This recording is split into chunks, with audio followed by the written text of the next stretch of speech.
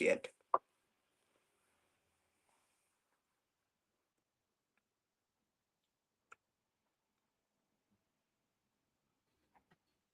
Stop eating.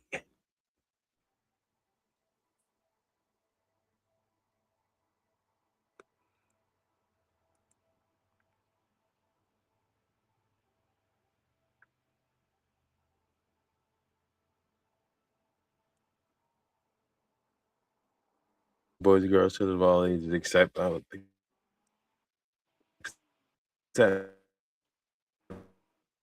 those under the age of. I'm in the studio right now, Jay Butter, and she sent because like the fuck.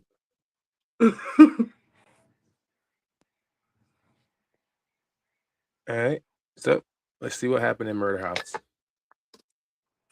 So they made some allegation that you had a son and he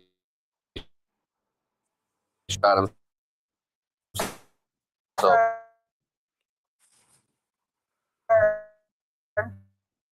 and you're just asking, okay? It is not. So look at that face. By the way, this video is sponsored. This video is brought to you by Get Some Help.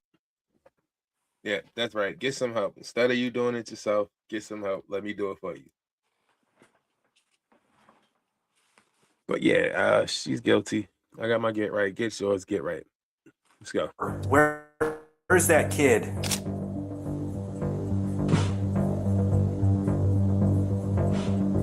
Some disturbed souls believe they can get away with even the most horrific crimes, but what happens when cops show up at their doorstep and everything they've done finally comes crashing down? They go to jail. Yep, I've never go seen jail. Go a direct to condition jail. like that, exactly. You know, I shot her and then she just slumped over and fell down the ground. Are you sorry for what happened? Yeah. No, you're not. Do you understand that it was wrong? What happened? Sorry, he got caught. Obviously. These were the moments when cops caught killers right at the scene of their horrific crimes. Humans can be disturbingly twisted. And our first case involving a son who used his bare hands to take his own mother's life, a humbling reminder of just that.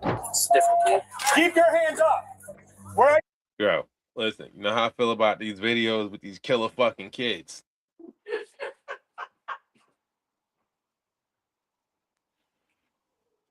Oh man. Gonna do another one of these little psychopath fucks that they should have locked away when they was babies. They saw the signs. Like, you always see the signs before it happened. Little motherfucker was drowning squirrels. Y'all had a pool in the back. You wonder why it was 9 dead squirrels. Not a tree around you. You can see him. Walk this way. Walk this way. Walk this way. Now, where's your mother? Do not move. Do not move. Is anybody hurt inside? You don't know. On November 6, 2022, police received a call from a concerned family who reported they had lost contact with a relative and were unsure of her condition. They requested a wellness check, explaining they hadn't heard from her in days, and the silence had caused growing concern. Officers were dispatched to the home to check in, but they had no idea what they were about to walk into. Yes, come on. Give me out for me. All right, so this is a compilation video, and just keep in mind some of these. Well, this one I definitely saw a couple times. I actually reacted on it before, so I'm not gonna say anything about this one. Just know it's fucked up.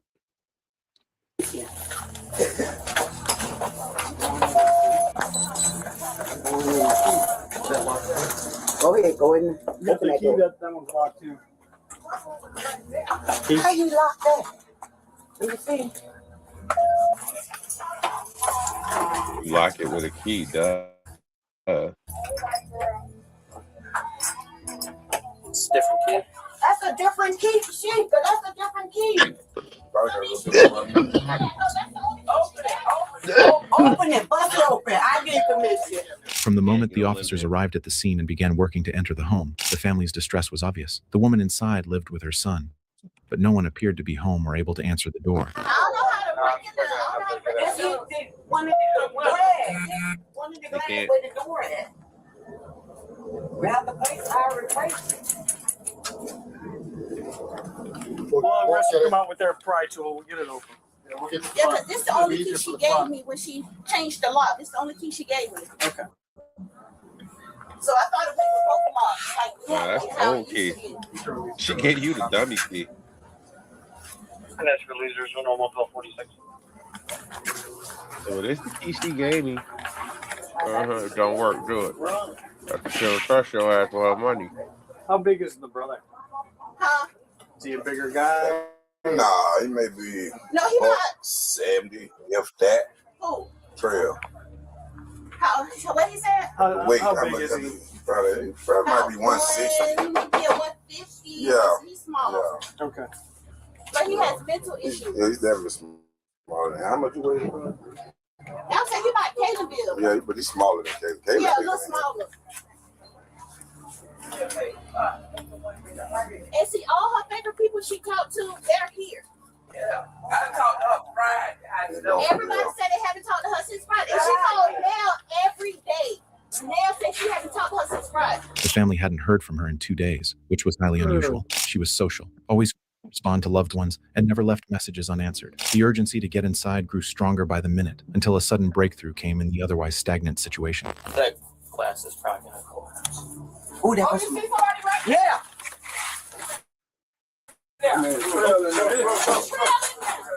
Hey, come on with your hands up. Keep your hands up. Keep your hands up. Shoot his crazy Where I can ass. see him. Walk this way.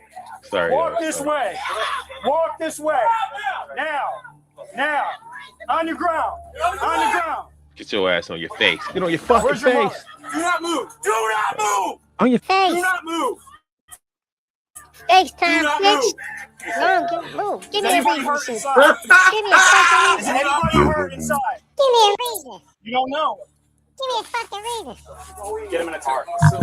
Hold on. Give me a We reason. need another guy to go with him to the car. Is your mother in the house? Yeah. Send me another. No, back up. I need everyone outside of the back. Is your mother in the house? Yes or no? Is your mother in the house?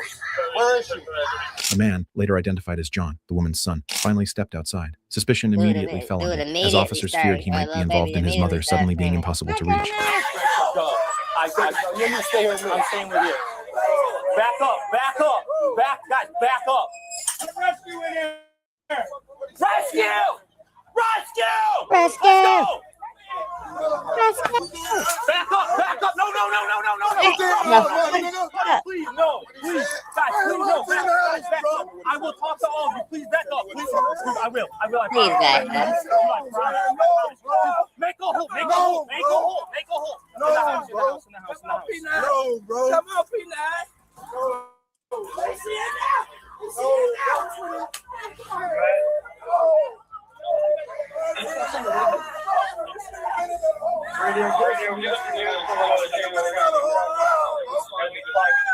Yes. It's just a lot here. I will talk. Yeah. Code 5. Can we go to the other officers here? Please, buddy, please, guys, please. One inside, right?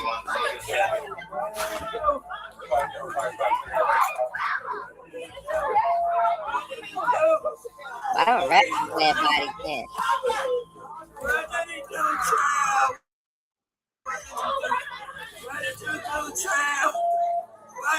Not even far. Whoever's first one here. I need you on the street. It's the west side of the house. Hold right up towards the driveway, please. We need to get him in a car. Yeah, I know. The family was left devastated They're as gonna paramedics fucking rushed kill into his the home. ass. Forced to stay at a distance, they could only fear the worst. Soon after, a That's cruiser right. arrived to take John into custody. I have one pulling up. Let's go. Get him up. Hold on. Stay right here. All right. In her car, she's new. We're coming to you, okay? Everybody stand back. Get them back. Hold around. Ready? Get them back.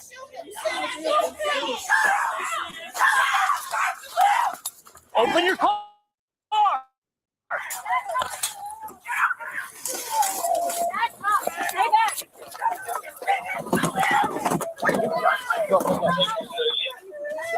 They telling somebody else to shoot him. It's in your car. Go around there. Go around there. Yeah. Yes, sir.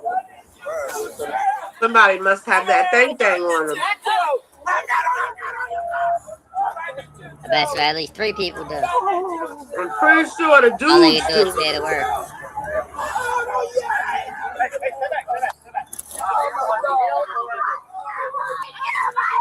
Yeah, you slow down.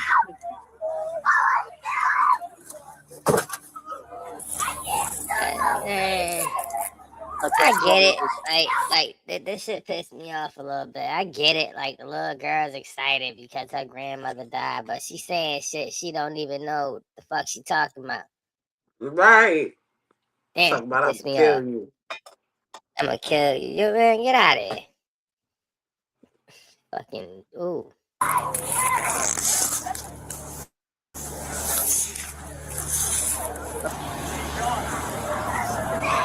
That's what I'm getting. What's Somebody wants to get a crime scene log. She's dead inside. Okay. And recording. She's dead. What paramedics and officers discovered inside pointed unmistakably to a homicide. With questions piling up, detectives were determined to uncover what had really happened in the hours leading up to this tragedy. Does he have? I have no idea. I just found out he beat his daddy and put his daddy in the hospital 2 months ago. I didn't know that. I just found this out today. She never told me this. So if he beat the male up, y'all thought he wasn't gonna beat And the that's his female? father. Yeah. There's a lot left that niggas don't know. told her come stay with me. She never told me this. Well, what's his name? John Trail Collins. Y'all done been here several times. John Trail. What's Collins. Collins? Y'all done been here several times. Name sounds familiar. Cause one time I was gonna run him over with my car. Yeah, several times. My grandma is dead. There we go. I'm gonna be at every court. They better. Shut up, bitch. I want to see my grandma so bad.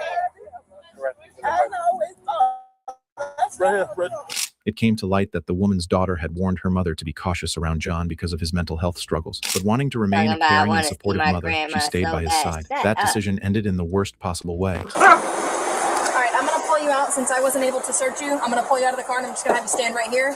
I'm gonna search you, okay? What they do? Just throw you in the car? Pretty much, yeah.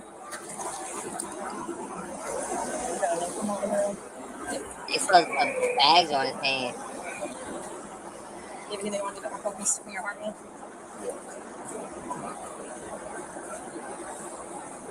That lettuce? Did this nigga have a leaf of lettuce in his pocket? Oh. Why would you need a leaf of lettuce, my nigga? He be munching like a rabbit. Nope. Keep facing the car, please. Can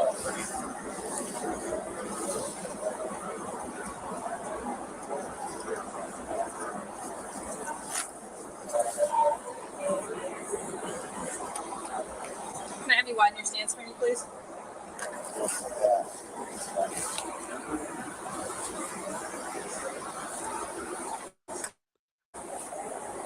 Can you go ahead and step out of these your shoes for me? Go ahead and slide them off. And pull your pants down and spread your cheeks and talk.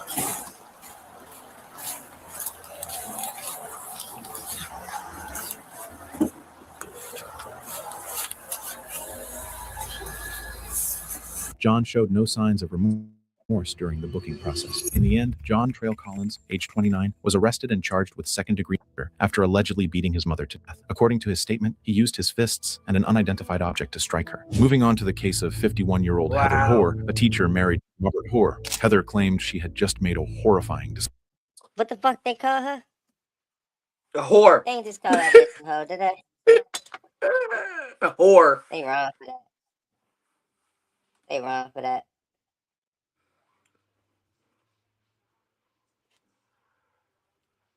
Discovery. Her husband was deceased and she believed he had taken his own life. But as investigators began looking closer, a much darker truth started to unfold. Ma'am, did you see what happened? No. Was he suicidal? Not that I know of. I didn't do anything. It's okay. It's just procedure. I didn't do anything. I did not see this happen. I did not do this. In the early morning hours of November 29th, 2020, officers received a 911 call from a woman claiming she had just found her husband lying lifeless on the floor. However, what they hadn't expected was to walk into a scene that appeared to be a staged that little old but lady. was, in reality, disturbing and premeditated murder carried out by the wife. Exactly what happened. I came into my room and my husband, I think he's on the floor. I mean, I know he's on the floor. I think he's dead. Come on, honey, wake up. He's cold. He's cold. Okay. Come on, Robert. Wake up. Wake up. No, not at all. Is he breathing? No. Come on. Come on, babe. Wake up. If you want, ma'am? Yes. If you want to try, I can give you CPR instructions. No. But if you think he's beyond any help, send somebody now, ma'am. Hurry. They're on their way. What is your name? Heather Hofer. Heather. They are headed that way, and I'm going to stay on the line with you Heather until Hofer. they get there. Okay. Why he call her a whore? Has he been sick? Well, he kind of injured himself. Heather Hofer. No AI, don't know how When to was pronounce this? names right. This evening. How did he injure himself? He got mad. During the 911 What happened to call, Craig? it was clear that Heather was forcing herself to sob and act as if she had just walked in on her deceased husband. She claimed it was a self-inflicted death, but when officers arrived at the scene, it didn't She was take long boo-hooing before a lot. things started pointing in a very different direction. Where is he, ma'am? Get the door open. We have an officer coming. Yeah.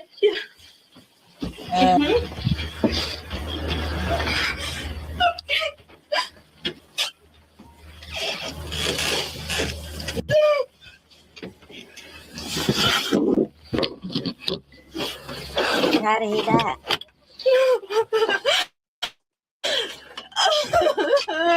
Ma'am, did you see what happened? Yes. He ran up on him, put the bag over his head, squeeze tight. Where's the blood coming from on him? On his chest? And I fell asleep on the couch and I came in here and he was on the floor.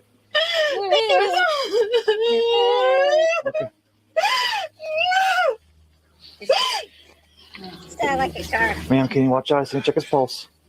He's cold. He's cold? Cold. When did you last see him? About 3. And I came in just now. And I guess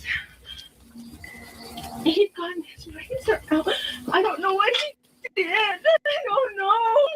Upon discovering Robert lying on the ground, officers quickly noticed blood coming from his chest, something highly unusual if this had truly been self-inflicted. But coming up, Heather gave a statement suggesting they had been together when it happened, and that she'd seen him pass away. This completely contradicted what she told the dispatcher, where she claimed he was already cold to the touch when she found him. We got out we were hanging out in his computer room and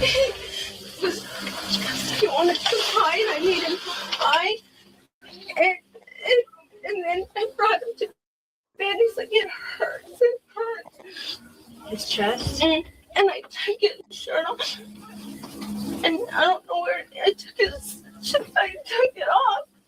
And I tried to clean it up. Have a seat for me? And then do you know what he cut himself with? He said one of the steak knives, but I couldn't. Okay, let's not go reach around. I just want you to get ma'am, in case it's sitting around here. Say again. I don't want you reaching around just in case you get cut, okay?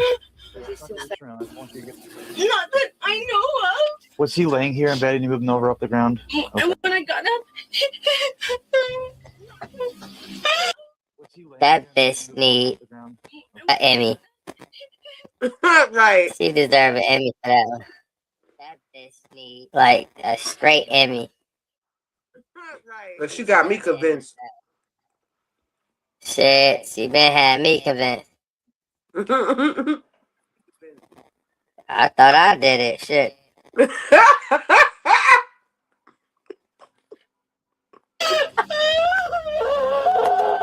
Sitting here thinking like, oh my god, she for real?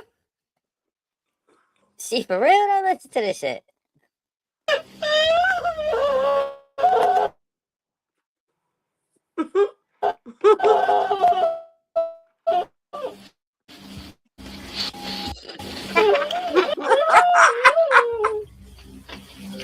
Oh, am I?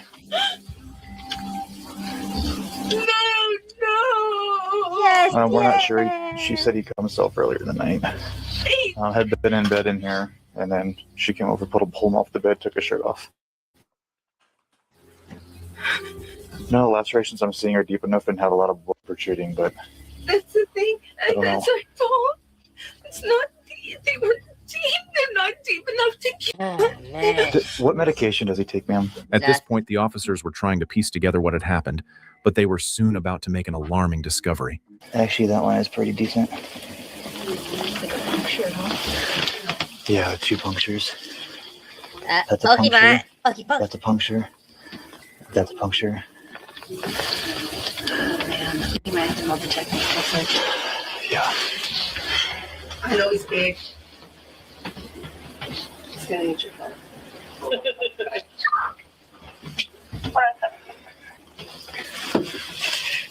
He's going in. Okay. We might have to call detectives. Yeah, I will. Deep puncture, deep puncture, deep puncture. If I didn't see it, they look superficial because there's no blood coming out. But after we moved them, we saw that. We're just gonna secure the scene and call detectives, and then they're gonna get some information from you. Okay, have it? What's that?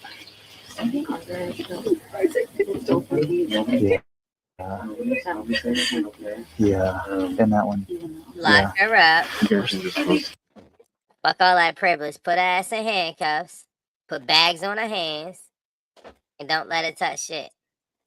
And put her ass in the spit bag. And then put what now? And then put her ass in the spit bag. Yeah, just to be on the safe side. Put her in the spit hug. Because you know them old people, they be spitting. They look people. That's what we're gonna figure out, okay? You guys can get some information from her. Okay. While trying to move the body to a more accessible spot for investigation, officers noticed 3 deep puncture wounds, Her face is something like, Robert definitely wouldn't have been able to inflict on himself. As they Nah. waited for You detectives to know. arrive on scene, they headed to another room in the house where Locking Heather her up, claimed right? they had been hanging out in the hours leading up to the incident. Oh, yeah. And do you know if it was in here where he ended up possibly hurting himself, or what had happened exactly, Heather? Yeah. Well, I was sitting there going to bed, and he was like, "It hurts. It hurts." And it just, I put him in bed. Why were you focused up? And you didn't zero any marks on him at that time? I didn't notice any at that time, and then I went a little later, and he's like, "It hurts." There was blood. I was like, of course, they said dirty words. Oh, you know how you see those videos on Instagram where the people be asleep and then they think they won't, but then they do shit while they sleep? Like the No. one late, like the 2 dudes that was laying in the bed, and one dude thought he kicked the soccer ball, but he ended up kicking a dude in the ass. oh. Yeah, like them videos. That's what happened. That's what happened.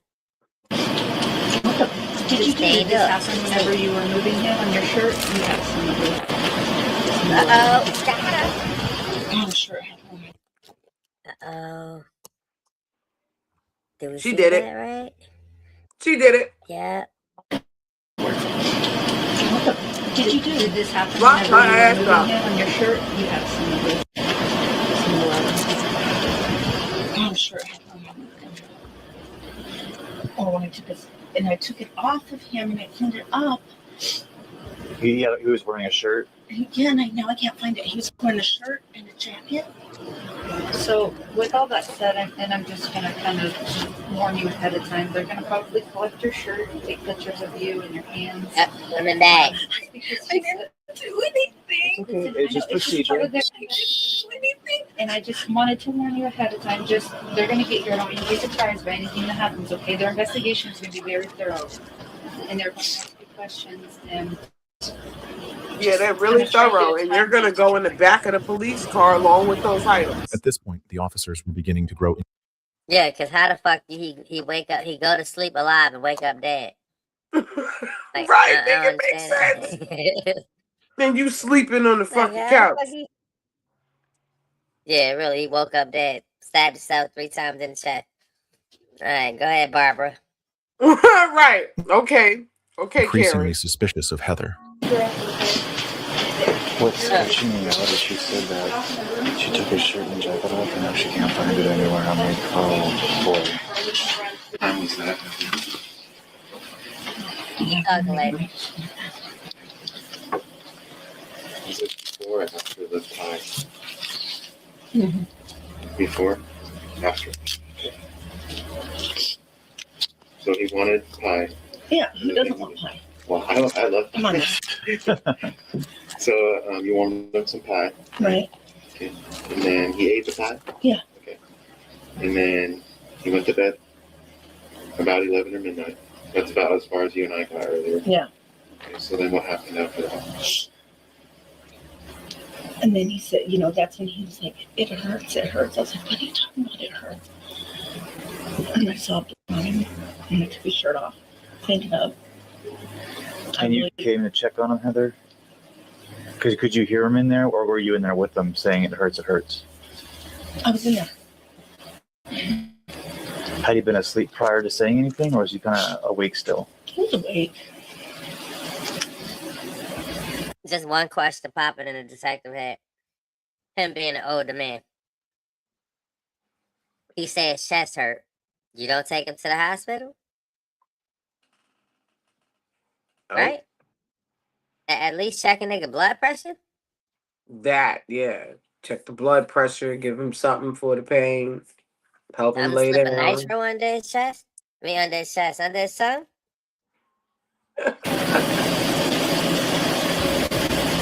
And I cleaned it up. I didn't think it was that. I really didn't think it was that bad. Because the steak knife, you really can't. I didn't. They're not even like. Sure.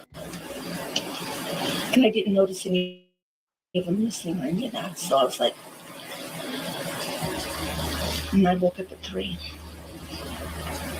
And 5 minutes past 3 times. checked on him. And then went back to bed.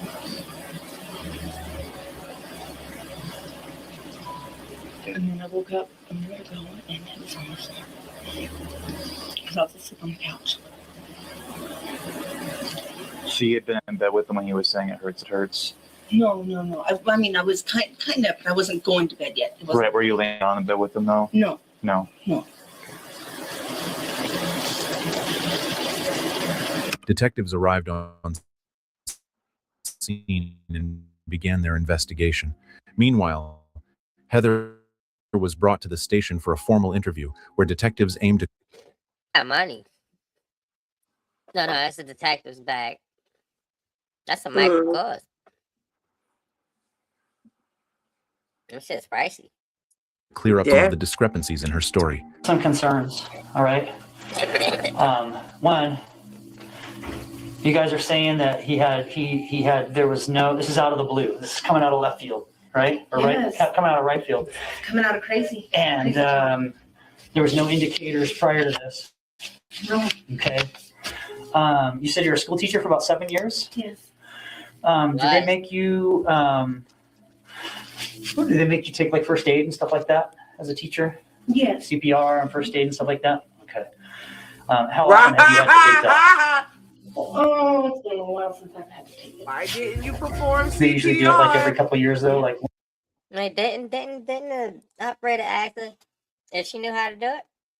Yep, and she said, nope, bring your ass here. Mm-mm. That's a crime. You know CPR and you don't perform it. Yes, it is. When it expires, they have you renew it and stuff like that. Okay. So, I mean, if you had to do it every 2 years, you've probably done it at least, maybe been through that course at least 3 times since you've been a teacher, right? Okay. Do you remember anything about what they teach about, like lacerations and wounds and stuff like that, and wound care and everything like that? Not really. Well, you know, when that, I just. It all gets lost. Yeah. Okay. It all just got lost. Okay. So I'm a little concerned as well with why you first see his injuries and then don't do anything. I didn't think they were that bad. I really don't. They didn't look deep. Okay. But he's complaining that he's hurting Right. prior to bed. I didn't see him when he went to bed. That's the thing. And you would but You know what I mean? I did not see him. right, you didn't see the injuries before bed, but you hear or him. anything. Yeah, but you heard him complain. He said he was hurt, his chest hurt. Yeah. But he gets like that when he gets his migraines. right. And So that's understood. But then when you went in the next time, and you find out that he had stabbed himself, or according to him, he said he stabbed himself. but I thought it was just, like a cut. Uh-huh. Because I think in his past, he was a cutter. Heather continued to put the blame on her husband, but the detective wasn't exactly buying her story. When he went to bed, how come you didn't just go to bed with him and lay down and look at do your social media and Facebook there in the bed? How come you didn't go to bed with him? Well, because I have ruined many pairs of glasses laying down on my phone or reading a book, and I just got these. What? I wasn't ready to go to bed. Okay. How's that for an answer? And that's some of the biggest concerns, is that his body's been manipulated in some form or way. The weapon that was used in this has been manipulated in some sort of way. I don't think you're a bad person. Okay, I can tell in your eyes that you're.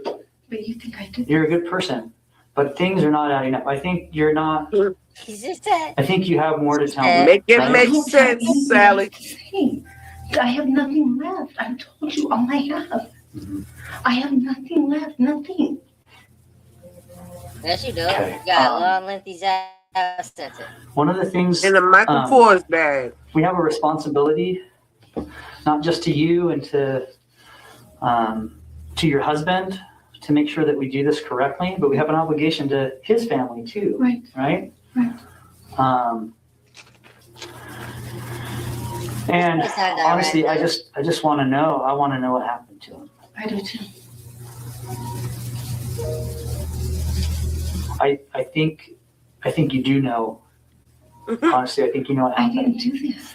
And if you do know what happened, let's just hear me out. I think you know what happened, and I did not do this. I did not see this happen.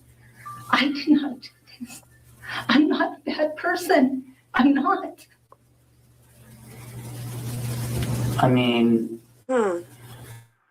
it doesn't make sense. He's 6'3". The math ain't mathing. How would I be able to hurt him like that? While you were asleep? I don't know, but that's what I'm trying to figure out. Slut-walked and you killed him. And then you woke up from your sleepwalk. Cleaned up the scene. Everything I've seen, it's from what I'm seeing, I don't think this is self-inflicted. You think I did this? I have not. Yes. I haven't come out and said that. Yes. It was only you and him in that house. But yes. If he didn't do it to himself, somebody did. Surprisingly, it took officers 4.5 years to wrap up their investigation and determine who they believed was responsible for the crime. And all the evidence pointed back to Heather. Oh, she done gained some weight. So I'm going to grab your stuff from you, okay? You haven't put your hands behind your back, Heather? What do I have a warrant for? For homicide. remain silent. Oh, you get Any the golden statements made cup. by you may be used against you in court. You have the right to an attorney. If you cannot afford an attorney, Do you see the level of privilege? Mm-hmm. A nigga would have been in jail for the entire 4 years until they figured it the fuck out. Mm-hmm. That is Yep. some bullshit. I'm pretty sure she ain't get the bail out. I'm pretty sure she left from that interview. But how is that? How does Heather look like that now? Her hair isn't the way it was, and She started dating a young black dude. I can't. I Started dating can't. why? I can't. Because it was probably And rude she suicide. got blonde hair and it's long and It probably was rude suicide. So she got paid from the life insurance. The YN found out. He started giving her that extra double tap. When to represent you free of charge. You have the right to consult an attorney. Can I before- call my mom real quick? Yeah, hold on. You have the right to. No, you can't call your mom. We're gonna hit up the police department right now. But she was an old fucking lady. Sure, we can let you make some phone calls when you get up there. Okay. Do you guys have a key? Yeah. To lock these up. There you go. Hold on. How you put on the cuss with no key?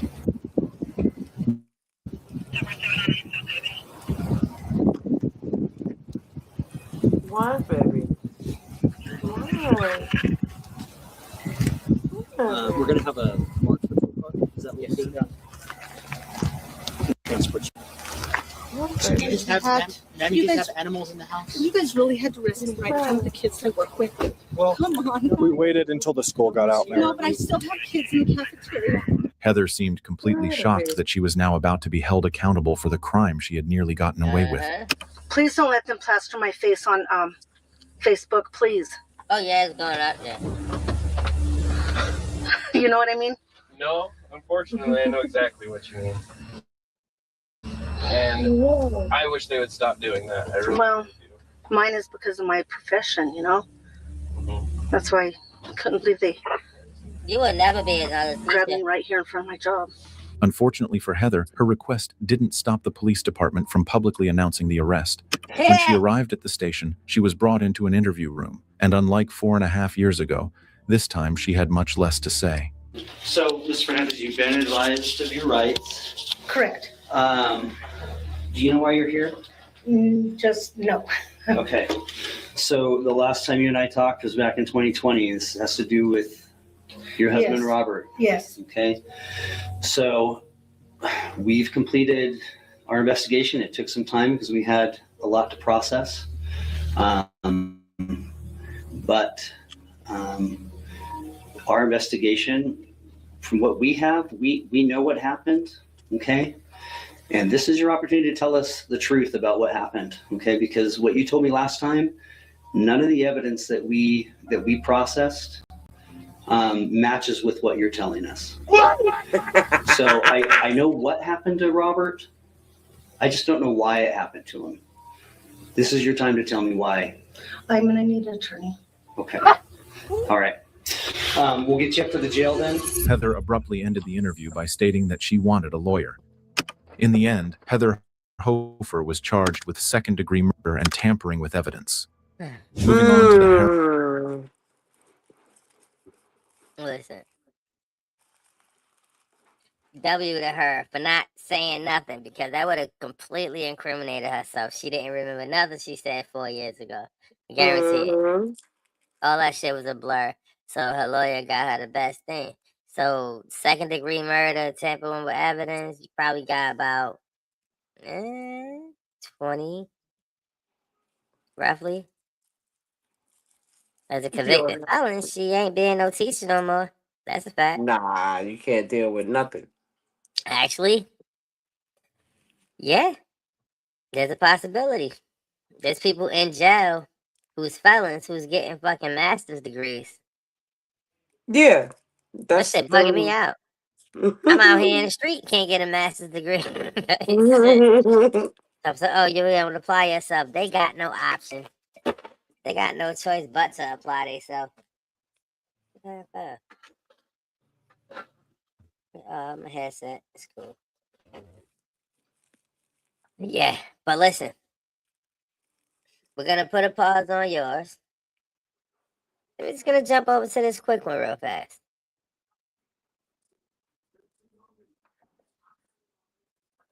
Bam, watch the instant transition. Like, what are ya?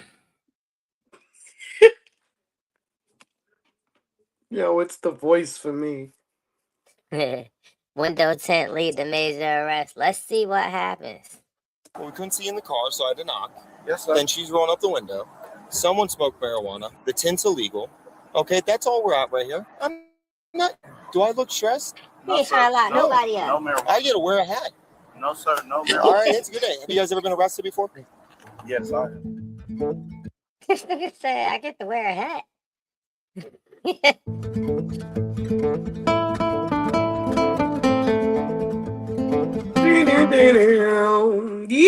out to Ohio.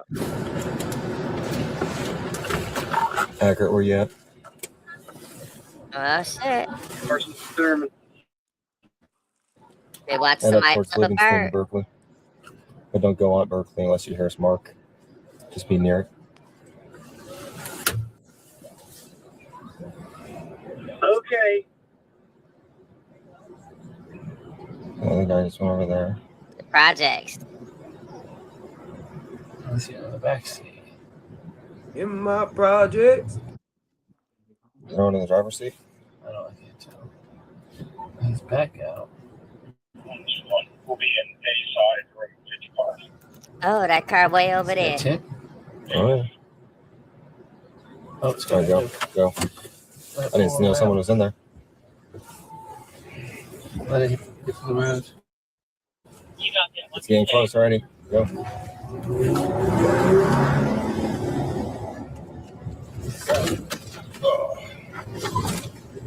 Hold on. Go.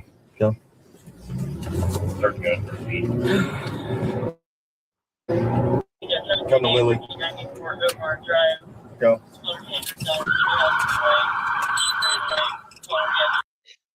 Of course it would be a Chrysler 300. There's always drama when there's a Chrysler 300 around. Always drama. You get out too since they're parked. I'll take these two. 10-6, Livingston and Lily. Your Ohio tag, King Frank John. 2453.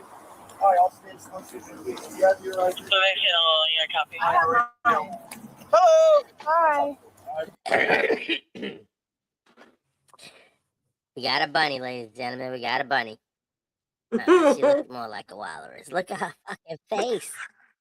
Why your face look like that? Like she ain't got no neck. Like it's a chin. I don't know. So,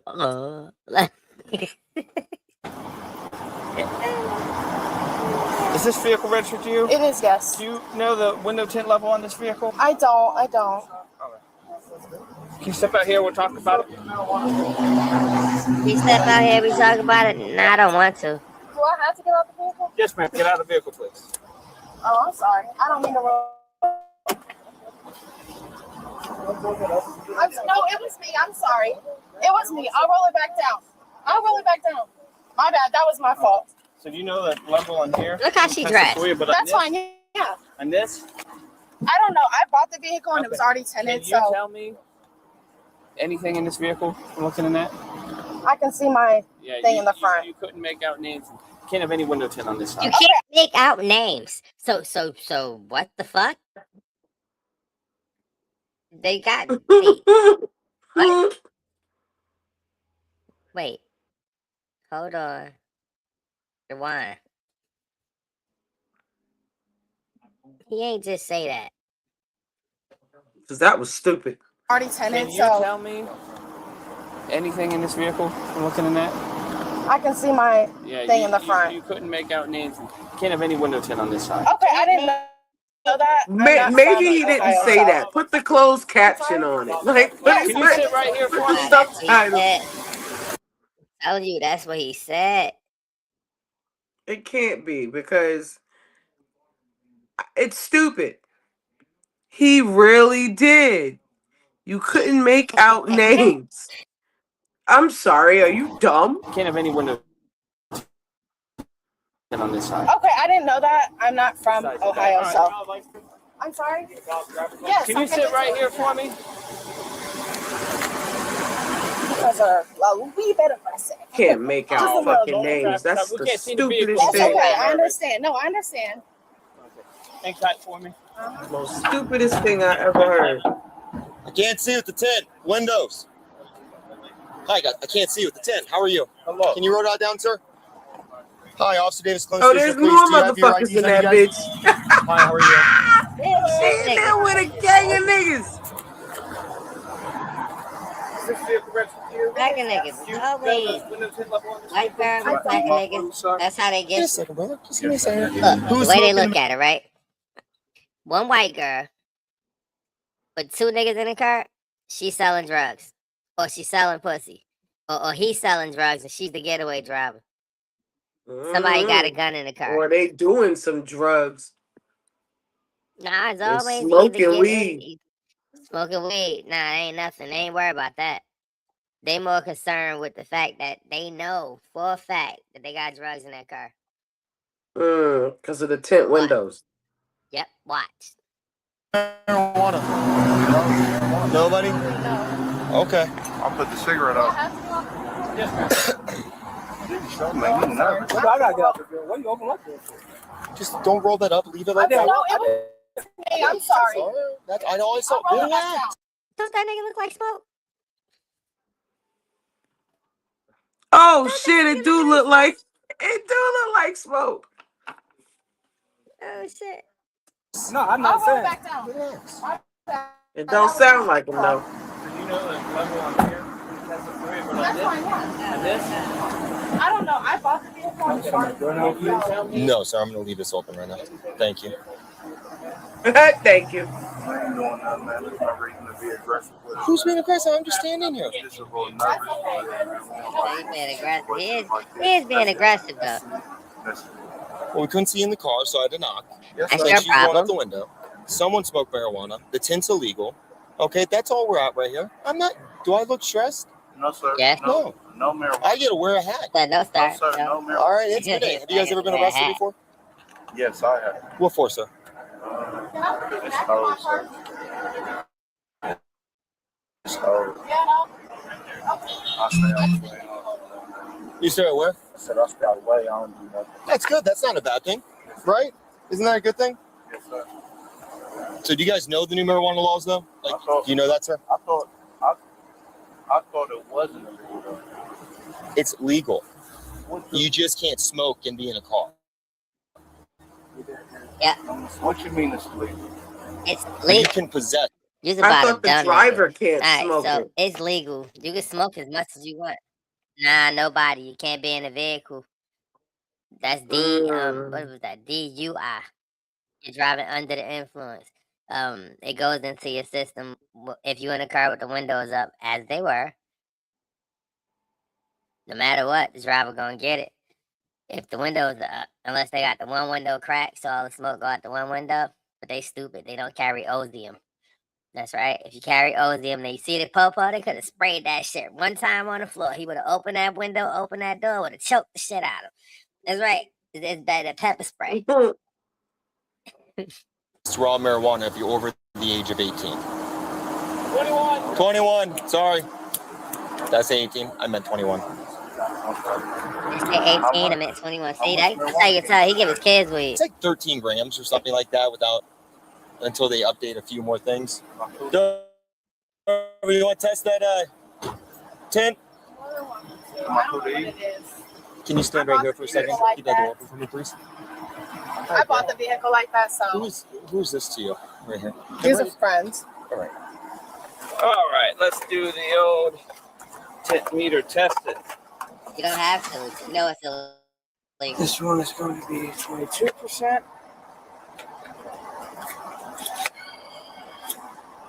Oh, stupid sticker.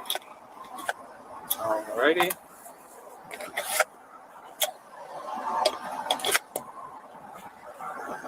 77. I bet you that shit is too dark. Oh yeah, it's way too dark. So I don't know what the tent is on it. Must he go to the back window? Oh, that's driver stop that they gotta go to. Oh yeah. Yeah, that's way too dark. 13%, Chris. Too dark. It is too dark. Okay. Yeah, Way too dark. So real Okay. quick, we're gonna do the thing with the tent here, but we're also gonna handle the narcotics investigation. It is too dark. Okay. I didn't know. All right. So real Okay. quick, we're gonna do the thing with the tent here, but we're also gonna handle the narcotics investigation. So the thing I always ask right here is, you can have raw marijuana, you just can't smoke and drive. Is there any drugs or weapons in the vehicle I need to know about? No. Why do you have to search my vehicle? Well, two reasons. Number one, the prohibited level of 10. That's not a Okay. drivable vehicle. And number Okay. two, when you have burnt marijuana coming from a car right here, But it's nobody still has illegal. smoked. I don't want my vehicle searched though. I Cause don't she want got that. drugs in that bitch. Number one, we're Let it go put a cuff first on we're it. gonna do You're a gonna impound my vehicle? yes, dear. If you can wait right here, Sarge, can you wait right here? Hey guys, okay. Do one at a time right here. Leave everything out. We're gonna have you step out first, sir. Do you have your ID on you, sir? Yeah. May I have that, please? Hey guys, any weapons or drugs in the car that I need to know about, guys? No, sir. Can you add us to the run 121's on and mark us enough for him? Yeah, that's right. Yep. Oh. You guys heard my question, though, right? No weed, no drugs, no guns. Hey, you want to put your phone down real quick, sir? Stop. Go ahead. Smell marijuana. Smoke marijuana in the car. And prohibited level 10. I'm gonna have you put your phone, my man. Put the phone down. I'm just making sure my sister knows what's going on.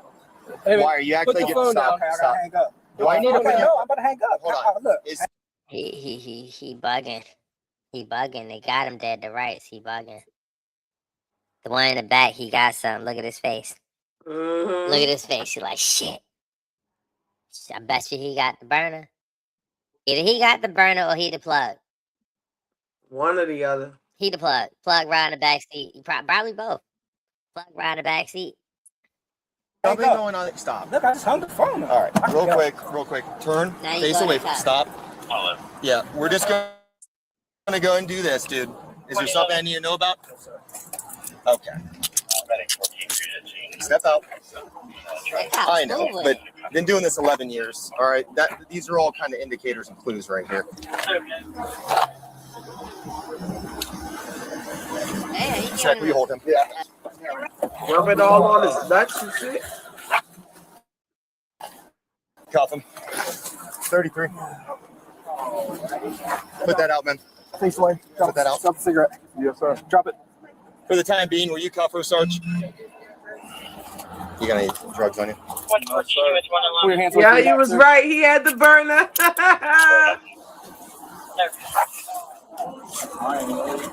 Driver had it. I mean, the passenger. 6511, recovered to 33.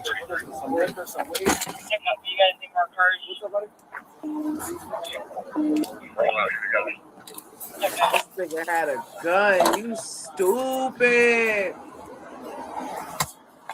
I might not have been clear when I asked if there's any weapons in the car. That could have been me. Why you can't take your cell phone? Okay, that's right. That's right. Yeah, there was, I knew something, so he kept trying to shut the door. Even He tried to shut it. That's why I left it open. I put my butt on Yeah. it. And then he had his sister on the phone. They were gonna have to get out the car. Ooh, pretty.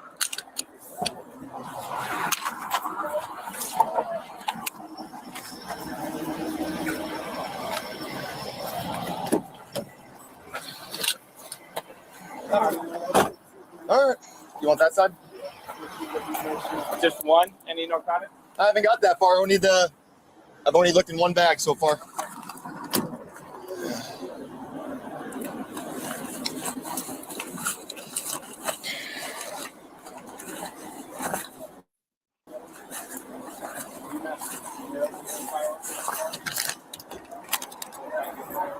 Sweet. Yep. Dover. Is that you? Yeah, the fatty pills.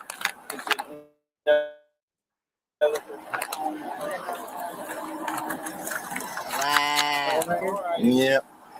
Wow. Yeah. Crazy. That nigga cook.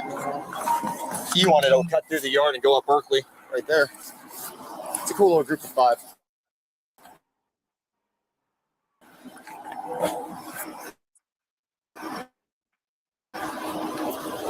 You didn't see all that when you backed into the Dollar General? I was in the Dollar General.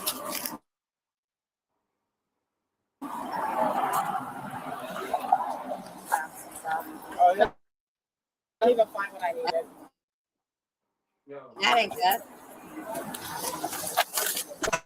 Come on, my knees. It's that good seeing you, bud. Good seeing you. See, I try to do what I can when I say head this way. You know, I've been trying to be more responsible lately instead of just on 10-3. Is that reasonable and fair? It did. You guys were coming, and I sat there, and you kept trying to shut the door. I'm like, I need you to stop.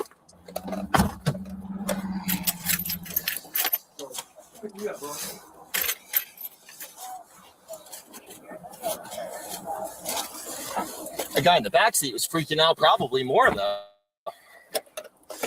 He might have a warrant. He's actually like, hey man, I'm just wiping my forehead. Is that cool? Yeah.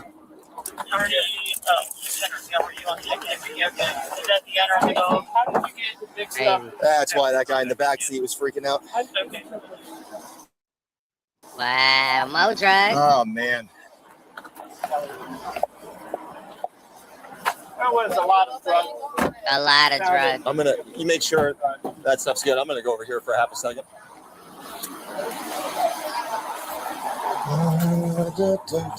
Hi sir, how are you? Good.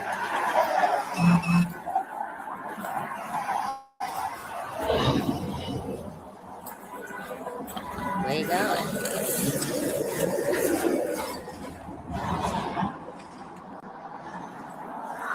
Yep. So, where were you going? Home. You're going home? Why'd you pull back in here? I was gonna grab some food from here instead of cooking for dinner. Yeah, you expect us to buy that? No, really. I was really gonna grab some food from here and said I was. Sure was. All my cards are in this pocket over here. Just be careful when you pull that pocket out. Yep. Yep. Sure Nobody can. said anything. Hey, pull back in when we got in front behind Nope, you. I was literally gonna grab dinner. I was just trying to find an entrance to the parking lot. I was gonna swing How right close here are and these come through. friends? I think she having a little bit too much F1 amount of buffalo drugs in your booty. car? They're It's just friends? They're Not that close? friends. Yeah, they're just friends. You can pull the whole pocket out, yeah. I ain't got nothing. I ain't got no panties on either. Of course not. Sorry. Appreciate it. Of course you don't. Nothing's kind of hot on my butt, so I'm not gonna sit on it. Appreciate it. I'll hold on to that for now. I can't hold on to my credit card. Now you're currently being detained Okay. of a felony That's of okay. first degree, Okay. maybe trafficking in drugs. Okay. We gotta watch the video from the Family Dollar, see if you That's were fine. complicit in any of that. Okay. So we'll go from there. Okay. Them two niggas gone, definitely. I hate when they don't tell you what happened. No.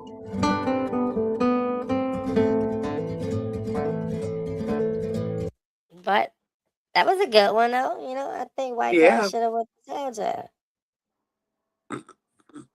Cool, but now we jump back over here.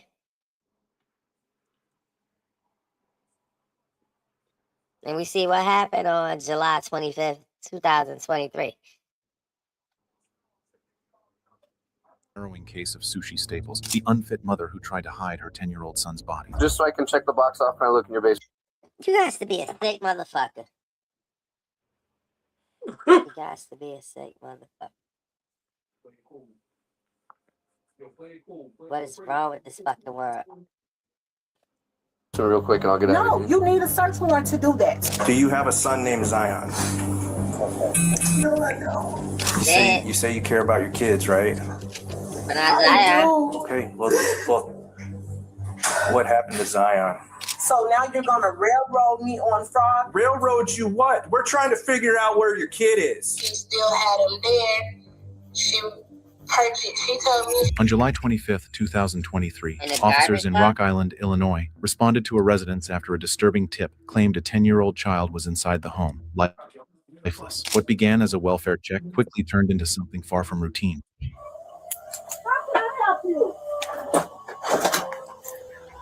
Are you Miss Staples? Yes, how can I help you? So we got kind of a weird phone call. Do you know? No, No. I don't know anybody out here. Some lady called DCFS. And, What? And kind of made some claims that you had a child that accidentally shot themselves. What? Absolutely not. The woman they encountered, later identified as 37-year-old Sushi Staples, Yo. Sushi? Why is it that? Absolutely not. the woman they encountered, later Why doesn't that everybody look like somebody I know? She looked like, well, first glance, she looked like one of my old neighbors named Rose. Rose crazy as shit. Hey, Ma. identified as 37-year-old Sushi Staples, appeared shocked that such accusations had reached the police. But it didn't take long before she hinted at who she believed was behind the so-called false claims. My ex-husband, his new girlfriend, this broad is off the chain. I have went down to Rock Island and filed a police report on her. Okay. I have went and put a restraining order on her. What's her name? Her name is, this girl is never in it. She has so many different Facebook pages she stalks me from. She has love you too, Mama. Made up different names. I have changed my number, tried to do everything I can. Right. Unfortunately, I can never seem to get them served because they're always bouncing around in the Chicago area. Oh, okay. They're not even down here. They're then? not even out here. And Okay. it's been a constant. Have we been here before? No, you've never come to my house for anything. I've been here for 7 years and never had a problem in Rock Island. Yeah, I didn't know who you were. I work at, I'm a patient care tech. I'm a student at, I have a business in Davenport. This girl has made threats towards me on Facebook, posting her gun up, saying that she's gonna come to my addy. It's just never ending. Right. So they made some allegation that you had a son and he shot himself Sir. and he's in Come your on now. You think, look where I live. No, I get it. Just so I can check the box off, can I look in your basement real quick and I'll get out No, of here? you need a search warrant to do that. I'm sorry, I'm not about to have my rights violated because someone makes Uranus allegations like this. I know. And like I said, it sounded crazy. Jam I'm just away, up here Mama. Jam seeing it. away. We have to investigate it.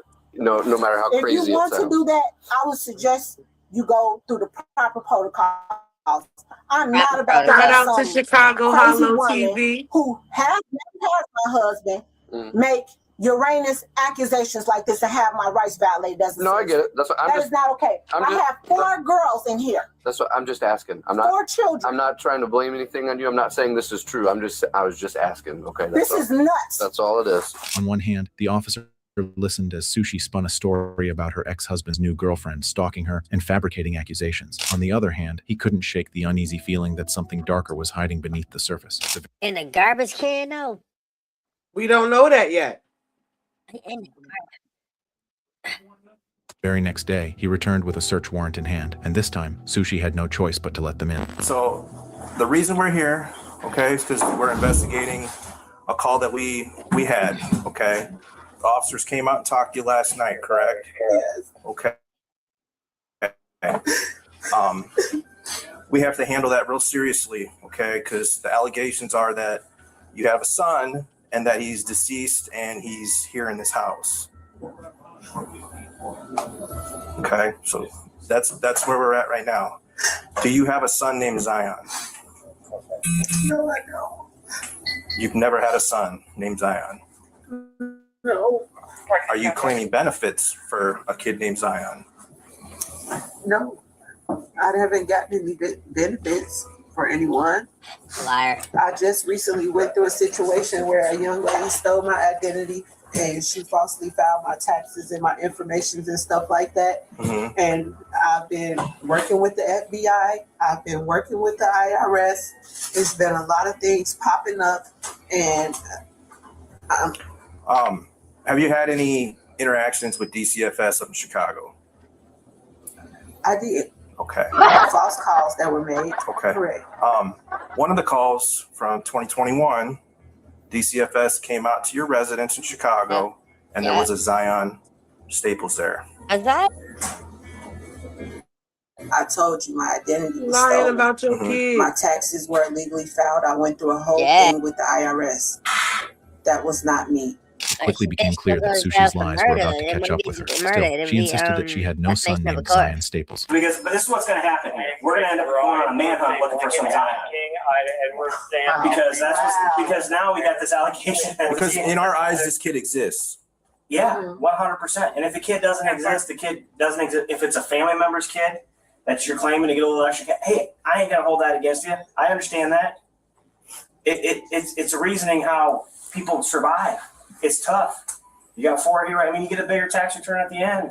I have 4 children here that I don't get no help with. Okay. But that's what they're saying. Is somebody else claiming your kids on so they can claim 9 kids?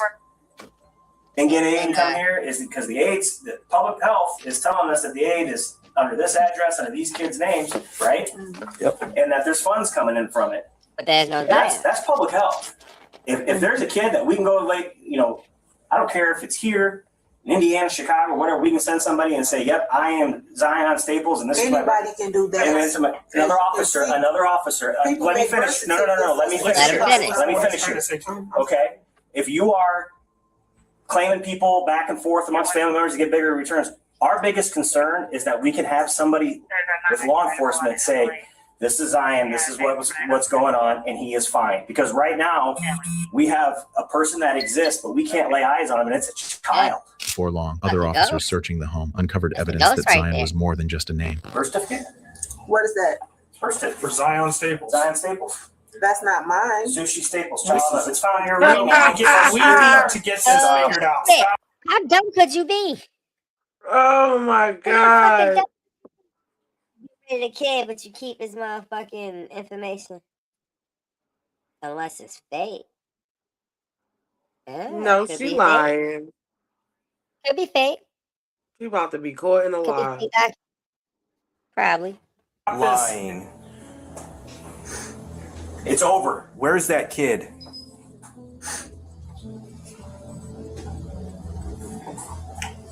One, two, three, four, fifth. You need to come clean because we're not going anywhere. This is you're just going to dig yourself a bigger grave now.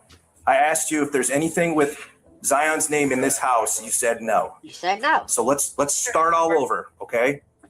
Who is Zion? Because we're starting with something that we're being told really terrible, and then we're talking about down here with maybe fraud. We don't know. But somewhere along here, we need to get the full thing here and understand what this is. So what is the part of this that this really is? Because you know what they told you last night, and that's something horrible. But then there's horrible. And then we're talking about, are you getting benefits from a child that doesn't exist but have all this stuff for it? We need to know the truth here. It's done. It's over. We're in the middle of this now. We have evidence to show this now. It's over, lady. So let's start over. Who is Zion? Is he your son?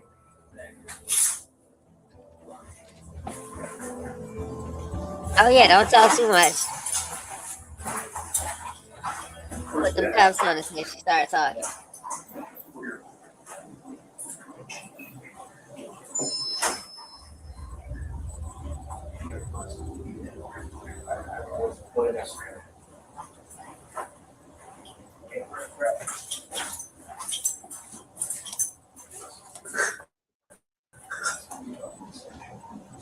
There we go. The tears of guilt. I mean, the cat's out of the bag now. I need to know. Just get my kids somewhere safe, please. We need to. Here's the thing, hon. I will go with you where you want to go. Just let me come. My family. That's it. We need to Come get my kids. That's it. We need to open up and talk about this. Oh. And I know this might be the toughest thing you've ever done, but we have to figure this out now. This is as serious gets, and we need to understand what's going on here. We're too far in now. At this point, it was as if Sushi's world began to collapse, minute by minute, as the officers closed in on the truth. Yet she still tried to shift blame onto the caller, the tipster who first reported something disturbing inside the home. Hypothetically.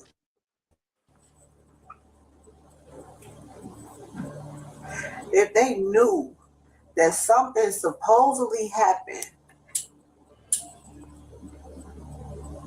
and waited to report something like that, what would that make them? Exactly. What would that make them? Irresponsible. A witness. An accessory after the fact? Because what? They came to you with this allegation and God decided they damn, wanted wait. to use it when they got If that's not an admission of guilt, I don't know what the fuck is. Damn. Accessory after the fact? No, bitch, you an accessory before the fact. upset. We're not blaming anybody else, We okay? need to know what happened before we start getting to that point. This has been weighing on you for a little bit, and you can tell.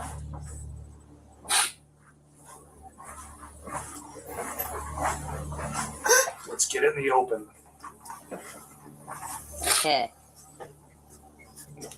You say you Give me care my about your own kids, right? politician. I do. Okay, well, what happened to Zion? Speak for him. He was. Speak for him. He needs his closure and his rest, and we need to find him.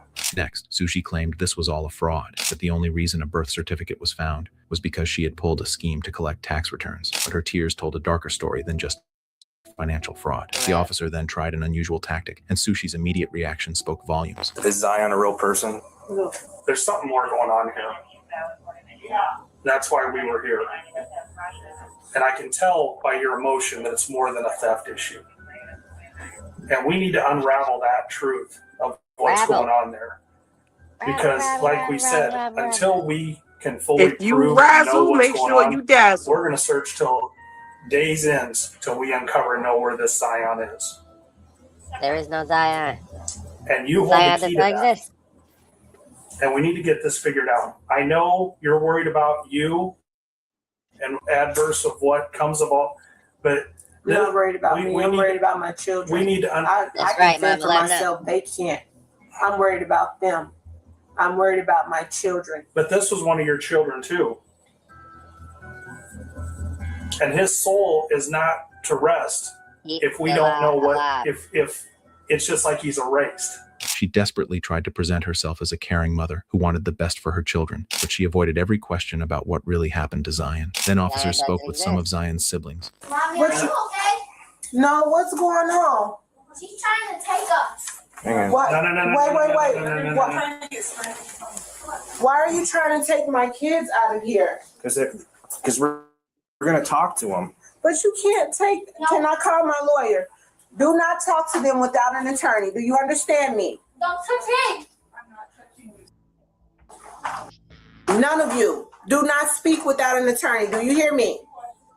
Do you understand me? Look at me. None of you are to talk to them or answer any questions without an attorney, okay? You understand? Don't answer any questions at all. You understand? You understand? They get it. Do not. Do not. Instruct to do the same. And do not talk without an attorney. Because now you all are railroading us. Railroading anybody. We're trying to figure out what is You're going trying to on. figure out what happened. Yeah. And I just told you. And you're taking my kids out of my home, something you said you was not going to do. They're going to a house to be interviewed. You're He taking told you we were away going from me. to. We're not taking them anywhere. We're taking them to go get Can I interviewed. call a lawyer, please? Do you want a Can I lawyer? call my family. Now I'm feeling like I'm boxed in. I can't even use my phone to call anyone. We're seizing your phone. If you want a phone number or something out of there, we can get that for you. By now, patience was wearing thin, and the urgency to find Zion had never been stronger. If you want an attorney right now, we can we'll just be done. We'll be done. All right. But the investigation continues. Okay. Okay. Go and turn it off for me. Oh, no. I'm going to jail. What am I going to jail for? Yeah. What have I You just done? admitted to fraud. So now you're going to railroad me on fraud? Railroad you what? We're trying to figure out where your kid is. My You're kid. saying that he doesn't You're exist. saying my kid. So now you're trying to railroad me. Railroad you what? You did this to yourself. Your officer just said he didn't. I didn't get any benefits though. I didn't file any IRS returns. You're in possession of false documentation, and you already said that you signed up and have them for financial aid. But I didn't. That's what I told you. Someone stole my identity. You said you did it, but I told you I bought the documents. I told you I bought the documents. I told you I bought the documents, but they were never used for me. They were never used for me. I never used them. You don't have any proof that I used anything. That's not proof. Anybody could have done that. Anybody? You said yes. You said you did my it. identity was stolen. I'm working with the FBI about it. Keep lying. That's the truth. Sushi stuck to her fraud story and was arrested for that crime, even if it wasn't the one police believed she was truly guilty of. Meanwhile, the search of the Staples home continued. Investigators turned to the recorded statement from the tipster who had first alerted them about Zion. On January of 2023, the first week of January, I believe it was around the 3rd of January. It was between the 3rd or the 8th. I received a phone call from Sushi. And the phone call at first was just like a regular phone call, like how you been doing. Guarantee you was a family member, because you know the family will fuck you over before anybody else do. Sure would. Guarantee you that's a family. That's probably the same cousin she was about to call. Same family member she was about to call to come get the kids. Mm-hmm. Now she about to go to jail. And stuff like that. And then I heard her like crying a little bit. And I asked her, I said, what's wrong? And she just stated to me that Christmas will never be the same again. She then stated to me, I said, why, what happened? And she was like hesitant to bring it out and tell me. She then told me that her son she was gone from the house, and she told me that her son had shot himself. And who do you know her son as? Zion. Okay. She stated that he shot himself. At the time, he was 9 years old. I said, what do you mean he shot himself? I asked her several questions, like, how did he get a gun? Like, how did that happen? She explained to me that she had just stepped out to run some errands, and she received a call from her daughter saying that Zion was gone, and weeks went past. I asked her again about it. Then she started busting out in tears, and she told me she never turned it in. She feared that they would take her kids away, and she was scared to lose everything. And I'm like, what are you talking about? And she said she still had them there. She told me she purchased a burning barrel from Home Depot or something like that you burn leaves and stuff in, and she stored them in that. I'm like, what? And she said, yeah, he was stored in that in her basement. She never showed me. I never seen it. She never actually showed me exactly where it happened in the house. Is he in there? She just told me it happened in her room. And that's why she redid her room, and we would have conversations about her moving and stuff like that, and how she wanted to move out the house, and maybe if she can move out the house and just put it behind her and no one would never know about it. And then she said then she would just have to live with it. The truth was devastating. Zion's body had been hidden in a trash can for over 7 months. An autopsy revealed he had passed away from a gunshot wound. Sushi Staples ultimately pled guilty to endangerment and was sentenced to 2 years in prison. The case of Sushi was shocking, especially considering 2 years. That's crazy. So you mean to tell me? I can take my kids and put them in the motherfucking barrel for fucking to say 7 years, whatever, fuck long, and only get 2 years? Shit. she only got to serve 2 years behind bars. But the next case takes an even darker turn, where a father ended his daughter's boyfriend's life. She called me and she said, "Dad, we're coming home tonight." So there's always been the fighting and him being that way. Does he have any reason to just disappear?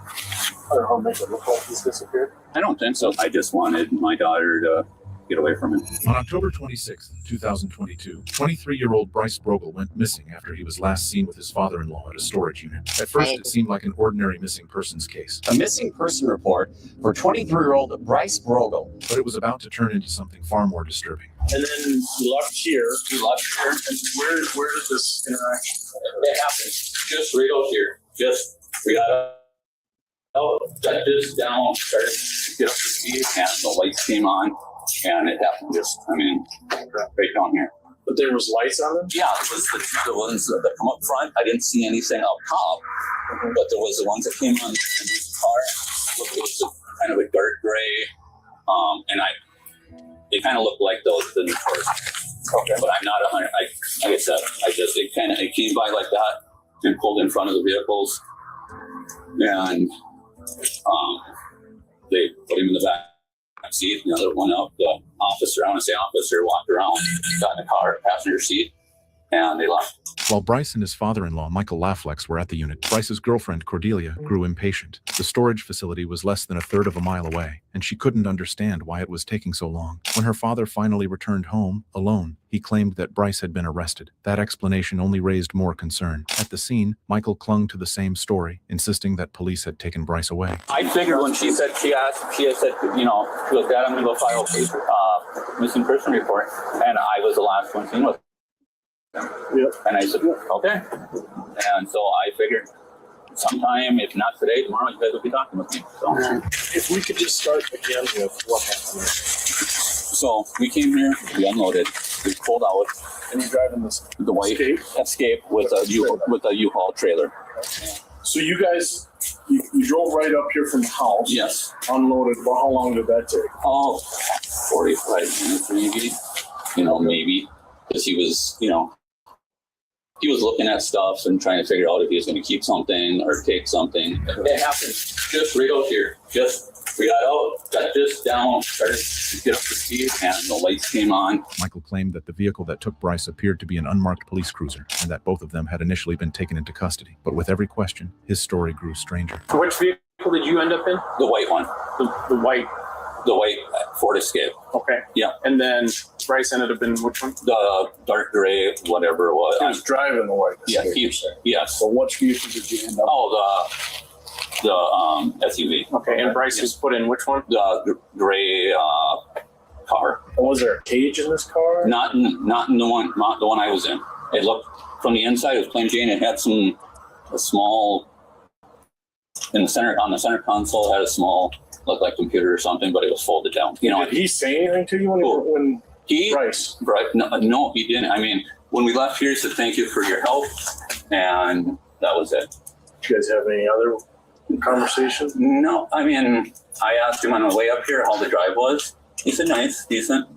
It really, I didn't care to talk with him. He even suggested that something from Bryce and Cordelia's recent month-long cross-country trip might have led to the sudden arrest. Through his fucking teeth.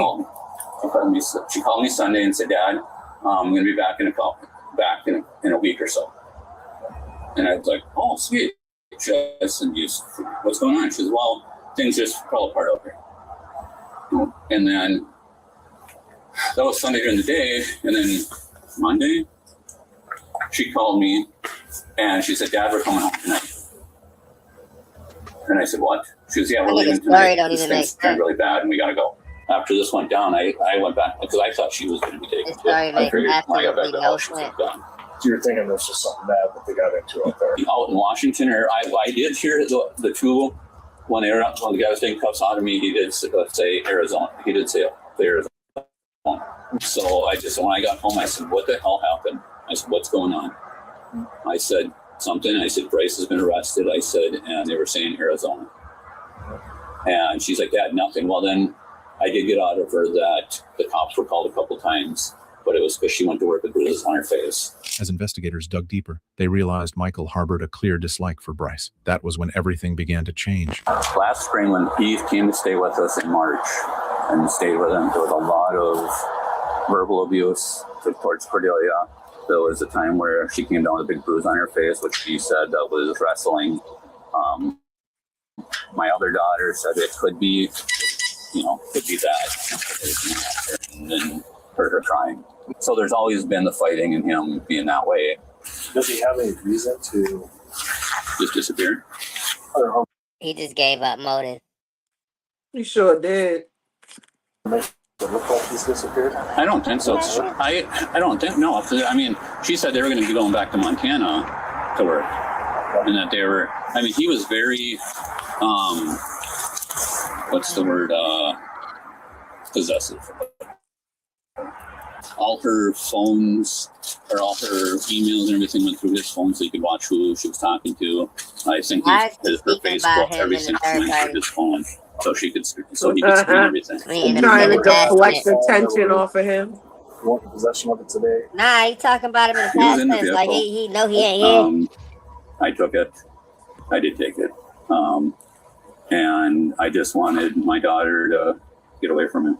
I was scared, to tell you the truth. I was scared of the whole situation. And I wasn't sure. I was afraid, honestly, of somebody tracking it and coming after my daughter. His account grew more bizarre by the minute, and soon he was caught in his own web of lies. Yeah. Detectives suggested a polygraph test, something Michael was familiar with, having taken them in past investigations, including sexual assault cases dating back to 1999. It's a polygraph Wow. test. In Minnesota, polygraph test can't be used against you. So if you take it and you fail, it's not like we can say, you failed. Yeah. Okay? But if you take it and you pass, it's just one more thing. We're like, all right, just put it. Yeah. So that's a tool that's out there. We have it available to us. It would be, I would explain the whole test to you. I've taken them before. Okay. Yeah, I actually passed 4 you had to take. Yep. Yeah. So you understand how they work? Yeah. Doing something to him wouldn't change my daughter in that way. She's got to come to the conclusion that I don't want this anymore. Yeah. If she's being abused. And as much as it hurts and it's hard, I got to let her make that decision. I mean, I can't, Sometimes it's doing something. I've got it, and I just a little bit. I can tell this is torn you off. Yeah. Her being away from him, you've been controlling her. You never know when you're going to see her or hear from her again. Yeah. I can't imagine what I would do. Yeah. No, and it might be just something as far as I'm going to scare the living shit out of this kid and keep him away from my daughter. What unsettled detectives even more was the way Michael spoke about Bryce in the past tense, and then came his most disturbing claim yet. And You said that.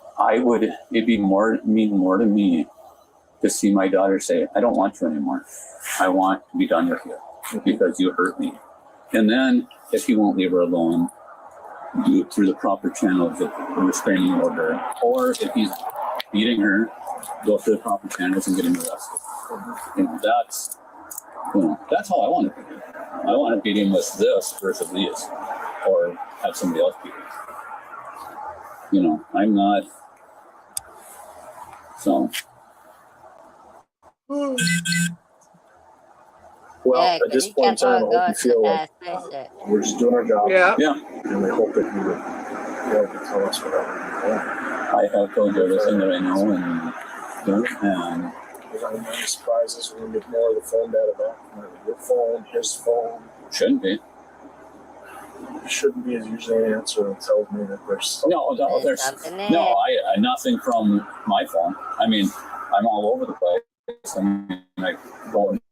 Yes, we had it. We were people calling. Did you make it? Did you answer a phone? No, I didn't answer anything. Actually, I shut it off.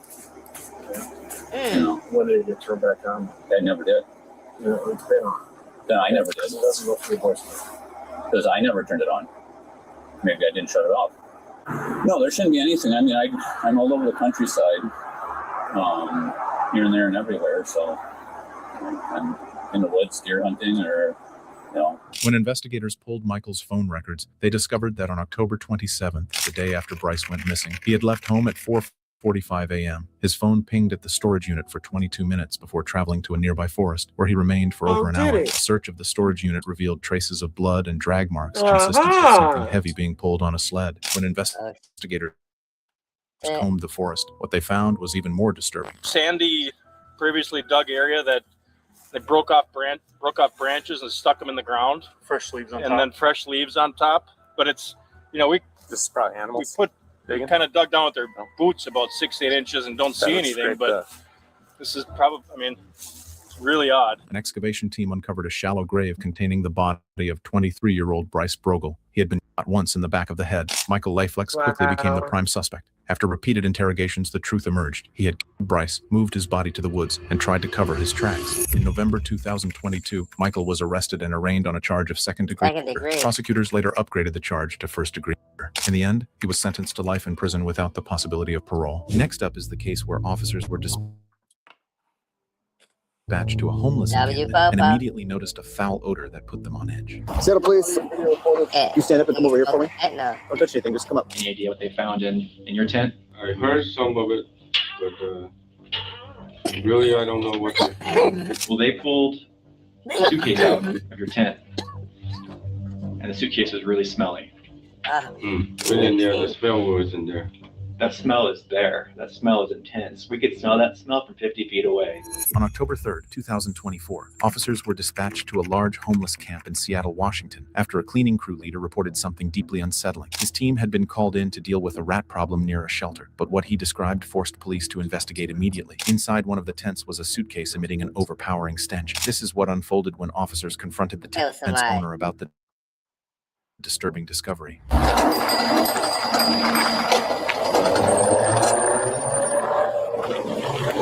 Wow, they pulled up on your bikes like. Hey, sir. How's it going? Settle, please. You stand up and come over here for me. Don't touch anything. Just come up. Up. Up. Over here. What's your last name? What? What's your first name? Liam. What's your name? Liam? What's your full name? I thought he said there went. Liam Wynn? Are you lying about your name? You sure? The suspect was in fact lying about his name. His real identity was 56-year-old Stephen Thon Nguyen, and the officers already knew it. Hey, so my name's Sergeant Quay. Settle, please. All my contacts are recorded. We're investigating a crime right now, and you are a possible suspect in that crime. Okay? We just need to figure out what's going on, who you are, so in case we don't arrest you today, and if you are the suspect, we can arrest you later if you are the suspect. Okay? So, what is your real name? Steven. Okay, so do you know you have a DLC warrant for your arrest? No, I didn't. You didn't know that? No. You're on DLC, you didn't know that? No. Meanwhile, officers transported Stephen to the station, where the stage was set for an interrogation that could finally reveal what had happened. Back at the homeless camp, investigators searched the suitcase and uncovered the remains of 37-year-old Shannon Reeder. An autopsy later confirmed she had been inside the suitcase for months, and that her life was ended by a brutal axe attack. Yet inside the interrogation room, Stephen sat seemingly clueless, acting as though he knew nothing about it. The reason why we're here is your encampment got swept by social workers, and part of that was dismantling tents. All the tents got dismantled. Any idea what they found in your tent? What they find in your tent? What they find? I'm asking you. That's right. What they find? I don't know. You don't know? What? Tell me what I know. What all was in the tent? If I know, I wouldn't be around here. If you knew, you wouldn't be around here? Yeah. What do you mean by that? But I heard some of it, but really I don't know what they found. What'd you hear? What do you mean you heard some of it? They say, oh, they found something in your tent. I say, what they found in my tent? Who told you this? Some of the people that on the street.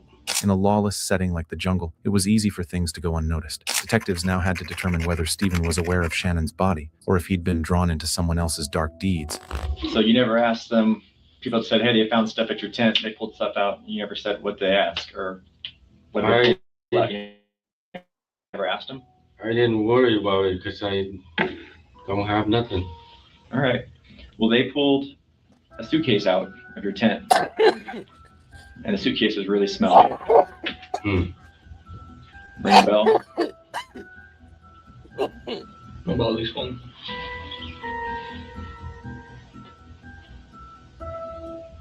Ever seen that suitcase before? Oh yeah, this too. But I haven't seen this one yet. And what did you say? No. And you never touched it then, it sounds like. Is that accurate? Could be, but I don't know. What do you mean? I don't even know what's in there. What do you mean you could be? What do you mean about that when you say could be? Could be you touched it? This motherfucker confused. I don't remember when I touched it or not. Does the name April ring the bell? April? No. How about Stacy? How about Jacqueline? No. Okay. How about Shannon? Shannon? I think there's 2 Shannon. Okay, talk to me about that. Shannon, I know the Indian girl is named Shannon. She's my best friend daughter. Okay, so that's first Shannon. She's your best friend's daughter. How old is she? I think 30. 30-something.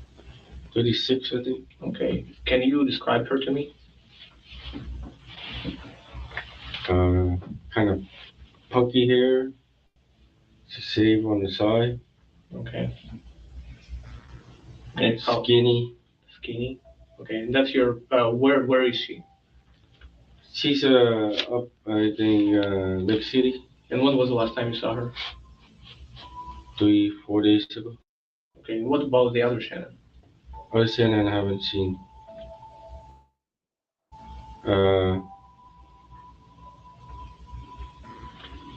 I haven't seen. You saw her in the past at some point?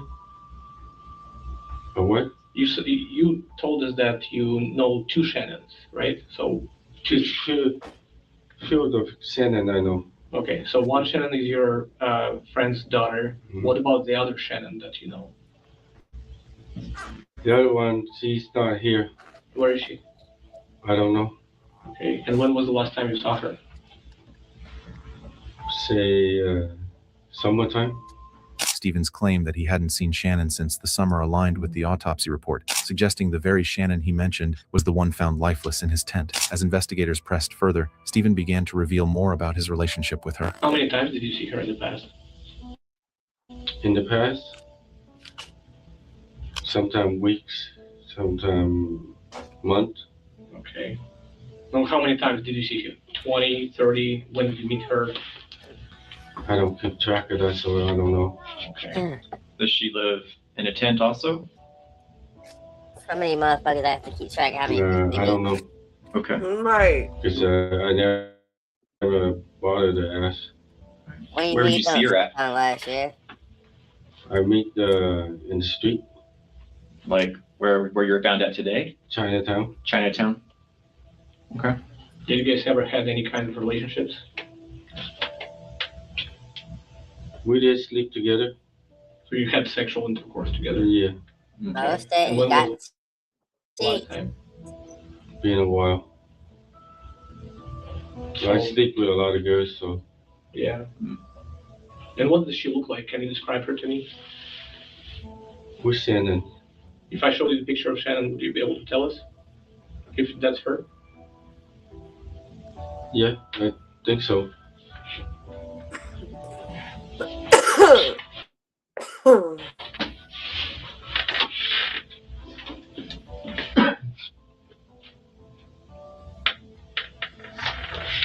Yeah, it's that's white skin. Well, you got kind of yellow skin. Yeah, it's yellow. Yellowish white. She's Italian. You can find a kind of better. But that picture, I get that. I look different than my DOL photo. but look kind of different. Does this look better? The black hair? It's still black hair. Yeah, but the skin is too white. Okay. Detectives then hit Stephen with a strange detail, one that caused his story to unravel. But I find it hard that you've been there, living there at that place for that long. But not every night, though. Not every night, correct. Yes. And then one day you come back and there's a nice big wooden box built that takes up most of your tent. And you're like, all right, cool. And then you have a huge smell coming. It's not the small smell. It is. So when I went in there, the smell wasn't there. That smell is there. That smell is intense. We could smell that smell from 50 feet away. That smell was the suitcase. Wow. So, and there was a person's remains in that suitcase. Her name was Shannon. And let me ask you this, we will never find your DNA in her vagina. Is there any reason why your DNA would be in this vagina? We had sex. So you know her?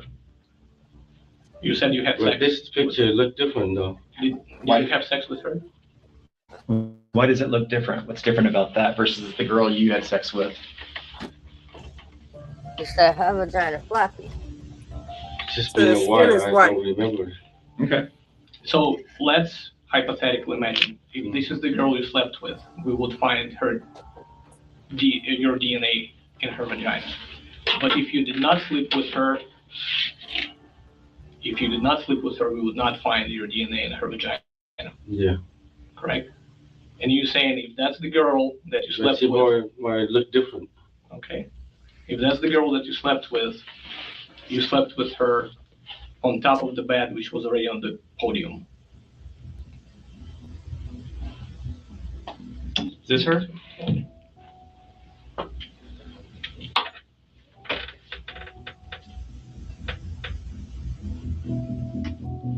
No, it looked different. Okay. The detectives weren't buying Stephen's story, and I soon ain't they buying that decided it was shit time to neither. get a bit more frank with Yeah, him while me using neither. their skills as seasoned detectives. So here's what I can tell you.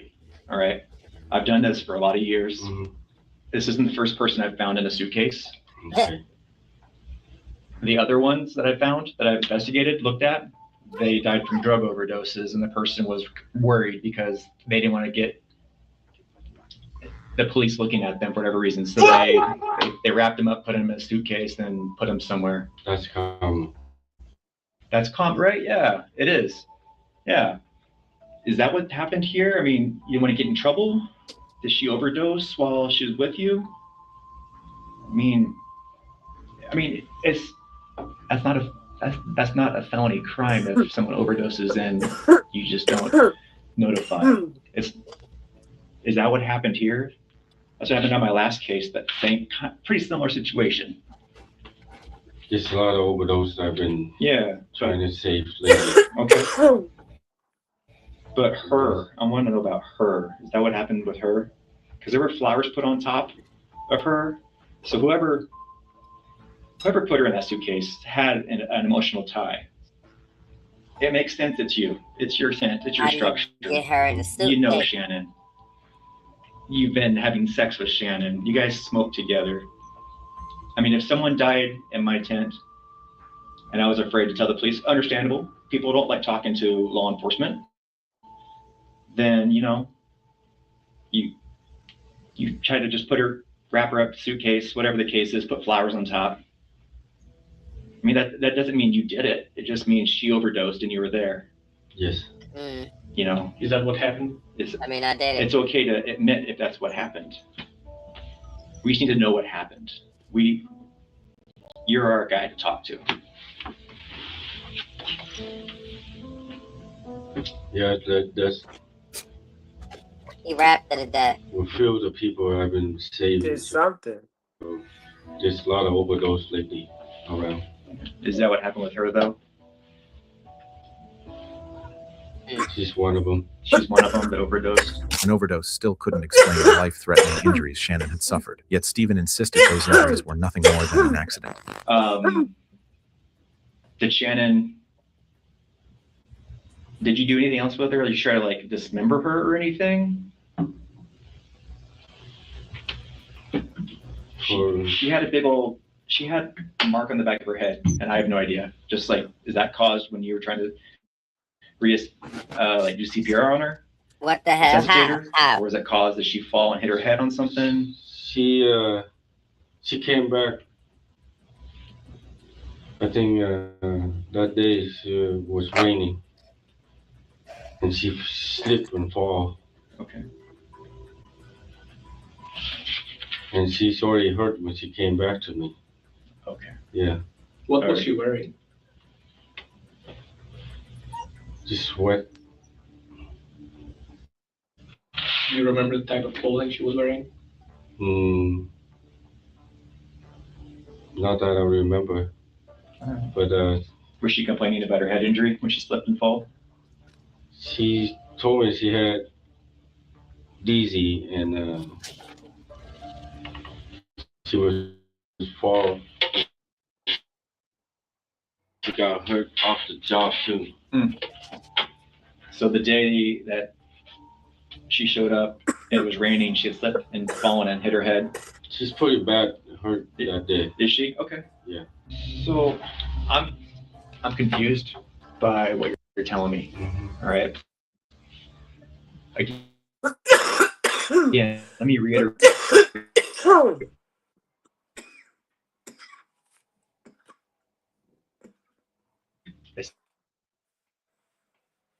Someone overdoses. That's not a crime. Noodle at this time frame. I'm trying to figure out. Okay. All right. So you said Shannon overdosed in your tent. You tried CPR on her. Is that right? Yes. All right. Didn't work. You put her in the packaging in your sleeping bag. You put her in the suitcase. But then earlier you said that. So how you took off the front door then? Is there a back door that I didn't see? It's okay. It's overdose. We get it. We just need to hear the truth. We want to know the whole truth. Because when we talk to Shannon's family, we want to say, this is what happened. You know, Steve was there. Steve tried to save her. She was a fentanyl addict. She overdosed. Steve was afraid of getting in trouble, so he put her there. He put flowers in the suitcase, put her there. And 7 months. That's okay. We just need to hear the truth so we can let them know when the time comes. The thing I remember is it's from the overdose. All right. And just trying to put the body away, that's all. Okay.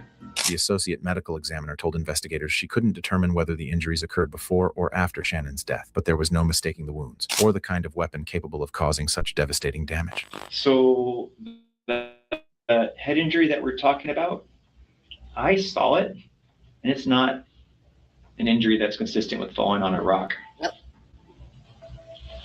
It's very obvious it's some type of tool that was used.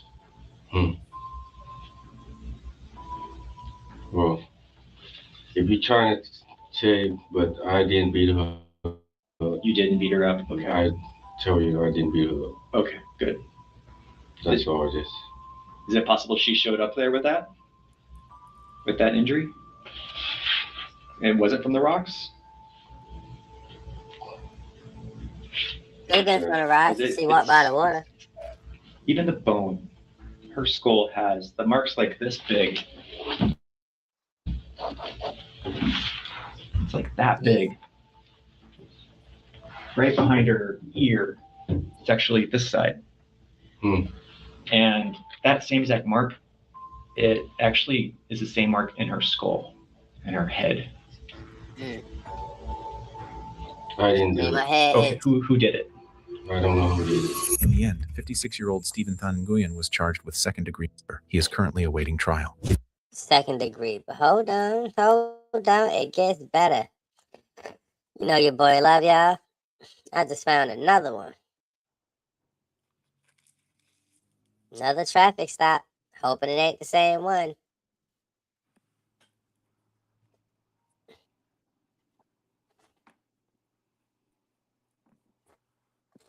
Yeah, it was crazy. Sabbath Avenue. My baby mother live out there. Well, used to.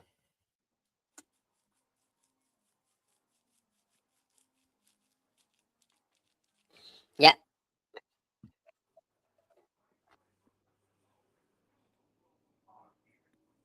Can't hear anything.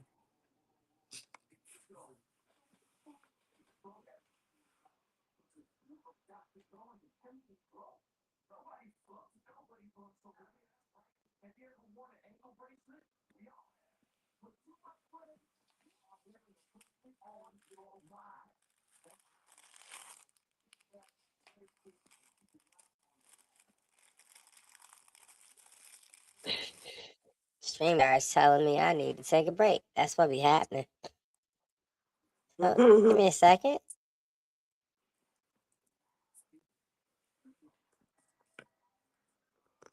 Get the pin.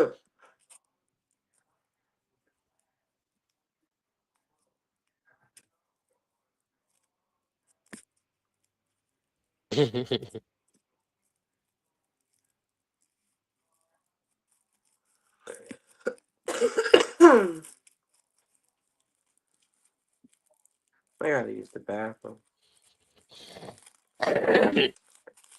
I will be right back after I finish rolling this cigarette. Quick intermission.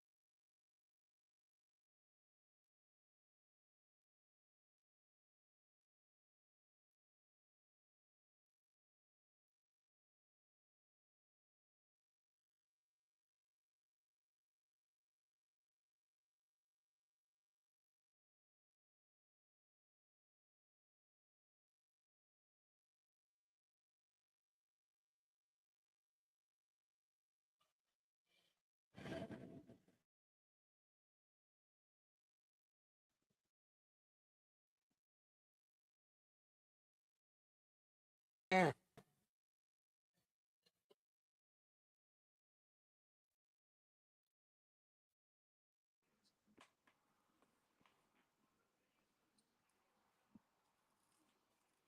10, 9, 8, 2, 1.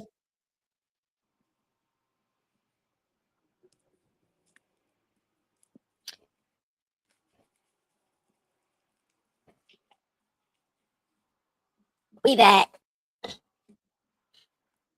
Like, follow, and subscribe and share.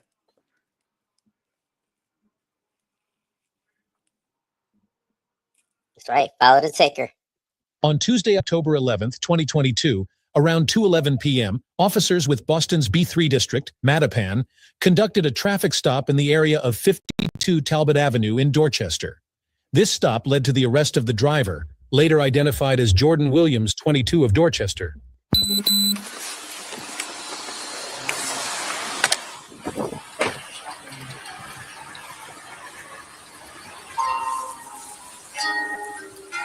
What's going on? Turn that black ass shit down. So we stopped you for a number of reasons. Your window tints. Yep. You're speeding. Oh, I definitely was not speeding, sir. I definitely was not speeding. Definitely we're speeding. Okay, is there a speedometer or? No, but we drive around all day watching people. Yeah, I know. And I think I drive too, so I'm not trying to be rude here, but I was That's fine. Actually, If we write you a ticket for speeding, you can argue it in court. All right. How fast do you think you're going? Honestly, I was 25 behind someone, literally behind someone. You weren't. Where? You crossed us on. I don't know why we have this visor in our way, but you crossed us on New England and right by Norwell Street. At that point, there was nobody in front of you. Right now, there's somebody in front of you. Okay, so at Ning. You're not cracking that window with my partner. At New England, right? There was a stop sign that a red light that I stopped at, right? No, you had a green light. We were sitting at the red light at New England. You came by us. You flew by us. There's hundreds and hundreds of cars up here. We don't just. Again, if I write you a ticket for it, you can argue in court. You're absolutely going over 25 miles an hour. Okay, can you show me? Like, is there a speedometer? Show you what? I speed. No, it's called we clock it. But if you can't, we estimate it. But if you can't show me or tell me my speed, how are you sure that I was going whatever speed? Because Oh my God.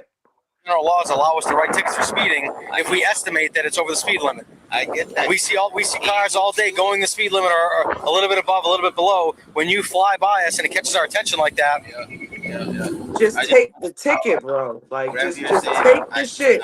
That's fine. Because after New England Ave, I came on the red light and I was stuck behind the What guy red light? in the What white red light? bus. Right at the intersection before we At New England in Talbot?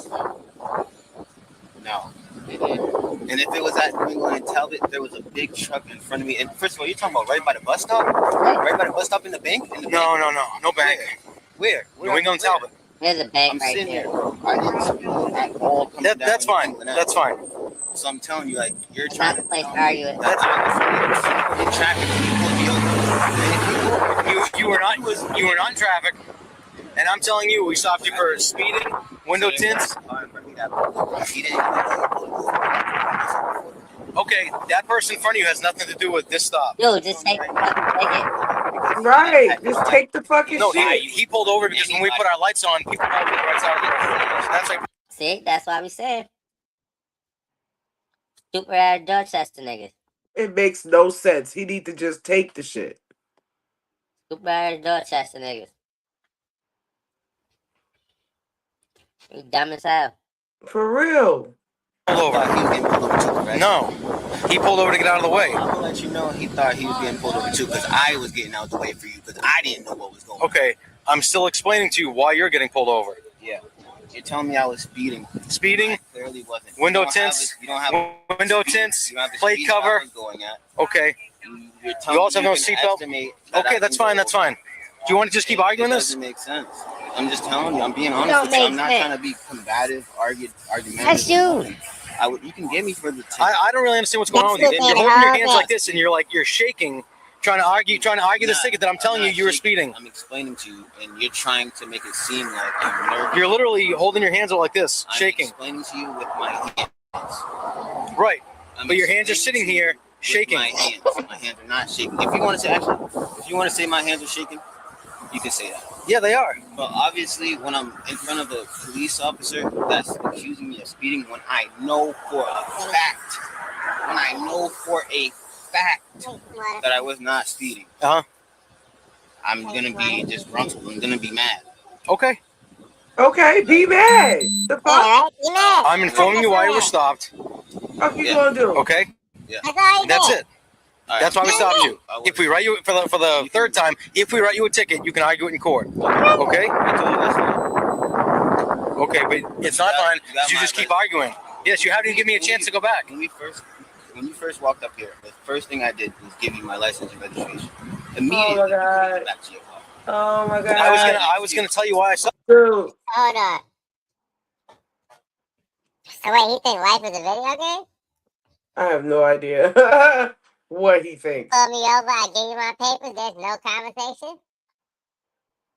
Wouldn't you like to know why I pulled you over? Yeah, get it fucked. Just why you pulled me over. So go fuck yourself, you little stupid nigga, man. Mm-hmm. Stopped you, and you asked. I said, "What's going on?" You said, "You tell me." So I told you. Right, and now we're still having the same conversation because you don't want to accept it. Because I know I wasn't speeding. That's fine. You can get me for the tint, you can get me for the license plate, but I know I wasn't speeding. So Okay. that's it. End the conversation. Whatever it is on. I appreciate you for giving me a warning. If you don't, that's okay. So now you want to sweet talk me before I go back to get a warning? I appreciate a warning, but I think you're full of shit. I'm just keeping it real. So so tints are $250. The plate cover is like $35. I didn't even see if you have a front plate. The plate cover on the back is like $35. The tints are like $250. Okay. You know how many money tickets I've written this year? Probably a lot. 0. Oh yeah. I don't write money tickets. Okay. Oh, wow. I'm not saying that I'm always right and the driver's always wrong, but I know for a fact you're going more than 25 miles an hour. 25 is pretty slow. Most people don't know they're going over. We don't have to keep debating it, but like we're sitting here on the side of the road talking about, I know I didn't. You flew by us. Okay? All right, I'll be back with you. Watch him drive off.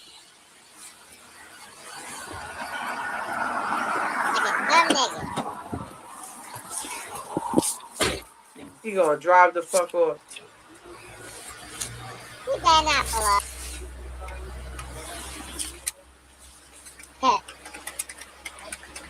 Unless you have a warrant.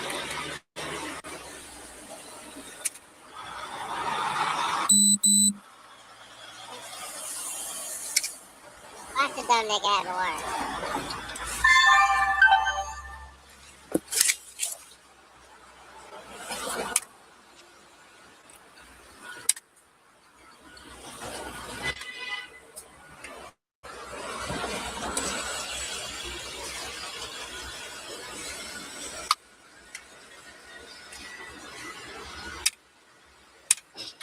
On it, person.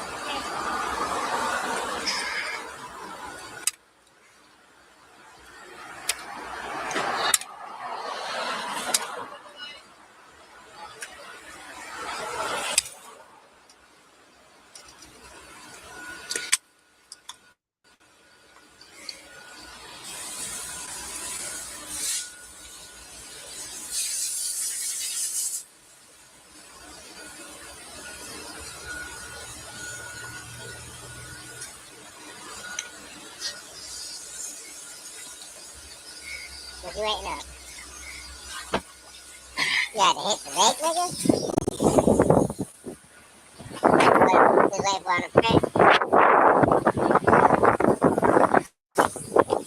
Single shot. Glove box? Okay. Did you snap that rope? Do me a favor, Joe. Step out of the car for a second. Uh-oh.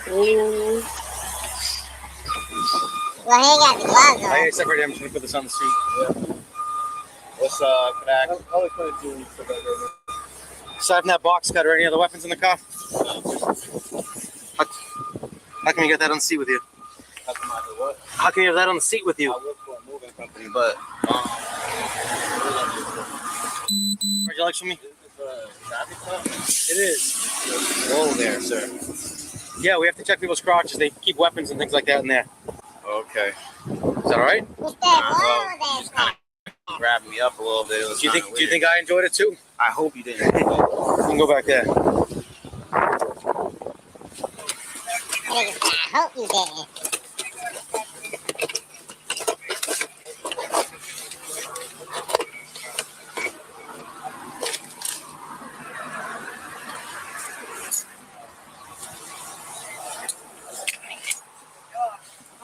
Carter? Already gotta have figure it out. He could have just got off with a ticket. What the fuck is he doing? Talking shit. He ain't had that court. Order to the officer, he going to jail. Got weed?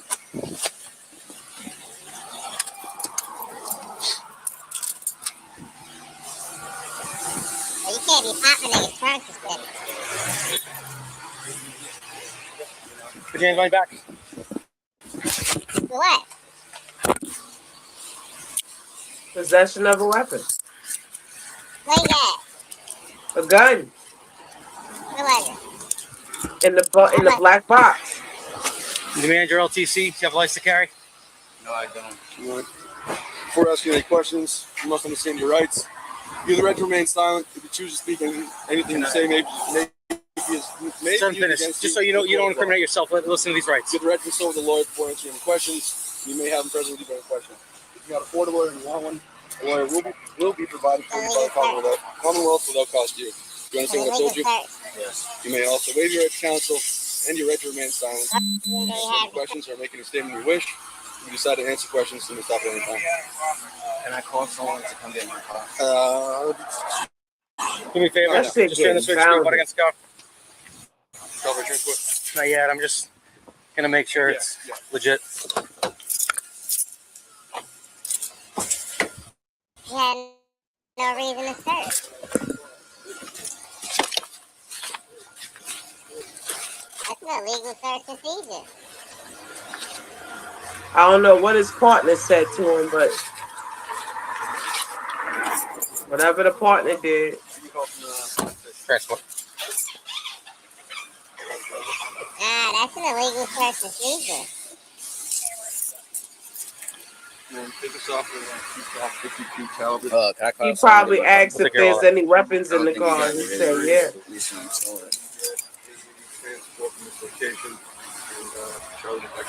No calls right now. All right. Can I just keep that so I can call him later? I can have the key.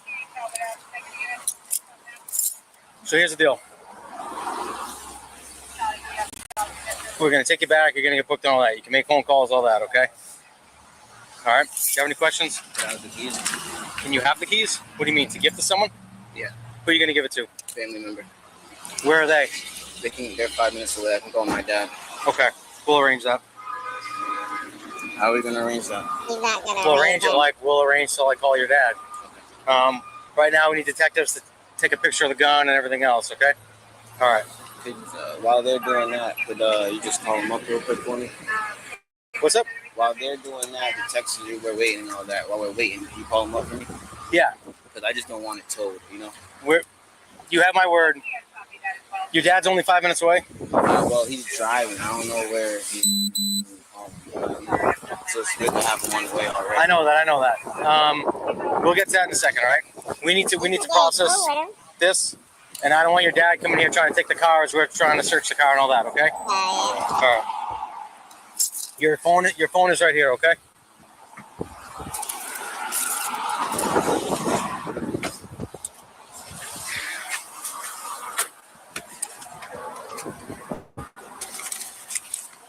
Hey, Eric.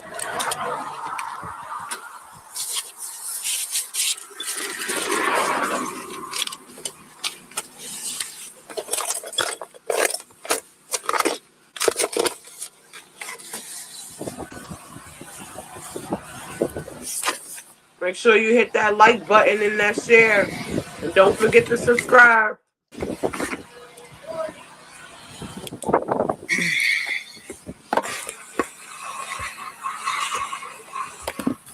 Yeah, they had no reason to search his shit.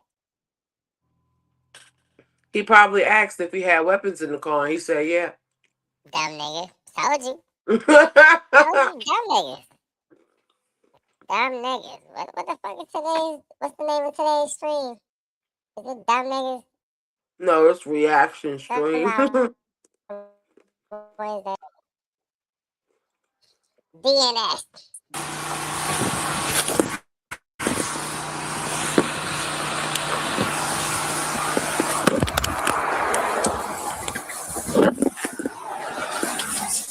That's what he gets for driving around in the girl's car anyway.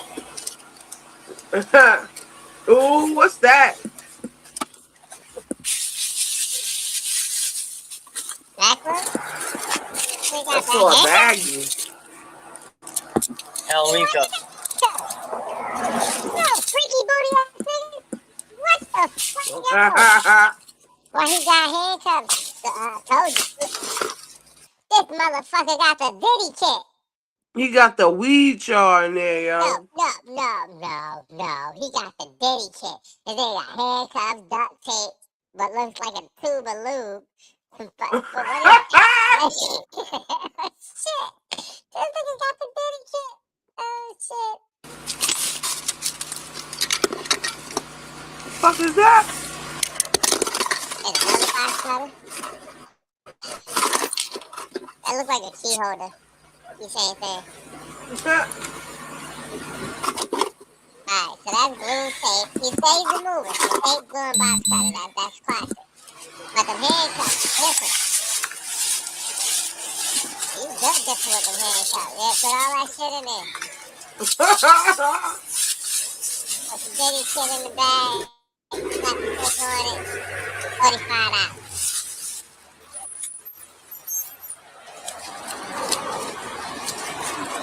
Yeah, put $7 in this.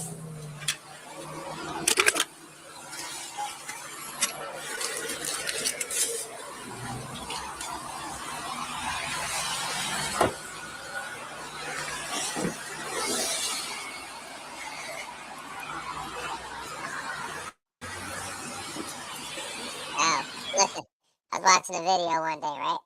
And the cops were searching the car. They couldn't find shit. Couldn't find nothing, so the dude rode off. And they like followed him without following him. They ended up at the same place. He had his hood popped, so they thought he was having car trouble. So they pulled up on this nigga had to work under the hood.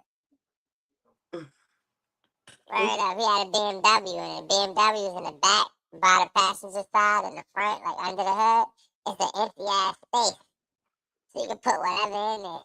I put an extra battery. Just in case, you know. Smart.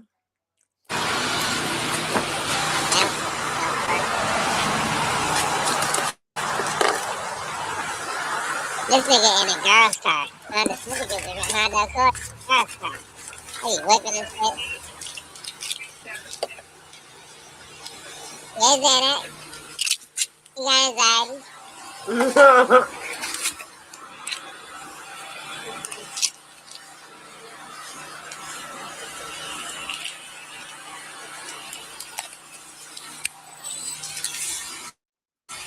You tell me what these are? You want them? Okay. Do your homework. That's right. Pull your phone out. Take one of the pills out. Put your finger in it, stupid. These perks? Perk 30s or something else? Yeah. Bitch. Yeah, I was gonna say. It's on the front seat, no fanny pack. We got the parties. Just going through the rest of the car now. Got the name for me? Yeah, Jordan Williams. Jordan? Yeah. Jordan.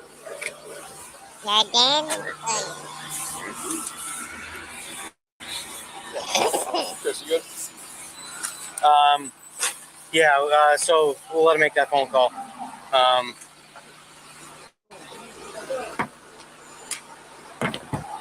How do you unlock this? You just on the code? No, I'll put it in. Actually, I can't put it in here. What is it? Officers found Mr. Williams to be in possession of a loaded Ruger SR. They try to be cool. I'll put it in.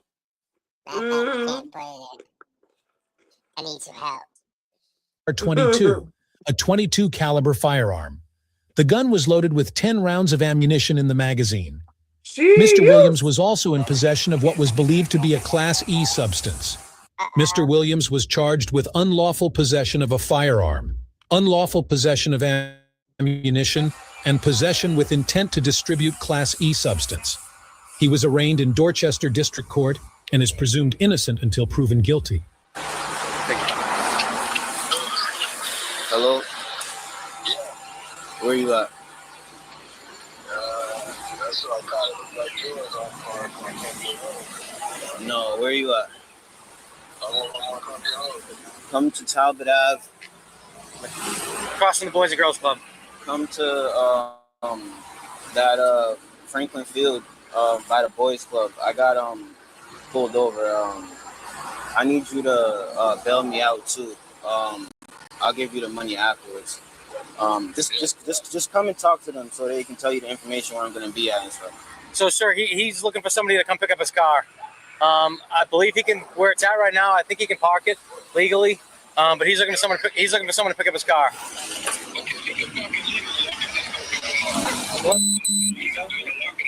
Let me double check on the parking. I think he's gonna be all right though. Stay there. What up, man? Hey, I'm still with you. I think, yeah. So where he's parked now, it's like street cleaning on Tuesdays. So he will, with his permission, we'll just park it on the side of the road, and maybe you could come pick it up when you have the time to get down here. What's weird is not too far from there, it's a tow yard. Mm-hmm. Yeah, the police don't have like a tow thing. Like they just leave your shit sitting on the side of the road. He promised them that he wouldn't tow his car. Yeah. All that shit they found in there, that's evidence. The car just as guilty as he is. Kinda. Alright, brother, you gonna arrest him? Yeah, he's under arrest. What you do? He'll fill you in when he has an opportunity. Okay. All right. It's B3. You can call B3 and we'll fill you in. Give us a little bit of time to book him, and then he'll give you another call then. Okay. Thank you.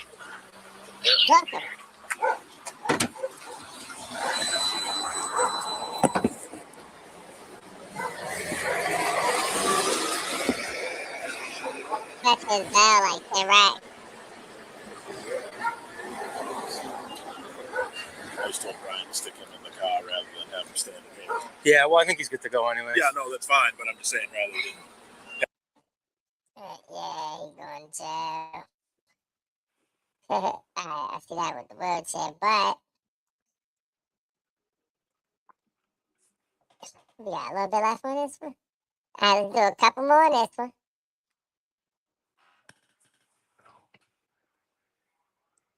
If you thought that case was shocking, wait until you see this one, where a husband took his wife's life, lived with her body for 2 weeks, and still tried to act like a concerned husband. Husband is like extremely intoxicated.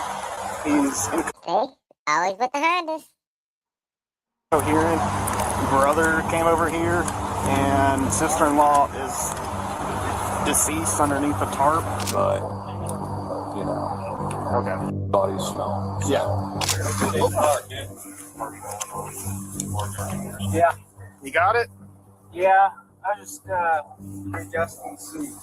You know, I just got like rip-roaringly drunk that night because I'm like, trying to come to terms with what I did. On April 19th, 2024, officers received a call from Eric, the brother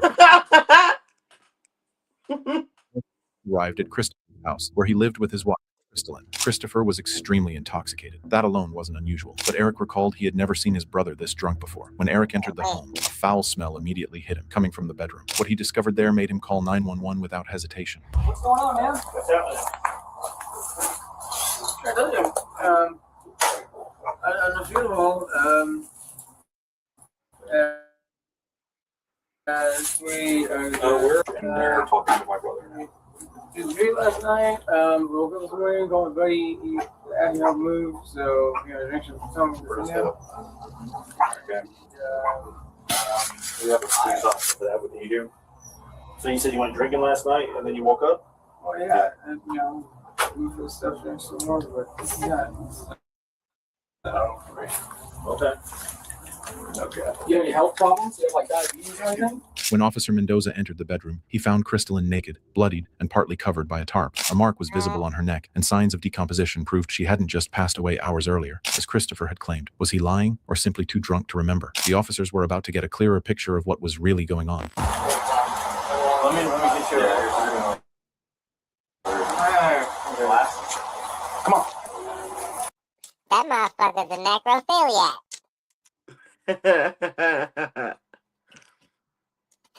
For those of you who don't know what necrophilia is the act of fucking a corpse or corpses. Say You it get without the the voice. of dead bodies. Say it without the voice. Necrophilia is the act of fucking the corpse. You know, mutilating the corpse in the vaginal or penile area. Yep. Yeah. Weird shit. But, can't judge people. Even though it's weird. It's weird to everybody, and it makes it weird. It's weird to everybody. Don't judge. Nah, fuck that. We judging. We ain't judging. We listening, we judging, and that's just nasty. It is wrong. It is. It is very, very wrong. Somebody ought to smack the hell out you. No smacking. Got to punch. Punch the shit out of his throat. Shit, that's nasty. Do one of them punches that'll be like one of those things. Don't fall. Don't fall. My glasses are there. Okay, that's fine. Come on, we're gonna walk over this way. Yeah, we need to secure him somewhere. Yeah, we need to secure him somewhere. Yeah, secure that motherfucker elsewhere. Anywhere else. Yep. You can put him back there, or we can put him on the curb. Doesn't matter. About to say he going in the fire truck. He's got somewhere. Put a helmet on him. All right, we're gonna sit you back here, okay? Until we can get some more information. Put a helmet on that nigga. Go ahead and sit down now. Here. There we go. Too easy, right? Come on, put the other leg up. Give me a sec. Husband is like extremely I like the voice. intoxicated. He's incoherent.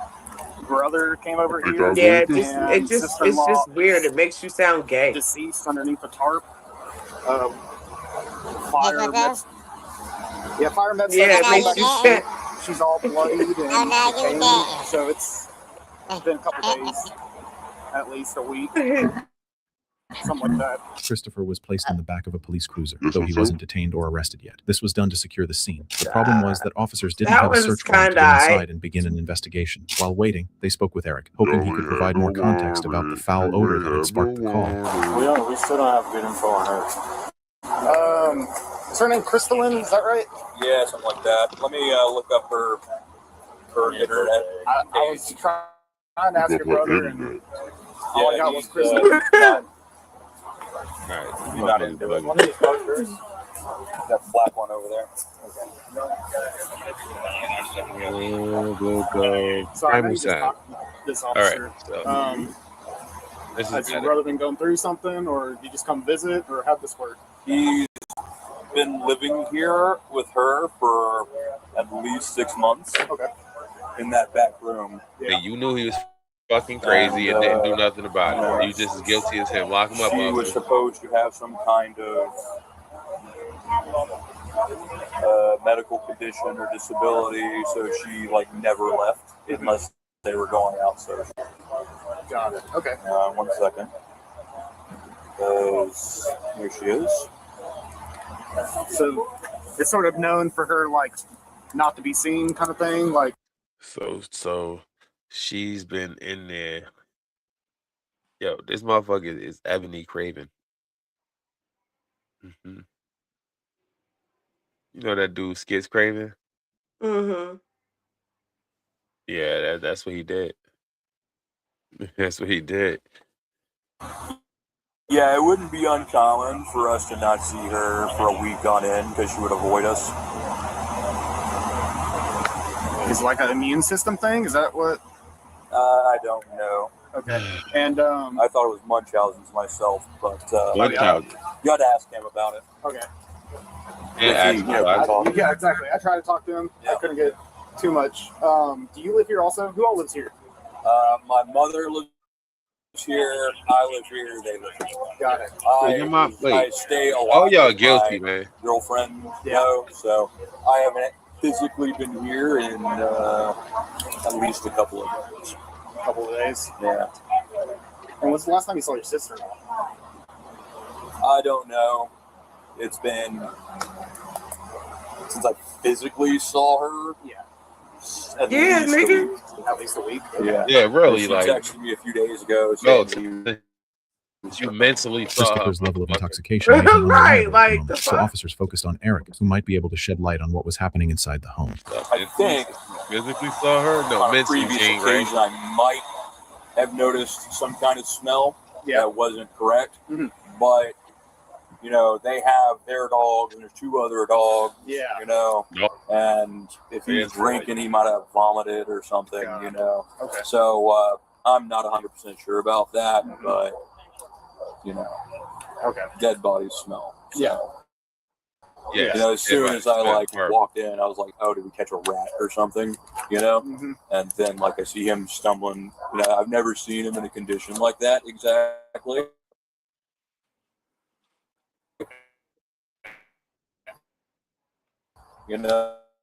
As the officers continued waiting for the warrant, Eric seen agreed to that take drunk. responsibility for it. Yeah. So the warrant was just signed. Okay. So we're about to get everything started.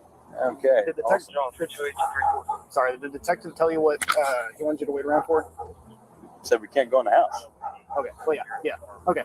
So he's asking if they go get a Coke or something. Hey, Chris. This nigga drunk. This nigga can't be that drunk. You got it? Yeah, I just adjusting the seat. You're on the ground. You need to get back in the car. I thought. No. In the car. Okay, so I'm just sitting in the car now? Yes, you're sitting in the car. Like I told you a minute ago. Okay. I thought I was supposed to move the.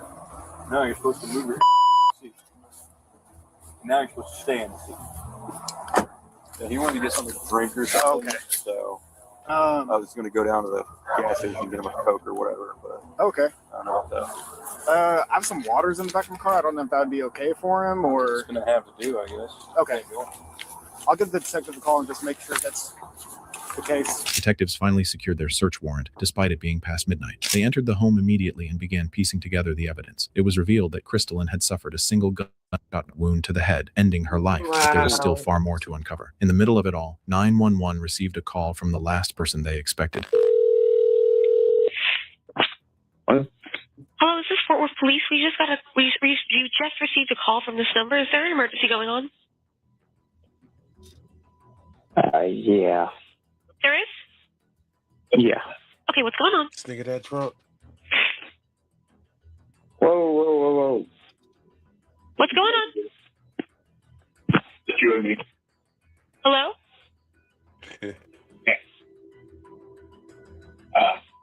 Yeah, I think my father-in-law was going to tell me, but I'm not sure, so. So what's going on? I mean, I actually killed his daughter. You did what?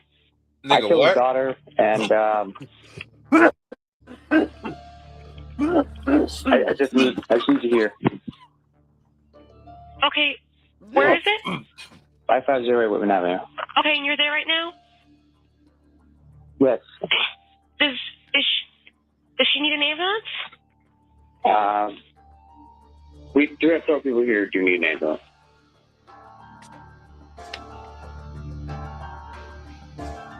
So does she need an ambulance? We're gonna need. We've got like one casualty. You're gonna need what? 3 casualties. There's nobody here, dude. What are you talking about? It's you and me. We're the only people here, alive or dead. You, me, and Dalton. Okay, apparently I was mistaken. No intruders. Okay, I hear another voice. Does she need an ambulance? No, there's nobody here. No? Okay. So what's your name, sir? My name is Chris Robinson. It seemed Christopher's hangover had worked wonders because overnight he had a change of heart. He admitted to his wife and insisted on being taken to jail to protect himself from Crystalline's father and any potential repercussions. Christopher was arrested on the morning of April 21st, 2024, and soon faced tough questions from This motherfucker had a change of heart rather than a change of address. Fuck that. I got away with it. Listen, he got away with it. They told him to vacate the scene. He got away. Don't go back in the house. We gonna sit you in our car. See, but do you see the privilege though? You saw what they did to the black dude. They grabbed his ass. They yoked his ass right the fuck up. Let's see what weird I gotta say. detectives, yet he appeared more concerned about what Crystalline's father might do if given the chance. Well, you're safe here, I promise you that. Yeah, because you committed murder. Hell no, that's how he gets his grade. I've been doing this job a little while. That's right, murderers go on the fucking full PC until they tell a story. Then they go to jail. And they become my bitch.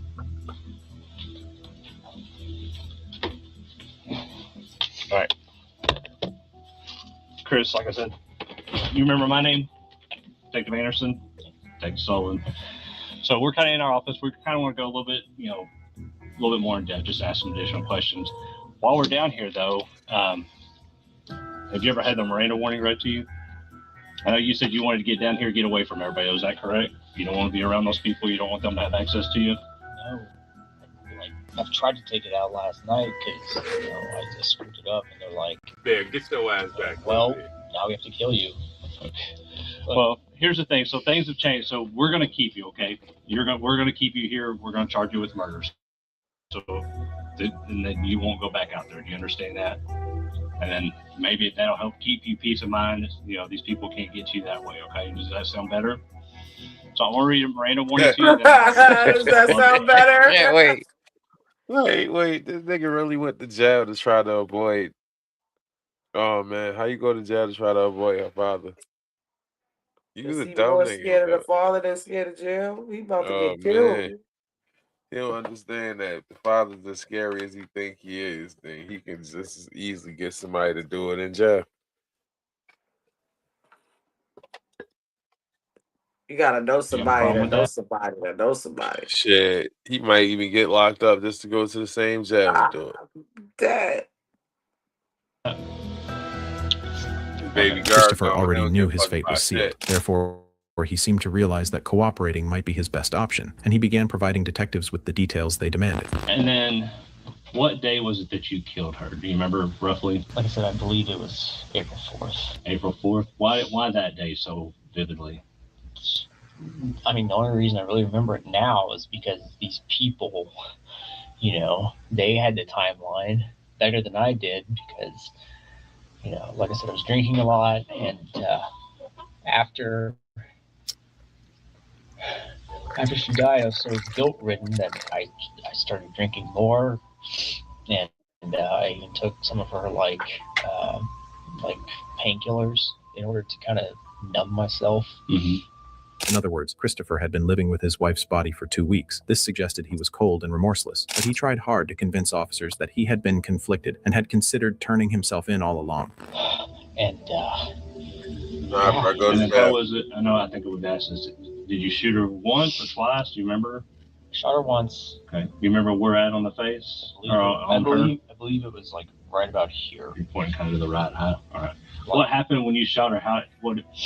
You said she was sitting in a chair earlier. Is that correct? Sitting in a chair. I was sitting in a chair. We were facing each other, kind of like Mr. Sullivan and I. They must have been playing Russian roulette, and then he got mad. She just slumped over and fell down the ground. And immediately I was like, "Oh my God, no!" And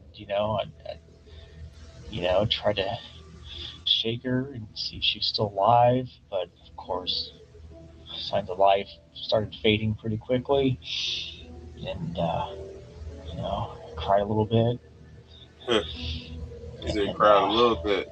I just got like rip roaringly drunk that night because I'm like, you know, trying to come to terms with what I did, and I still hadn't decided whether I was going to turn myself in or not. What should I tell her dad if they ask me anything? Are you sorry for what happened? Yeah, Do you understand that it was wrong, what happened? obviously, you know, life. But what caused it though? You said what you did. Now, but you were talking still about didn't say she why. had guns. You know, she has 222s and stuff like that. Did she have any of those guns that day that whenever you shot her, was she playing with them or doing anything with them then? I don't remember. I don't think so. She wasn't doing, there was nothing in her hands whenever that happened. Maybe she did, but you know, I put it back in the case or the drawer or whatever. But you shot her because you were upset. Yeah, just we've been fighting for a while now. Like I said, you know, our last house rent kept going up, and she, you know, was unable to work because she got sick, which just put like additional financial stress on us. Eventually got to the point where we couldn't afford rent anymore, and I thought maybe if we stayed with, you know, her dad for a couple of months, then be able to get back on the feet. I think this thing's dead now, so I don't know if they can listen. But You want me to get it out of the room so they can't? well, I also, you know, like I said, a factory reset it, Oh, yeah. so I don't know. Hopefully they haven't got a hold of it. Okay. All right, well, give us a second. We'll leave that door open, okay? And then we're going to work on trying to get you into like a jail cell so that they can't get to you, okay? Christopher was eventually taken to jail, where he awaited trial. The trial wasn't about whether he was guilty. That was already clear. It was about how long he would spend behind bars. Prosecutors stressed that 5 children would now grow up without their mother, and his punishment should reflect that. On March 13th, 2025, Christopher Robertson was sentenced to 50 years in prison for the murder of Crystalline Robertson. Moving on to the chilling case of Keith Johansson. 50 freaking years. All right. You know, you're doing a switch back and forth. Let's switch to this one. At around 3 a.m. on July 7, the moment police Then we'll go arrived back at the to Mr. scene, Keith Johansson. the air was filled with the terrified screams and streaming tears of a young woman. Her agitation caused the situation to become extremely tense. What's going on? Sorry. You're good. What's happening? We just Ubered back from St. Pete. I'm so sorry. We just Ubered back from St. Pete. We were out drinking, obviously. All 3 of you? Yeah, we were with my dad and his girlfriend. They Ubered home separately, but it's my sister. She obviously has an issue with drinking. We got back and she literally just beat the shit out of me for no reason. She thinks She got back, started talking shit, and got that ass whooped. That's right. Where was she hitting you? Here, she hit me. She hit me by my Where'd she hit you at, like, on your body? my arm, my face, Where? my chest. I mean, she didn't give me that. Her boyfriend defended me. I'm fine. I got you. I'm fine, but she's screaming like a lunatic. Like I just needed somebody to come here and handle it. Okay. I mean, Just hang tight right here, okay? Give me 1 second. This is a sister-sister dispute. We took an Uber back. They got in an argument. Big argument, sister-sister. We're just trying to get in the car and leave. What sister? Her sister's in whatever apartment she's in. Definitely sister-sister stuff. I predicted it before the weekend. We're from Naples, Florida. My name's Chris. All right, give me 1 second. Is it between her and her? It's her. All right, here, let me talk to you. What's going on? Just upstairs there? What's going on? Sit. No said no. What's going on? Yeah, the dog don't even respect her. I live in like South Florida, and I came up to visit my sister Okay. for the weekend, and like I don't know. And she was just a bitch. I knew she was a bitch coming up to visit her. Okay, but what happened? We just came up to like stay with her, and like she's just Like she's just jealous. Like she's just jealous because like I'm in a relationship and she's not, and she like everything that like I do, she's like. Were you guys just arguing, or were you guys fighting? What happened? No, we were just arguing. You guys were just arguing. Yeah. Okay. Nothing. It was nothing physical. No. All right. Yeah. Let me get your name.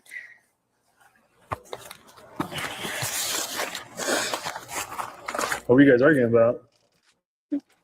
We're sisters. She's jealous. Like we're like a year and a half apart. We just argue about everything. Okay. Okay. This is very. The other guy on you? I'm trying to separate us and get us I'm trying to separate us and get. My dad lives like a mile from here. I'm just trying to separate the sisters.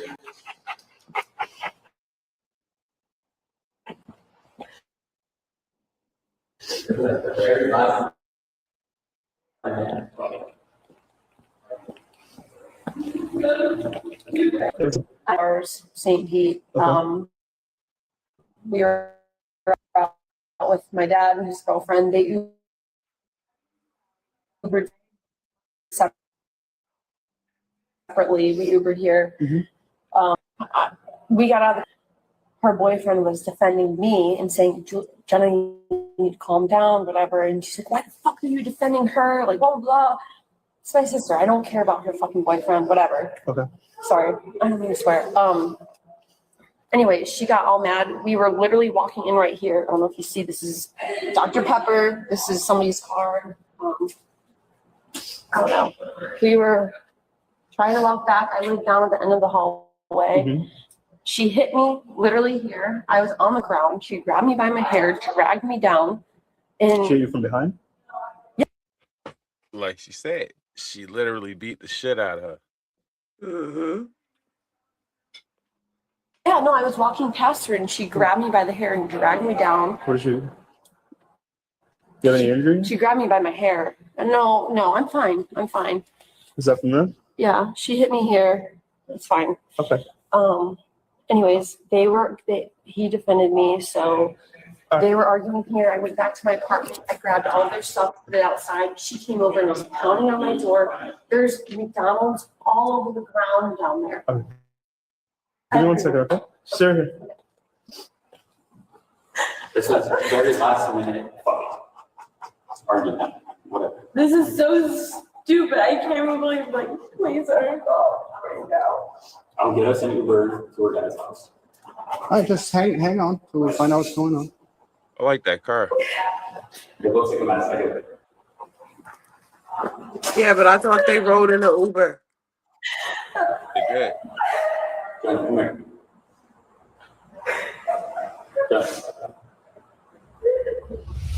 A witness revealed a version of events far more horrifying than what the young woman had initially said. No matter how she tried to persuade the officers, the injuries on her older sister's body led to her being taken into custody. Oh, yeah.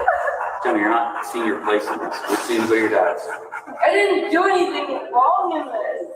You see go to your dad's. You seem to be separated. The sister's not going to want to press charges.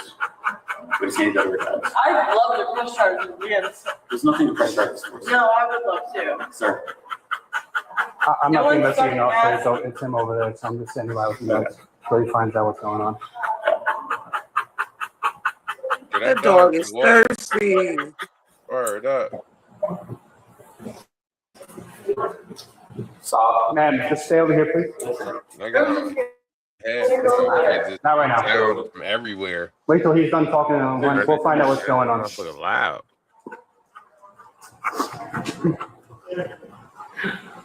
Deuce, come here. He's like, no, I'm staying with dad. You crazy. Going to jail now. You going to jail now. Hold on.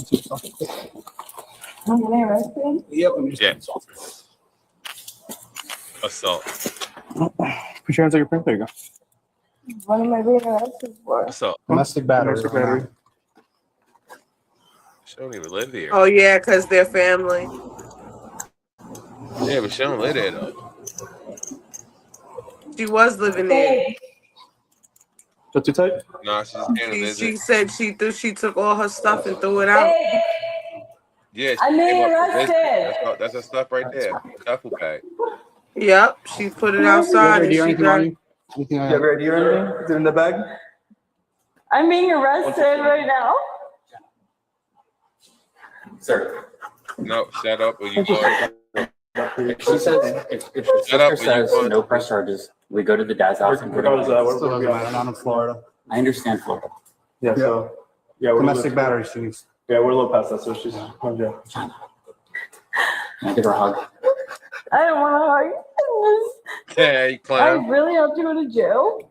Like Can I literally. get you want a hug? Give me a hug. She said she don't want a hug. Please. Move before they get hit with the What are my options here? What's up? What are my options? No, can you get it? Can you get it? Yeah, I'm gonna speak. Yeah, we'll take it real quick. Yeah, what are my What's up? options? Go to Like, jail. what am I motherfucker. I'm gonna stay here. And speak with you. Your options So are what's to going move. on? Like what he Because I said. see, obviously I see marks on her neck now. So what's happening? Were they The sisters mutually fighting each other? I have a twin brother. I'm from Ohio. Okay. I did a similar thing with my brother when I was 18. Zeus! Zeus! Well, She's the only one acting aggressive like this. so what happened? What's going on? It's honestly so simple, man. It's drinking. Yeah, I know that, but obviously So you both bring of them have drinking? injuries. Yeah, it's the fucking sisters pulling each other's hair. Okay, that's what I'm trying to figure out. Well, give me what Fighting happened. each other, or Go is one ahead. just fighting one? One was protecting themselves. Okay. I can't. Don't put go me get on. your damn dog. That's fine. That's my girlfriend that's going to jail. I got you. Do you have an ID on you? Just because you were here as Yeah, a I'm fine. witness. Yeah, I mean, obviously, I didn't do anything. Yeah, I got you. I can keep Zeus in my apartment. Julia, I have to stay here. Yeah, I'm good. I have to stay on like your couch or something. That's fine. It's fine. They didn't ask me if I wanted to press charges, just so It you know. doesn't matter in Florida when it's See? domestic related. I told you, I get it. So in the report, he's gonna document she doesn't want to press charges. When the state attorney reaches out to you, if you decide That's- to ever change your mind, is this address good for you on here in Naples? For right now, yeah. Okay. Yeah, so the state attorney will reach out to you and ask if you want to pursue any charges. Big old happy dog. I need some That's when water. you can tell them you don't. Or if you do, it's up to them. she's got to learn her Kick fucking everybody lesson, out. Chris. Kick the dog Like, out. she's done this to me before. I agree. It's not the first You know, time. you know I'm not irrational. What's a good phone number I for you? know. Is her car unlocked? No, it's not my number, please. Where's your keys? They're at your All right. place or something. So is there anything you can ask me? What you asked him what was next to do? So it's the weekend. She'll probably be there till Monday when she sees a judge. I He have to said, work I on gotta Monday. stay on your couch or I'm sorry. something. She said, yeah, Like, that's fine. I'm not sure how she can get a I ride. live in Naples, man. I got you. Like, That's Jonah's fault. So when she goes, yeah, but like this, that's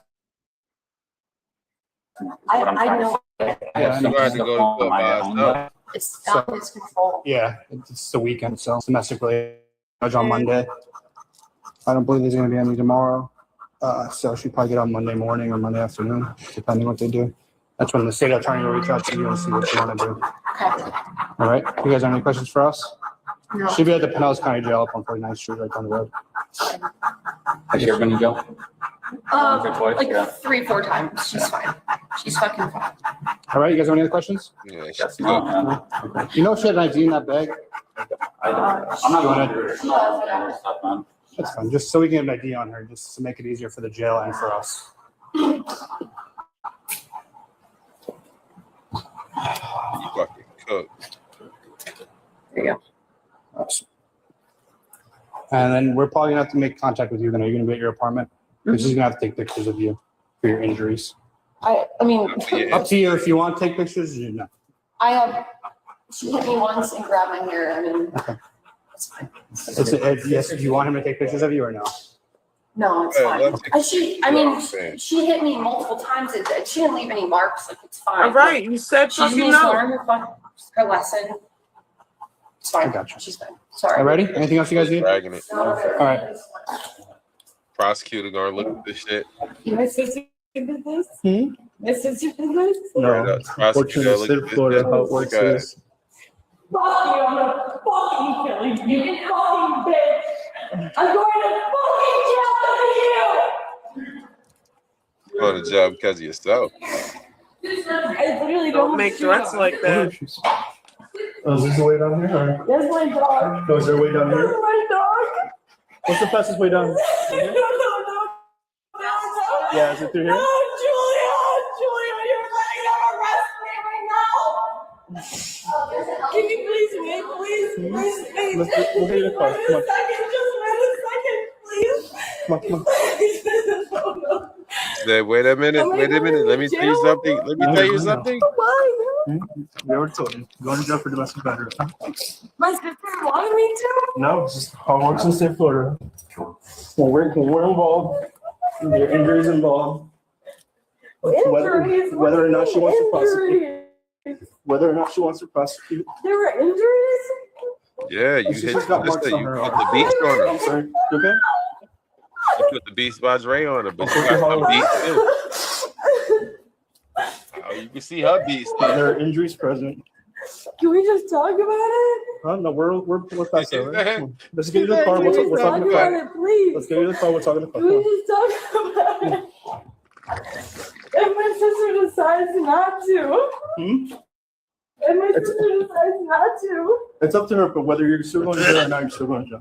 Like, can she decide not to make me go to jail tonight? Or no? As far as you going to jail? Yeah. No, we're still going to jail, but whether she wants to prosecute or not, it's up to her. Why are you guys doing this? What's up? Why are you guys doing this? Because it's their job.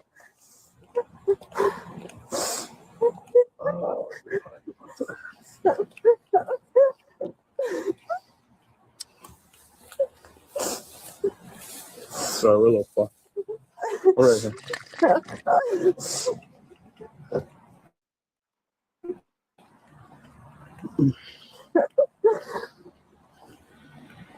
You okay? I'm trying not to drag you, okay?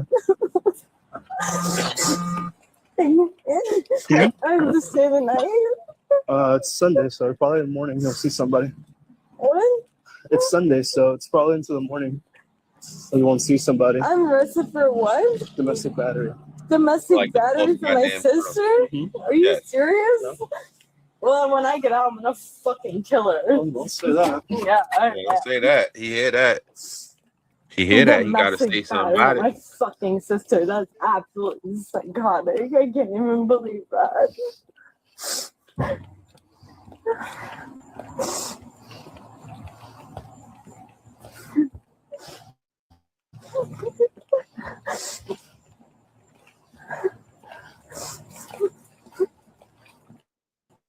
This shit's still long as hell.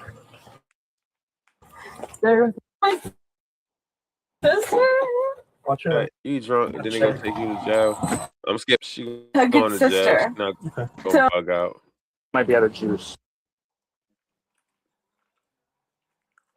And it's morning. It's morning by the time they got her to the jail. That's crazy. That's crazy. What the fuck? They say it's right down the street. Oh, they That must be didn't seem transported like it. elsewhere. But listen, I'm done with that one. Okay. I'm done with that one. I found one that might be a little bit more interesting. Okay. It's about racism. We Oh, like some man. racism. Let's go. Too many guys like you in the $500,000 rolls. What? The fuck? Or steal it? No, sir. Paid for and registered in my name. Must be some hustle to afford this. It's called a salary. I'm a judge with the Superior Court. Yeah, right. At a small judge. Did he tell him? Good afternoon. Nice car. Where'd you get it? Afternoon, officer. It's mine. Just filling up. Yours, huh? Don't see too many guys like you in the $500,000 rolls. You borrow it or steal it? No, sir. Paid for and registered in my name. Must be some hustle to afford this. It's called a salary. I'm a judge with the Superior Court. Yeah, right. At a small gas station off Highway 19, a respected judge found himself treated like a criminal. What began as a simple stop to refill his tank turned into a confrontation captured on multiple cameras. The officer who approached him claimed he was recovering a stolen vehicle, a vehicle the judge had purchased and registered years earlier. Within minutes, that false accusation would ignite one of the most controversial police investigations Yes, I love when they lose. They qualified immunity. Mm-hmm. Love it. The state had seen in a decade. Before we go any further, comment where in the world you are watching from and make sure to subscribe because tomorrow's story is one you don't want to miss. The body cam that recorded the encounter belonged to Officer Mark Reddick, a patrol cop known in Brookside County for his aggressive stops. Reddick had built a reputation for proactive policing, a phrase he often used to justify pulling over drivers he believed didn't look like they belonged in nice vehicles or neighborhoods. On that particular, he was cruising the strip of Highway 19, windows slightly down, scanning every car with the same intensity he used in felony searches. As his cruiser rolled past the gas station, Reddick slowed down, his eyes locked onto the dark luxury SUV parked at Pump 4. The officer's posture shifted instantly, hands tightening around the steering wheel, gaze narrowing at the driver standing beside the pump.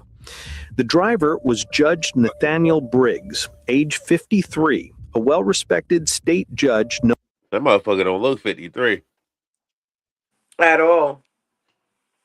That motherfucker look no older than 30. God damn, black don't crack at all. Good for his calm temperament and years of legal experience. He wasn't on duty, he wasn't in a courtroom, he wasn't wearing his robe. He was simply refueling his car after leaving his chambers a bit later than usual. Even then, he had the same composed presence, straight posture, steady movements, quiet focus as he tightened the cap on the fuel tank. Briggs didn't notice the patrol cruiser at first, not until Reddick turned sharply into the station and parked diagonally across two spots, blocking the SUV's front bumper. The sudden move made the judge glance up, his eyebrows raised slightly, not in fear, but in quiet confusion. Reddick stepped out of his car with the kind of confidence that suggested he believed he was already catching someone in the act. He didn't introduce himself. He didn't ask a question. He didn't even look at what Briggs was doing. He simply stared at the luxury SUV and shook his head slowly, as if something didn't sit right with him. "Sir, step away from the vehicle," Reddick called out, walking closer. Briggs blinked, surprised by the tone. "Is there a problem, officer?" Instead of answering, Reddick circled the SUV like he had stumbled upon stolen property dumped in the open. He ran his palm lightly across the hood, checking for heat, then leaned down to scan the plates. The judge watched him carefully, his calm expression tightening just a little. "I'm going to need you to keep your hands where I can see them," Reddick added, his voice louder now. "We've had reports of a vehicle matching this description involved in multiple thefts." Briggs exhaled through his nose. "This vehicle, officer? Reddick cut him off. "Where'd you get this car?" The question wasn't casual. It wasn't curious. It came with the assumption that the man standing beside him couldn't possibly own it. Briggs recognized that tone instantly. He'd heard it in too many cases he presided over, usually coming from officers with the same attitude. He decided to answer calmly anyway. "I purchased it 3 years ago, registered in my name. Insurance paperwork is in the glove box." "Is that so?" Reddick tilted his head, clearly unconvinced. "Mind if I check?" Briggs frowned. "Do you have probable cause to search my vehicle?" Reddick smirked. "Yeah, you're standing next to a car that doesn't belong to you." The judge slowly uncrossed his arms, steady and collected, but inside, the shift in the officer's tone confirmed what he already suspected. This wasn't a misunderstanding. It wasn't a routine check. It was profiling, subtle at first, now becoming more obvious with every passing second. A gas station attendant peeked out from the glass door when the officer's voice grew louder.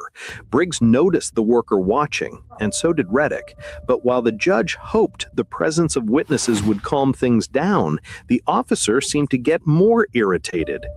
Reddick stepped closer. "I'm going to need your identification, now." Briggs nodded slightly and reached carefully for his wallet. "No. "I'm not refusing, I'm cooperating. But I'd appreciate knowing why this stop is happening." "Because," Reddick snapped, "this vehicle was reported stolen 15 minutes ago." Briggs' eyes narrowed. He knew that was impossible.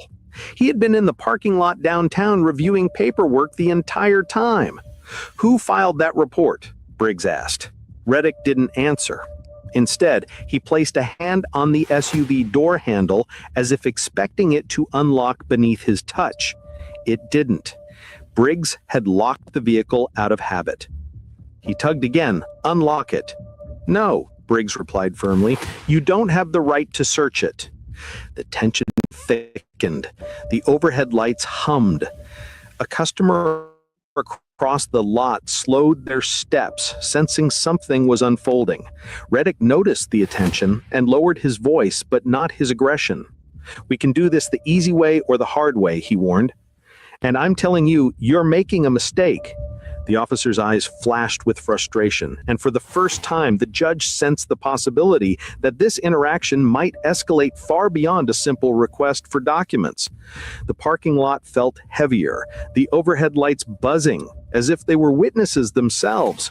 Reddick stepped in even closer, closing the last bit of space between them, his hand hovering just above his holster, not touching it, but close enough to send a message. Briggs didn't move. He didn't raise his voice. He simply held his ground, staring back at the officer, who now looked determined to push this encounter into dangerous territory. And that was the moment everything changed.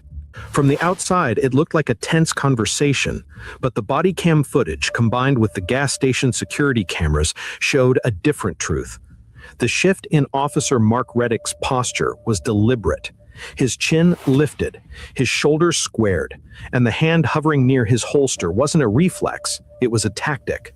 The kind meant to intimidate, the kind meant to establish dominance before asking another question. Judge Nathaniel Briggs didn't step back. He simply held Reddick's stare, his calm expression slowly tightening as the officer leaned in, inches from his face. Reddick broke the silence first. "Sir, I'm giving you one more chance. Unlock the vehicle." Briggs shook his head once. "You have no grounds to search my car." Instead of responding, Reddick thumbed the radio clipped to his shoulder. "Dispatch, this is Unit 12, confirming a suspected stolen vehicle at Highway 19 gas stop. Request backup." His voice was steady, confident, like he was reporting something factual, not something he invented on the spot. And on the footage, the judge's reaction was clear, not fear, but disbelief. He knew exactly how serious a false report was, and he also knew the officer wasn't even pretending to verify anything. The gas station grew quieter as nearby customers sensed something was unfolding. A woman at Pump 6 stepped back into her car, watching from behind the windshield. A man walking toward the convenience store paused, unsure if he should continue. Even the attendant behind the counter leaned closer to the window, eyes wide. Briggs kept his hands visible, palms open at his sides. "Officer Reddick, I'm asking you again, what makes you think this vehicle is stolen?" Reddick circled the SUV a second time, tapping the roof with one hand as he walked. "Because people don't just drive cars like this around here unless something's off." It wasn't evidence. It wasn't suspicion based on behavior. It was assumption, plain and simple. Documented, recorded, time-stamped. The judge's eyes followed him around the SUV. "That's not probable cause, that's profiling." Reddick ignored the words completely. He crouched to check the VIN plate through the windshield, squinting as if expecting to find a scratch or mismatch. He found nothing. Still, he didn't step back. "What did you say your name was again?" Reddick asked, still inspecting the car. "You haven't asked for my name yet," Briggs replied. "Then give it." Briggs held out his ID wallet. Reddick snatched it without saying thank you, flipping it open.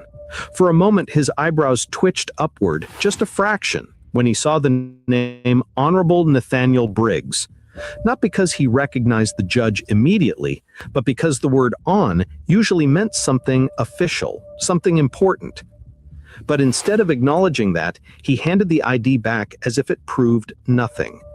"Still doesn't mean the car is yours." Briggs inhaled slowly. "My registration and insurance are in the glove compartment.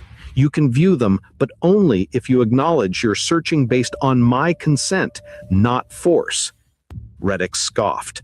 Don't try to lecture me on procedure. The tone wasn't just disrespectful, it was mocking. The kind of voice used on someone he assumed didn't understand the law, someone he assumed he could push around. A distant siren began growing louder. Backup was on the way. The judge's shoulders tightened. "Officer, you're escalating a situation that didn't need escalation."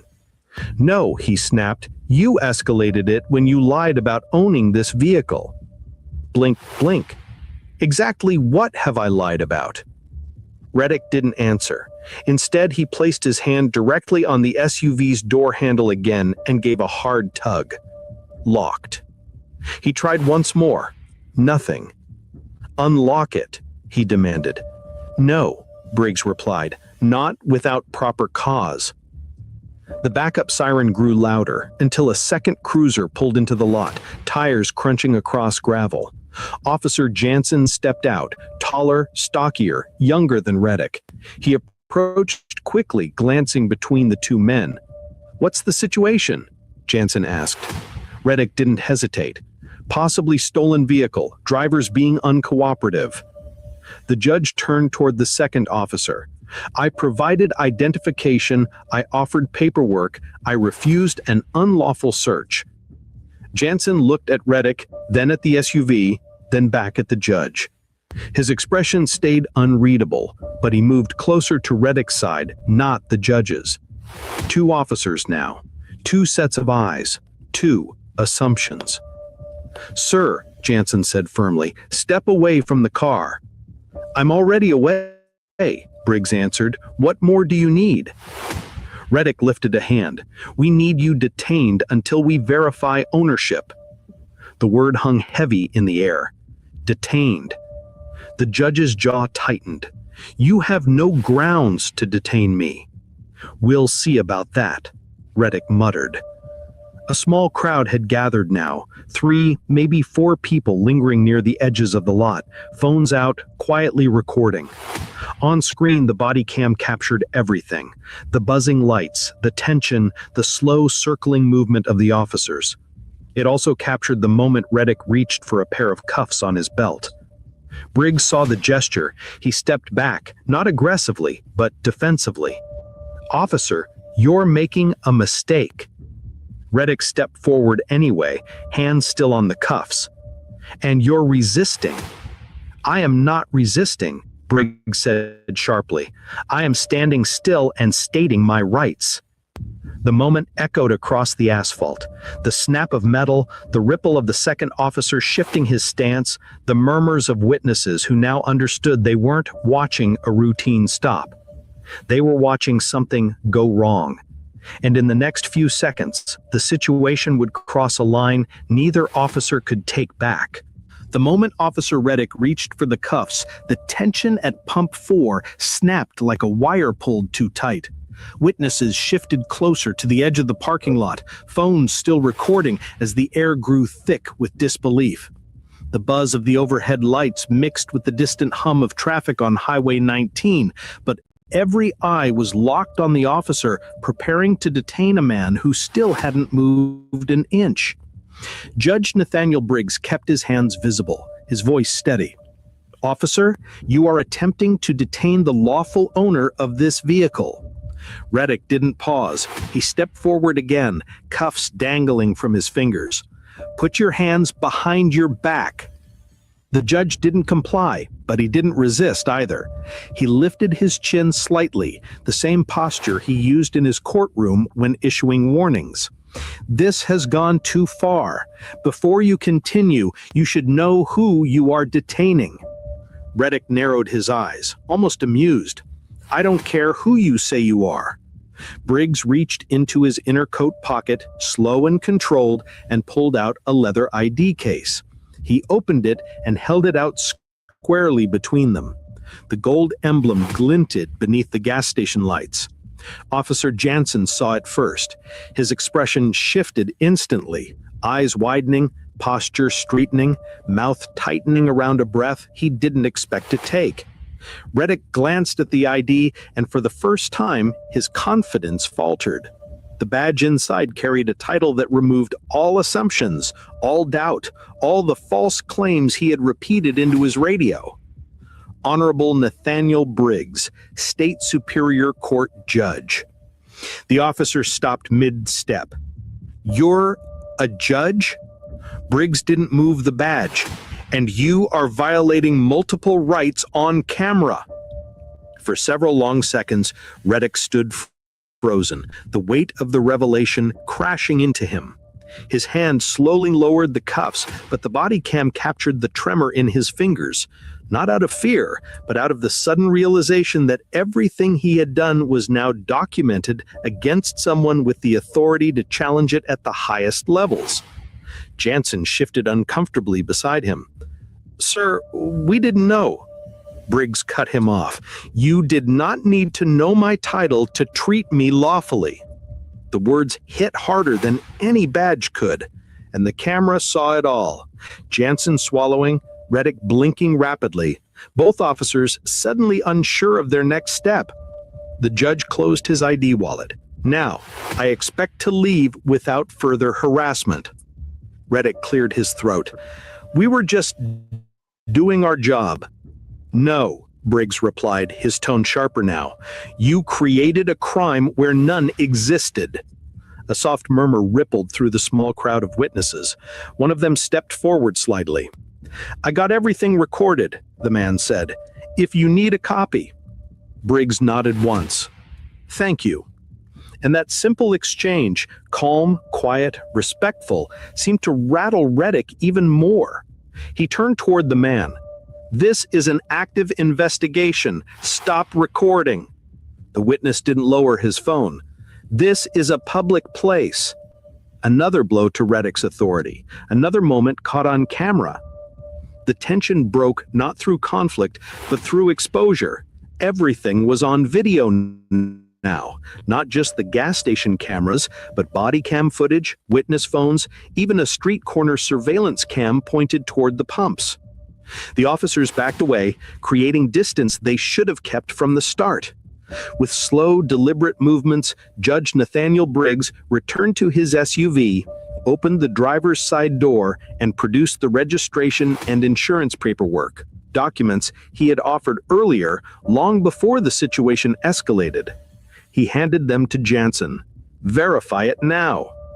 Jansen scanned the documents. The details matched perfectly. The SUV wasn't stolen. There was never a report.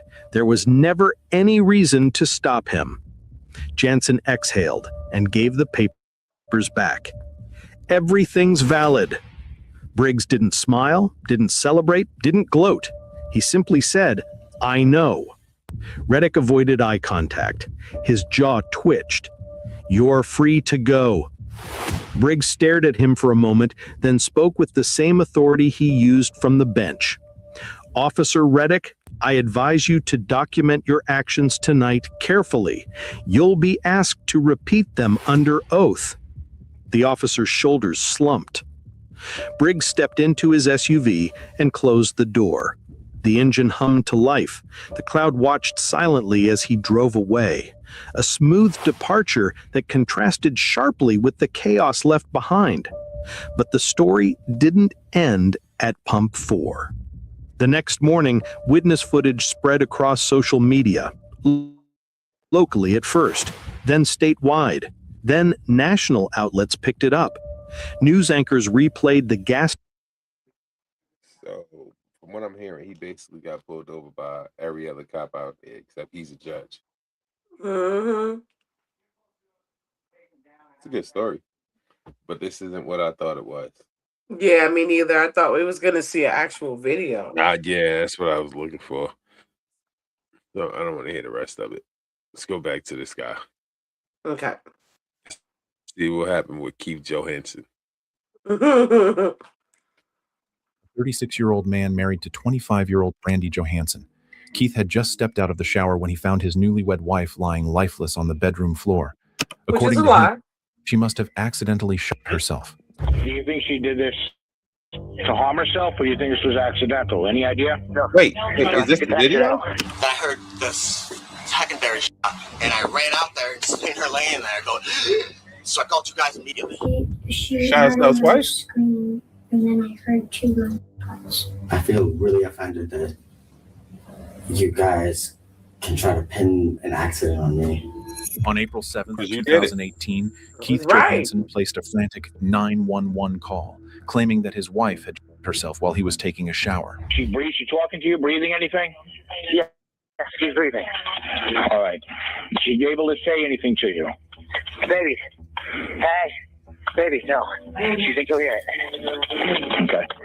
I can hear her breathe, though. Okay. Are you applying pressure to that wound? No, I can't Find breathe yourself. her like that. I'm wet. I'm sliding on my floor. You can't apply pressure. I can't see it. Listen, I got wood floors and I'm sliding. I don't want to risk hurting her or possibly one of the guns going off, too. Nigga. We're on our way. They're getting there as fast as The they can. fuck? All right. They're gonna get there, they're gonna put your wet ass in handcuffs. It sure 'Cause is. that's where you deserve to be at.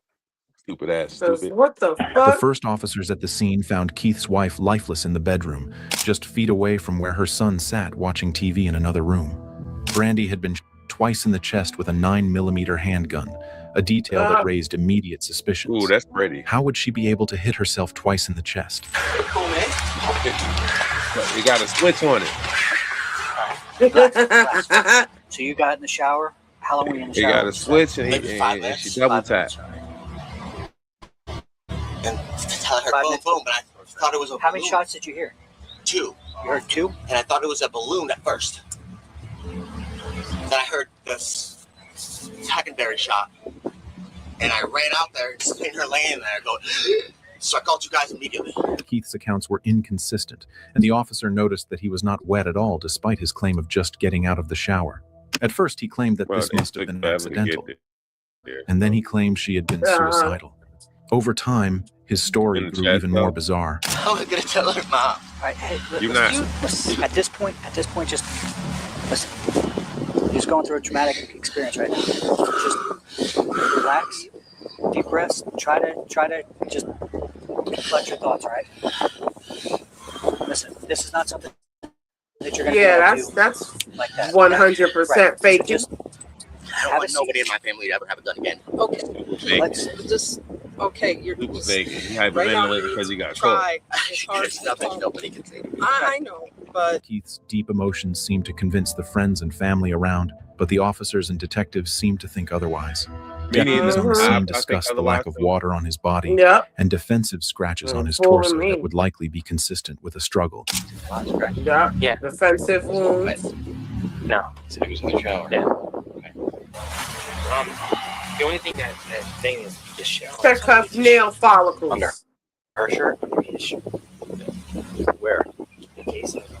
Like right at the foot of the bed. But dude, he's got scratches and blood all over him, and he said that he was in the shower. He's not wet at all. As the deputies dug deeper, the narrative began to Stupid unravel. nigga, yo. The Johansson's home was equipped Wow. with surveillance cameras, capturing almost every angle both inside and outside the house. The night before Brandy passed away, Keith and Brandy had a verbal dispute. Footage shows her sobbing on the bed while he verbally assaults her. It's only a matter of time. So much and threatened. Moving and spend the rest of your days in an institution. I could throw you there tomorrow. You did? No problem. Can you push a person to either beat or kill you because you're. I won't. Get me out of here. Or you ain't waking up. I want to just hurt you and be safe. God knows reserve. Wow. I suggest you use it. Gave you too many chances, man. Too many.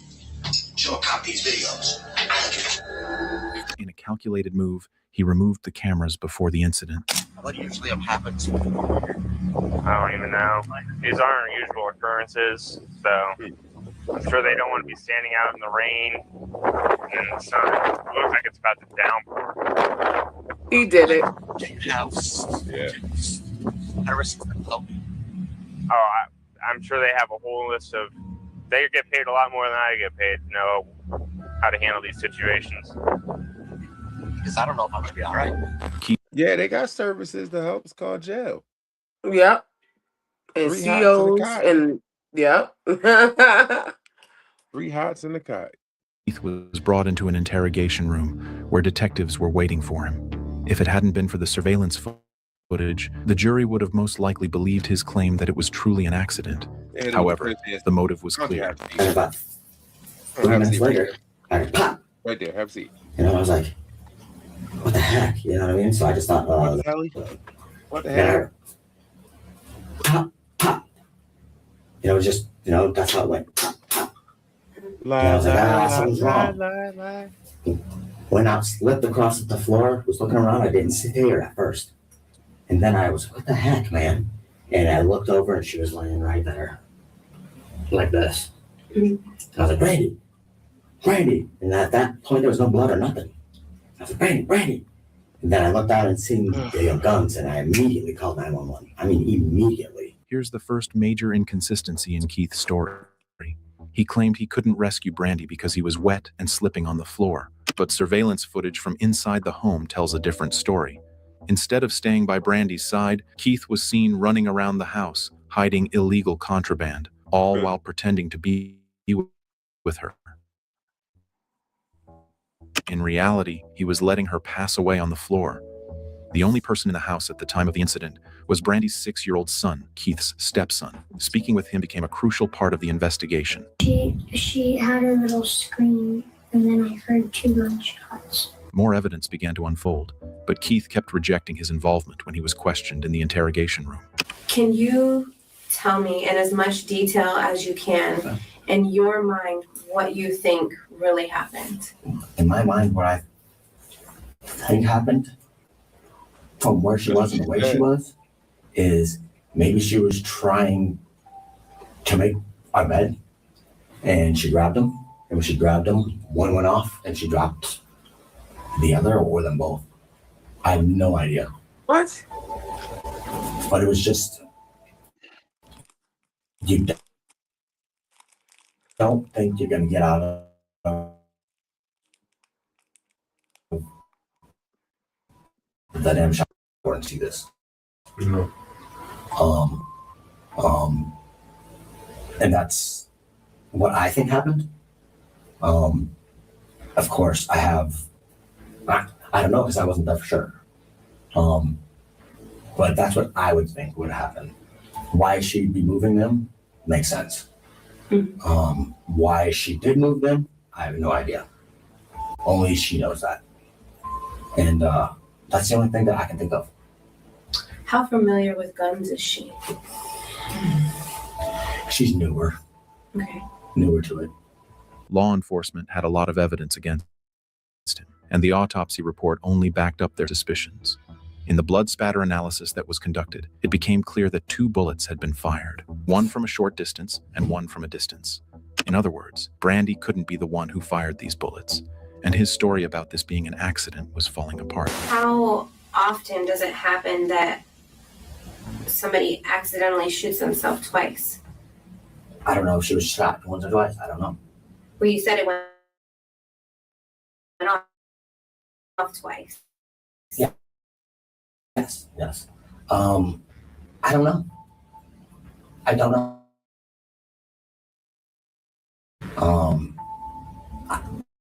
I've never heard of it being like that unless you drop it. Right. Need to have a little bit of a harder conversation. Good. Because as much as I want to believe that the guns fell and went off and shot her, what we have at the scene just doesn't show that. So I want to keep our relationship open and honest, and I want to be able to respect you, and I want to be able to preserve the love that you have for Brandy, and I also want to give Brandy the justice that she deserves, and I think we need to have a harder conversation. Go for it. Is there any chance at all that something different happened that you have not told us? None, because that's what happened. I got no reason to lie to you guys. I mean, You guys are investigators, for God's sake. That's what I seen, and that's what I heard. Well, I mean, you said you have no reason to lie. I mean, I'm not saying that you're flat out lying to us. That's not what I'm saying at all. Yes, you are. What I am saying is that what we have at the scene does not add up to what you're telling us. I want to believe you. I do. And I want to keep this relationship going that we have so that it's not difficult for you. I don't want to add to the trauma that you've already gone through. I really It's all don't. gonna be difficult. Well, yes, but you can make it easier for yourself. We cannot. Sure. If after we leave out of this room today, I'm able to say that I feel comfortable with everything that we've talked about, you'll never have to see me again. Okay. And at this point, I don't feel comfortable with that. It's fine. And we're going. I knew it. It's fine. But this is your opportunity to help yourself and to lay it all out for us because there's a backstory. This isn't the story. This is the story. And I'll get a lawyer and I will prove that this is the real story. Okay. And you are completely entitled to that. Ask Rylan. I mean, that's all that happened. We did ask him. Okay. And you know what he told us? Do you want to know? Yeah, because I wasn't up. So, He told us that he heard his mom scream. I heard no screams at all. None. Ash, what? Why would he make that up? Ask him. Is he a liar? He has been known to tell fibs, yes. Does he tell you on the regular that his mom screams in the bedroom? No. Has he ever told you that his mom screams and it was a lie? No, not screaming, but he lies about a bunch of different things. You can ask his real father, and he'll tell you that too. So why on this date would he lie about his mom screaming in the bedroom? Notice how Keith's body language and tone shift when the detective starts pressing him harder. Sure This is a did. classic interrogation tactic known as good cop, bad cop, used to see if a suspect will crack under pressure. You guys can try to pin whatever you want on me. She didn't scream. Listen, dude, nobody's trying to pin anything on you. I'm just telling you what I heard, man. That's it. What I heard, what I seen.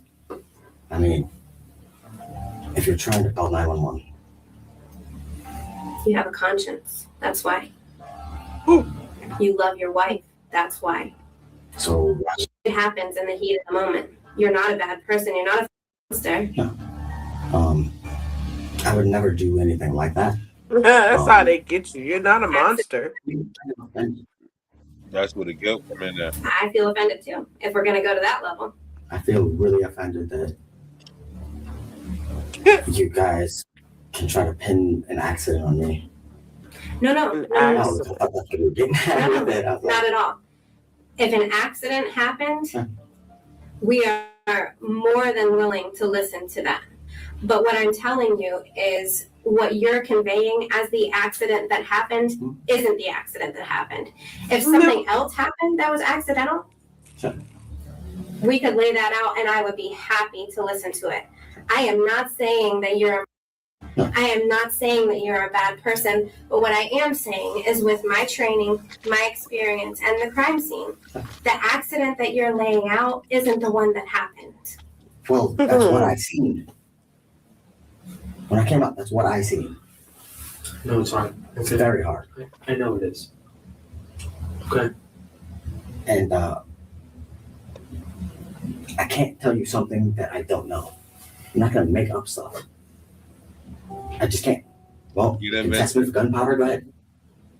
I don't care. I'm scared. Do whatever test you need. I do not have nothing that I haven't You told got you. to roll me a cigarette. I haven't stepped out of my box and told you stuff. And Say hi to the peoples. Say hi to the peoples. Man, Handsome. shut your stupid ass up. Oh, lying stupid ass nigga. The judge 3 hours to conclude that Keith had taken the life of his wife. He was ultimately sentenced to life in prison without parole. Good, stay in there for the rest of your life, stupid. So that right. But this one, this shit right here, Mm-hmm. I saw the content. I'm like, what the hell? Okay, step over there. February 19th, 2024. Watch a family argument move outside, where a single gunshot takes a son's life.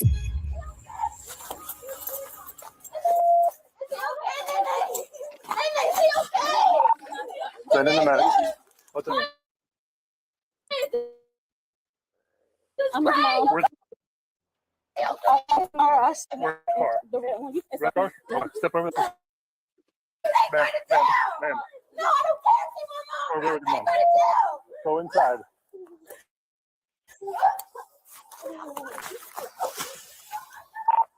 I got one down out in front. The mom's out here with me.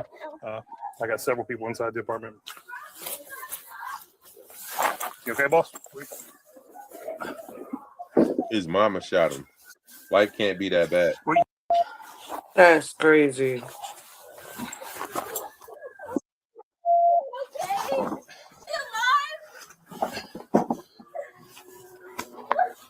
I'm kind of glad they blurred. I don't think I can take that. No, he's not. Jesus, please. Back away.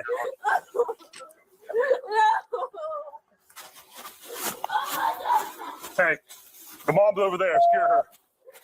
Lady in a gray t-shirt. That's mom. Go ahead and scare her. No, gray t-shirt. 40-some-year-old lady. You see her? Walk it right there. That's fine. That's mom. Somebody supposedly in the red vehicle over there. I'm not clear the Doing apartment CPR. yet.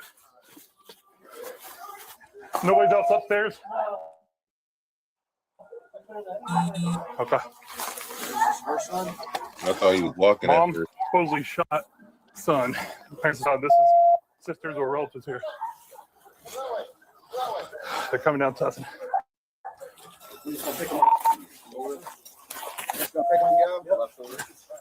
Up in his left shoulder.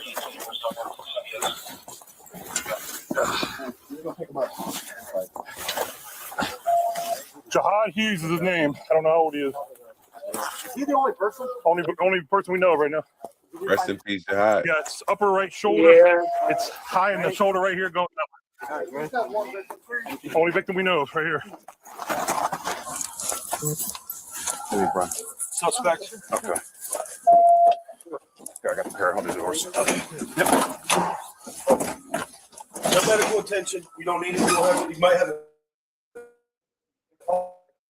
knife on you. Right here. I don't know where. Got it. Just Anything else on you? No. Okay. All right. Have a seat. Yeah, she's short as hell. This motherfucker's a giant. She got oil on her. Hot oil? No. Okay. All right, I'm gonna put this in your car. Well, they put her in a bus. They ain't put her on no. They taking her straight to jail. Can you get me out? Can you get me out there? Straight I to need to Patty throw White. up. Oh yeah. Please, please, God, please, God. Oh God, oh God. Jesus. Crying for you, the one who shot. Oh God, oh God. God, please, God, oh God. Please, oh God. Oh God. Please. Okay. One thing at a time. You don't know. One thing at a time. Oh. Oh.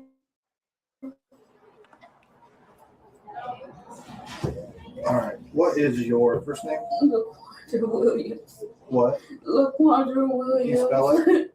LaQuandra. Yes. I don't even know what happens. I came home from work. I own a business, and my son drove my car today. I asked him how, where did he take my car to? Because I got my car fixed this weekend, and he went answer me, and I said, I said, I'm talking to you, I'm talking to you. He wouldn't answer me, and he don't like my boyfriend. He said, I'm going to kill you and your boyfriend. We were fighting in my living room. He never did that to me. And then he has a gun of mine too. Like, we always get into it. Like, I don't believe this is happening. Like, I can't even cry. Like, that's my child. Like, you don't know. God have mercy, man. What in the world is happening? My whole life. I raised them and took care of my kid. Moved from Youngstown to here. And we've been going through hell. So that's your son? Yeah. Okay. How old is he? I'm just curious. He's 21. He's 21. What was your name? Her name is LaQuandra. Your name? My name is Maya. Maya? Yes. She got him, bro. What was your last name? Hughes. But you got a different last name as her mother. Dad, I Got need five you. last name more than likely. Yes, he is. I need you, Dad.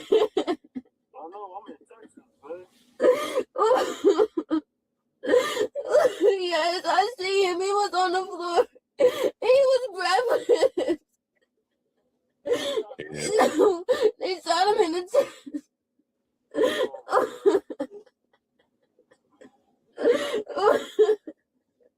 It's fucked up. No, this is bro. She's in the police car. She's in the car in front of me. But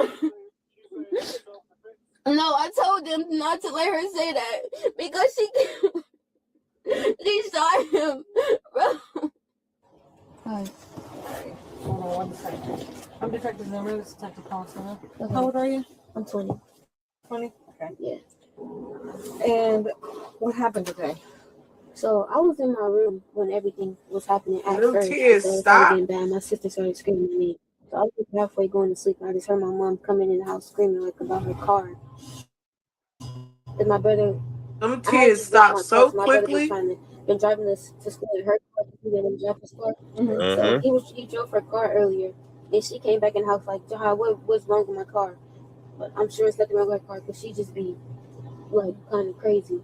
It's her car. Diagnosed issue? No, it's not diagnosed, but it needs to be. Okay. So, she came in the house and she was yelling at him. And Jahai What's was his name again? His name is Jahad. Jahaad.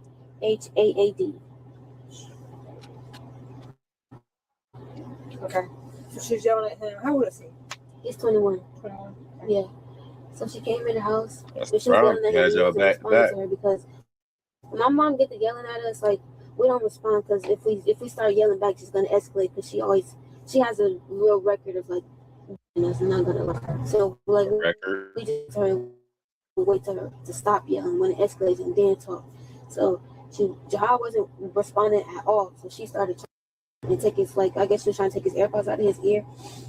Well, that's what he told me because I wasn't in there for that. But I was asked her after I asked him like what happened after she was outside. Hold on, let me get to it. But I had asked him what happened. She was trying to take his AirPods out of his ear. He wasn't letting her, and she started trying to hit him. So that's when it escalated in the kitchen.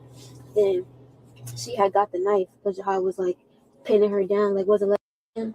And she was getting mad because he was blocking her hits. So she had grabbed the knife and she was we trying to get the knife away from her. Did you see that part? Yeah. Okay. So we were trying to get the knife away from her. And she was trying to stab him. So my brother kept telling me to get back. And Jahad, the one that shot. So he told me to step back. So I stepped back, and after he got the knife away from her, she was trying to grab more stuff, but I ended up grabbing the knife. We have the knife, multiple knives up in that stand thing. So she was trying to grab that. That's why I grabbed it. And she was trying to grab our little coffee holder to throw it at him, but I grabbed that too.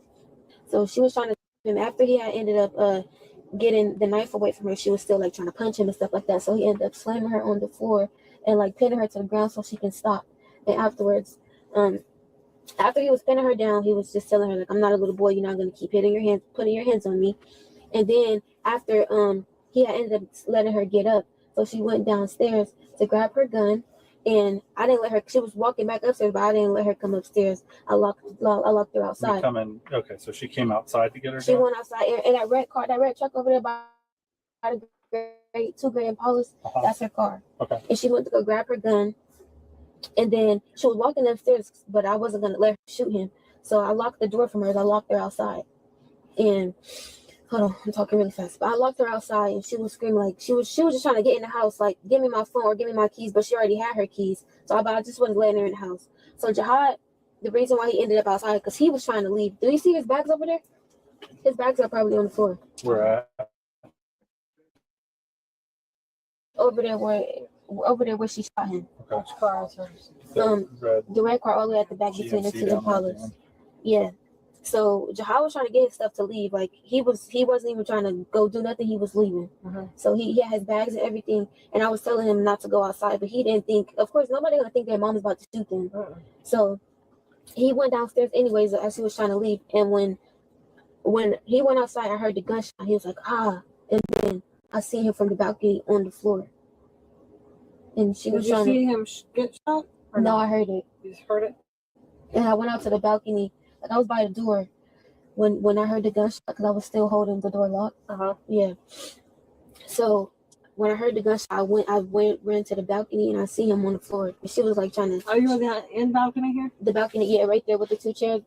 Yeah. So you ran out there and you saw. I saw him on the floor, and she was trying to help him on the ground. The concrete. The Like, pavement. where was it exactly? Do you want me to get out? Well, just kind of tell me like Like straight. in front of actually like in front of those two cars right there at the end. Okay. Yeah.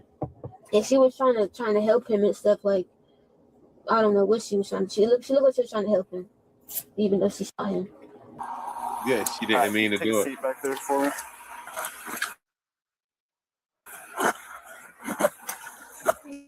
Put the jacket over or something. Just got the jacket out as well. So just like this. No. Okay. Thanks for hanging around. Oh, no problem. You got stuff. That's all right. That's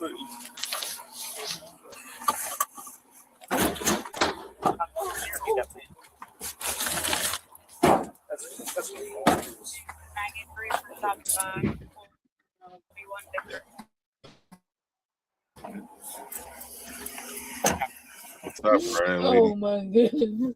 Look at this life. Man. Do y'all know anything about my son? You dead. No, we don't know anything, unfortunately. As soon as we get an update, we'll let you know.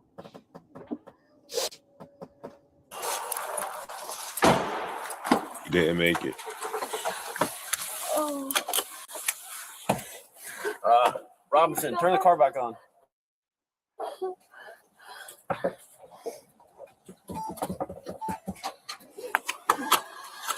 All right, you're good.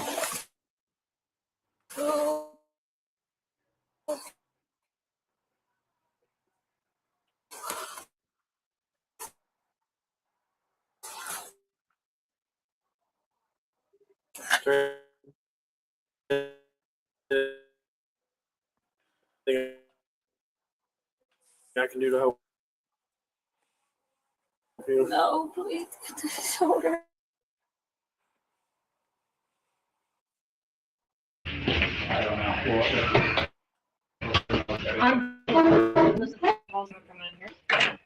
You're right, have you ever had rights before? No, okay. Well, we'll go over kind of slowly to make sure you understand them all. Wow. So just bear with us. I'm gonna do this so you can follow along with us. Can you tell me what happened? You know what I noticed? With a lot What's of these YouTube videos, they stop doing the whole reading of the rights. Right, they stop reading the rights. Like they start cutting them.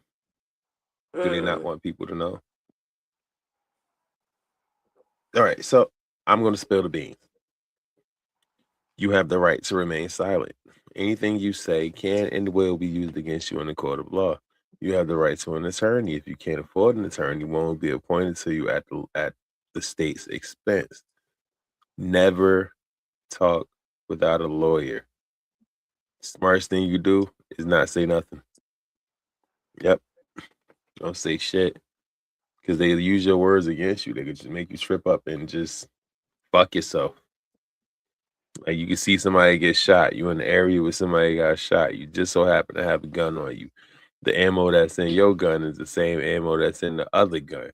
Suppose you're supposed to have a full clip, one in the head. You got a full clip minus one, and that one is in the head. You shot that person. That's what they're gonna automatically assume.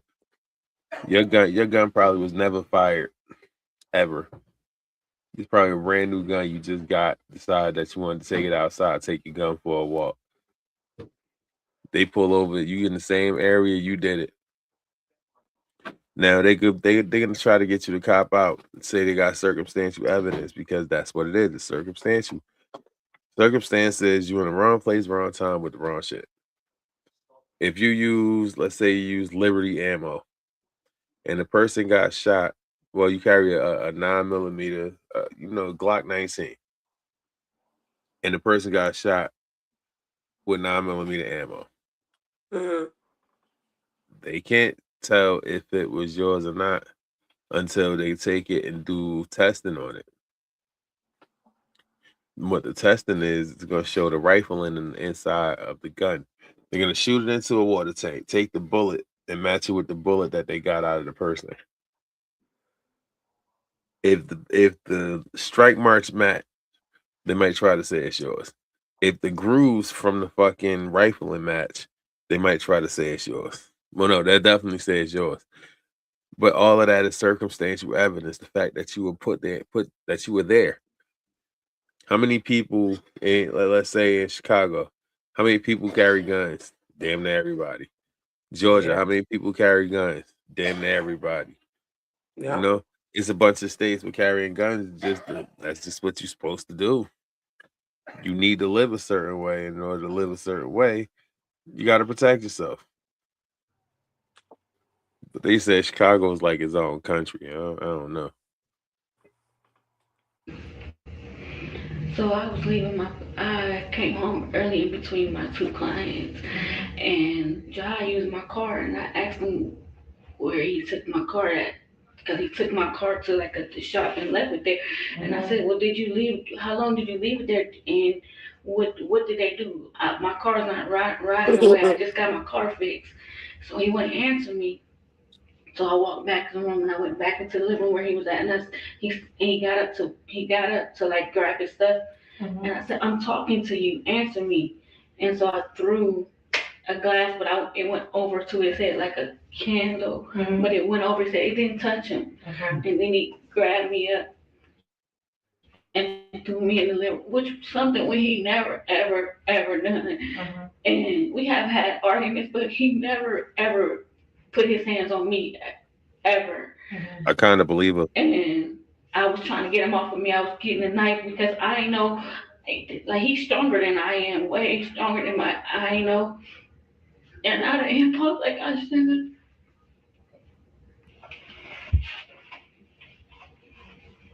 Well, I will tell you, unfortunately, your son did not make it. Oh. And I'm so sorry. What? They worked on him for at least close to an hour. But he did survive his injuries.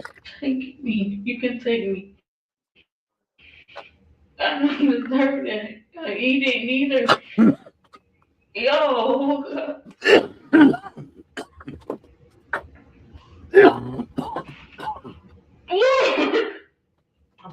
Yeah, I know the pressures, and I feel like that's what happened to me. I feel like you just snapped because you just got so angry. And everything, no, y'all. What? Y'all said to go for real. No, I saw my son. Oh no.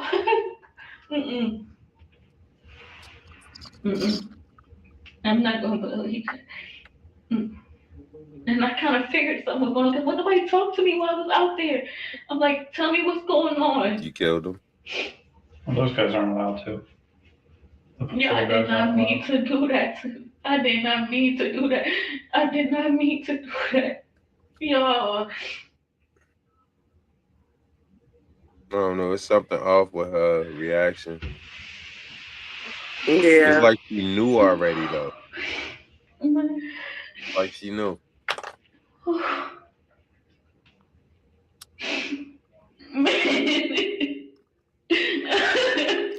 Oh God. Reality. There it is. Oh.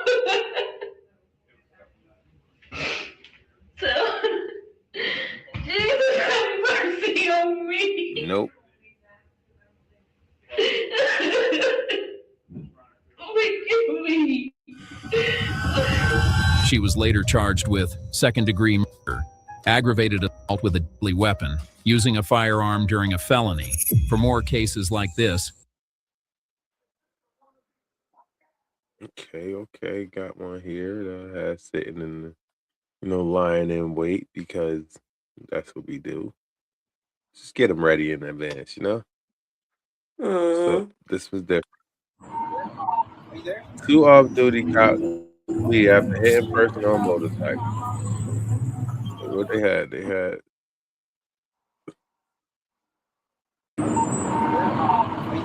Oh shit.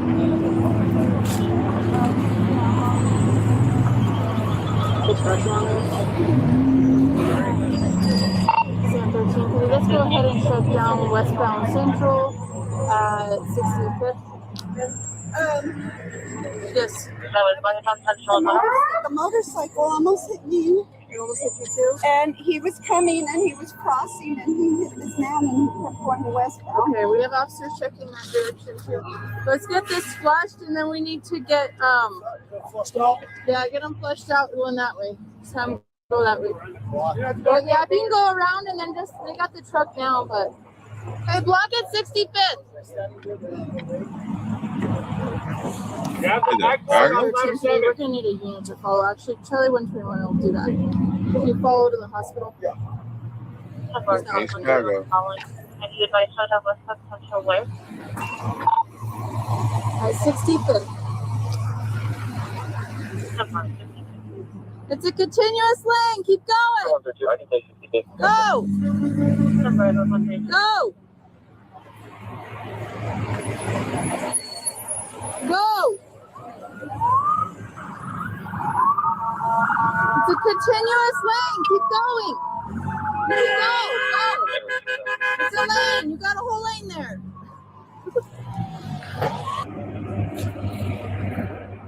Niggas being nosy. What do you mean? If you guys want the cars, I don't know if it's cooler in there.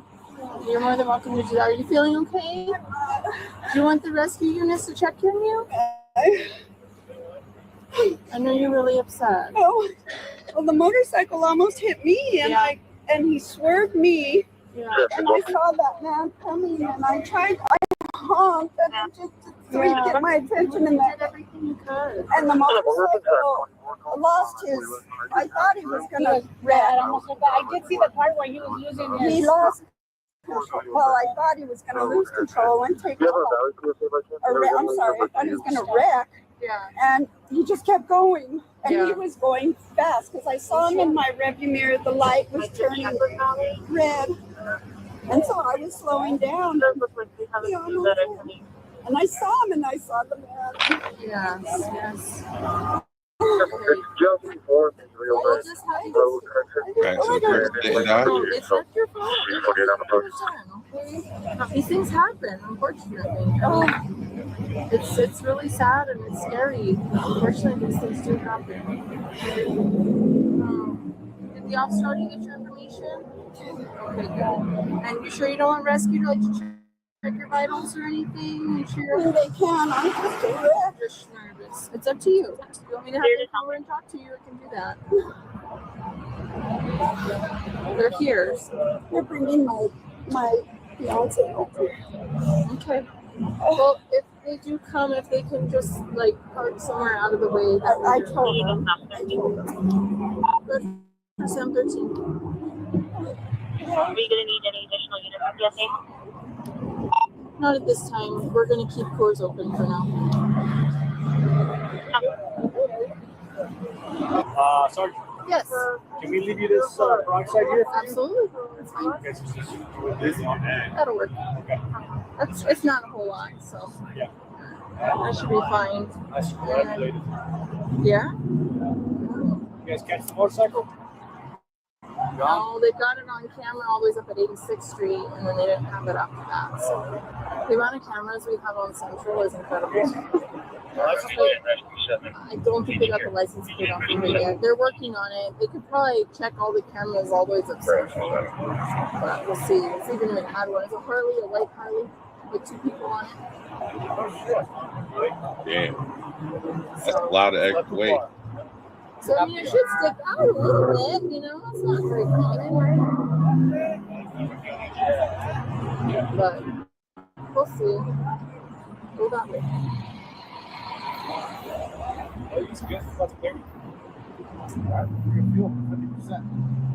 Oh, I just filled it. Yeah, we were. Oh, us. Oh, you are? Yeah, this is all over the place. Up and down. How did he look to you guys? He looked pretty bad to me. Lip trauma. He did have a good. You can see all the way through. Okay.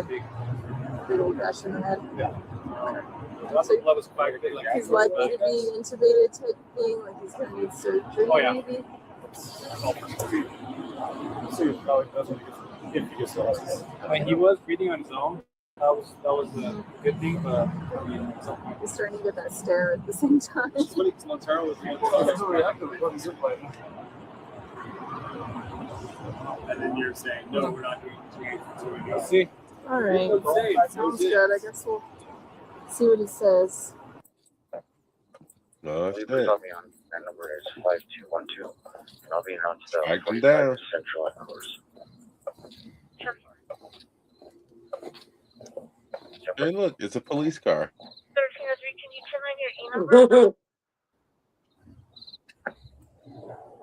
She's like, no way.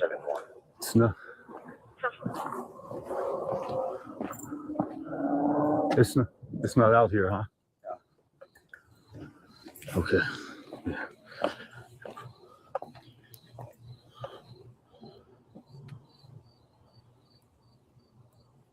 It is not out here. You might have. Let's see. Hey, brother. Hey, we're here at the 20. Yeah, units. The marked units outside, but yeah, the bike's not here. The garage is shut. I see a TV on upstairs. Do you want us to hang out, or you want us to 25? What the hell? Okay. Good Lord. Hey guys, what unit number is that? Adam 39, okay. Mm-mm.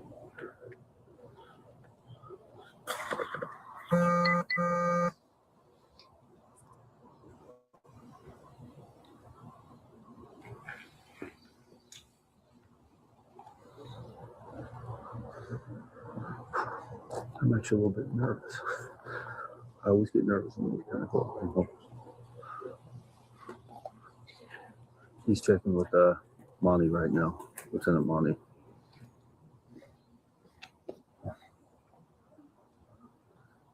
Nobody's come to the window to look out, have they? And they hate when they gotta lock up their own.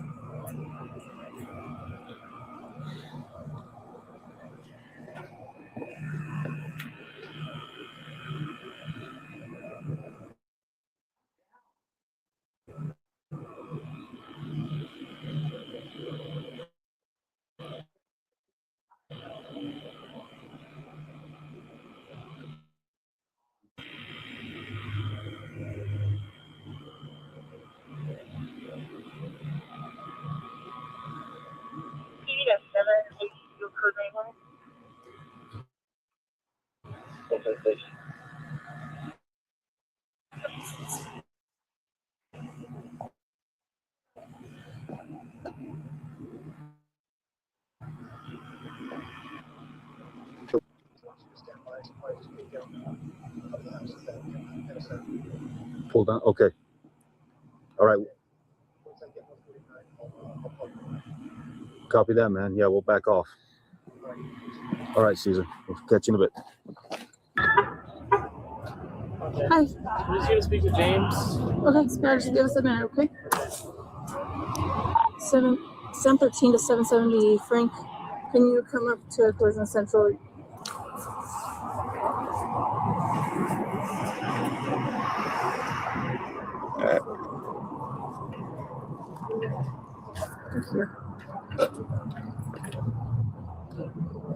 They're here now. Huh? They're here. Your 34th. Sweet. Where's Greenhawk? Can I get them in a car? So I just need them. Yeah, we got 2 cars right here. If you want to put one in Dunn and the one in. Yeah, just put them in cars. In backseat, okay? Yeah, I could Okay. see them my ride. And check if they're on. Check if they're on. Okay. All right. Can I talk to you first, real quick? Come on over here. Yeah, he's over here. So come with me. You want me first? Yeah. Yes. Give me just a second. We're finishing up one over here. For now, I just have to finish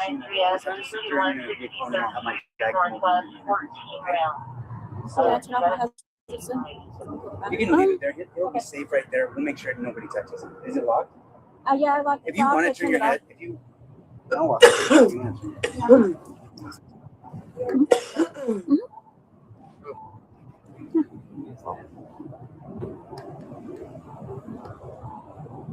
He's got his badge on him, so we might have to come in too.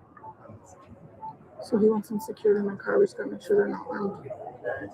They said we have to put them in handcuffs. yeah. Someone having a breakdown over here?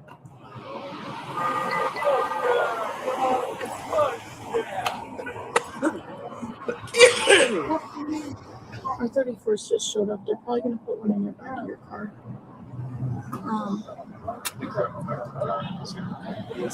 Ship something up. Have a box. Okay. Keep hearing people talking over here. I'm not quite sure what's going on.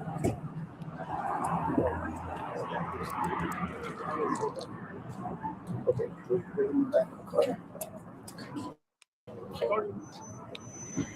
Sorry, say it again.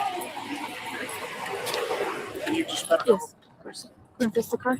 Anything in your brown? She ran over there. She was like, "Yeah, I want to search." Yeah. Look at all the pictures. No, we're gonna handcuff you right now. She was ready to go on top. Yeah.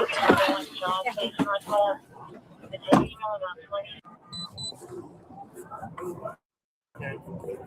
And Jason said to wait for James.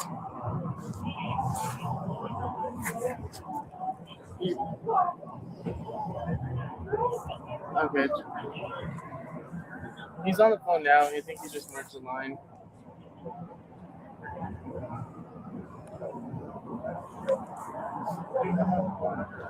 All right. Hey, you're under arrest, man. I have my attorney on the line. That's fine. Put it. Put your palms together, man. Yeah, everybody can't do that. Yes, I can. You don't make it no more comfortable. Hey, sir, this is Sergeant Burton with the Albuquerque Police Department. Good. Hey, sir, so your client is being detained at this point. What I'll do is I will have him call you, or we will call you back before any questioning is done. Right now, he's just going to be placed in the back of a unit. He's not going to be talking to anybody. Before anybody talks to him, I'll have him call you back, so that we have you on the phone. We have you on the phone during that time. Okay, sir? Sorry, say that again. Yes, sir. We'll be doing interviews with both of them. She is being detained right now. She is in the back of a police car also while we're doing our investigation. Are you representing her also? I'm trying to stretch my brain for some criminal liability. She's a passenger. That is correct, sir. She is a passenger. All right, do what you gotta do and then get me back on the phone. Yep, you bet, sir. I will have them call you and make sure you're on the phone before we have any conversation with them. Okay? Thank you, sir. Yep.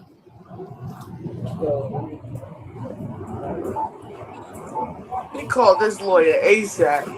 Mm-hmm. Stand against the American flag. He did it. Quick grab his arm, sorry. Yeah, of course. Go ahead, Sam. I think he came back the same day. On this side? This is in May.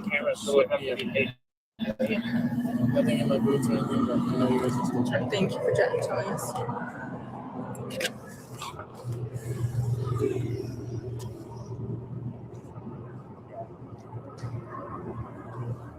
Is that his phone? Yes. Can you airplane mode it? Turn it off for me, please. Yes, of course. Was that a Diamato you were talking to? Yeah. Do you need a code? Here, I'm just gonna get your face code so I can check. 931. Thank you. And then we'll just put it. Swipe it to the far right. I'm not used to that. Oh, far right. Top This, far right. this one? Far right. And then you down. Yeah, there we go. Got it. And then you wanted it powered off? Do you want it powered off? Or just airplane? Yeah, powered off. Okay. Powered off. How do you do that on this one? That one is the power down, the right one, and then the volume down button. And it should be powered off. Okay. And then we'll hold on to this for now. Yes. Thank you. Go ahead and have a seat. Yes, ma'am.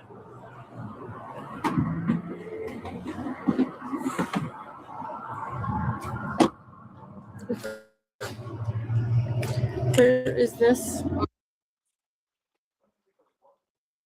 Yeah, he going to jail. I'm gonna give this to I don't know. What you think you'll say? Think He you'll- going to it jail. wasn't me. Yeah, he going That's to why jail. he called this lawyer. ASAP. He did it. I would have called my lawyer too. Especially if I did it. Okay. Uh-huh. Oh, ASAP. Like, get me a deal. Did you see where I went? Was I doing this? We don't even need that right now. For IA? Yeah. He had it on him. Okay. Who's got him in custody? Done. Okay. Just for now, Put it just with his secure the rest of his property. Okay. Yeah, because we don't have him on admin leave Not yet. right now. Got it. Okay.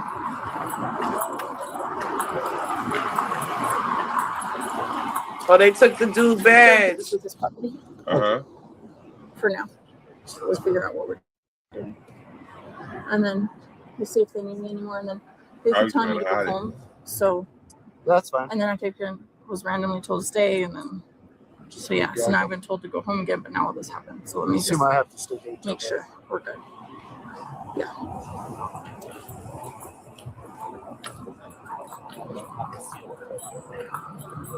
Okay. Do you need anything else from me? I'm still live. I don't know. Anything else? Do you need anything else from me? No, I need to go home and get some rest. Okay. We got another hard Do you want me to dock this tonight or just in the morning? Okay. I'll go dock it now. What's the search call saying? Sam 19, I think. Sam 19. I'll just ask for 180 or 19 and see if it's Yeah, Sam 19 or 103 is here as well. okay. Yeah, go dock your camera and get home. Okay, sounds good. And then Dunn is in my squad as well. Yeah, we'll get him out of here right after primary briefing, probably. Okay, perfect. Yeah, he's actually leaving on vacation tomorrow, so Okay. Yeah, we're that'd be great. Thank you. Appreciate it. We need Dan over here. Okay, so I'll have Zacky's watch the 16. Okay. So we're gonna have you maintain sight of him while he goes and do the briefing. Make sure when you're 19ing that you dump your camera before you go home. Okay. And then you guys should be all set. Okay. Must be started. All right. Yeah, just make sure you're Yes, live. he's the sergeant.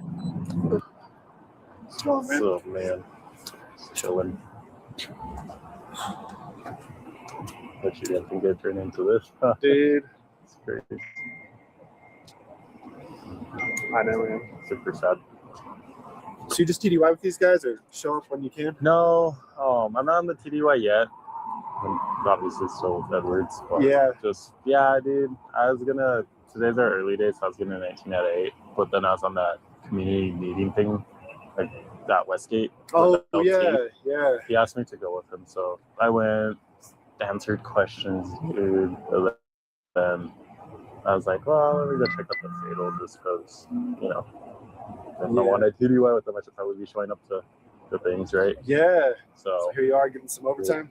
Yeah, bro. Need the overtime anyway, bro. Going any vacations this summer? Miami, bro. Yeah, man. Just face the American flag and all that, man. Sunshine here.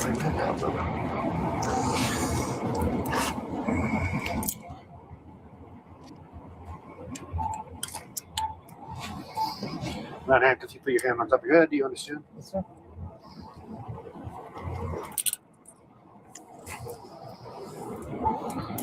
All right, turn around. Okay. I'm going to have you sign both copies. Okay, you're going to get the original, so they can get you to sign that there. 522-25, and then a personal cell phone number for you, not your department cell phone.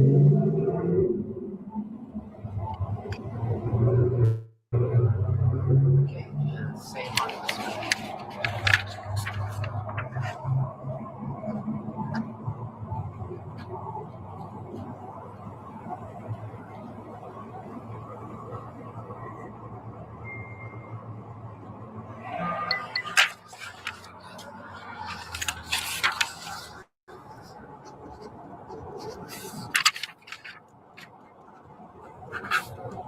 And that is your copy. I will give that. I'll take that and put it with this drive. Okay, very good. All right, man. Good luck.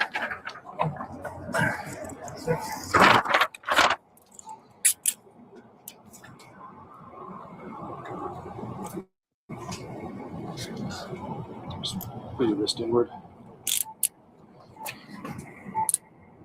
Yeah,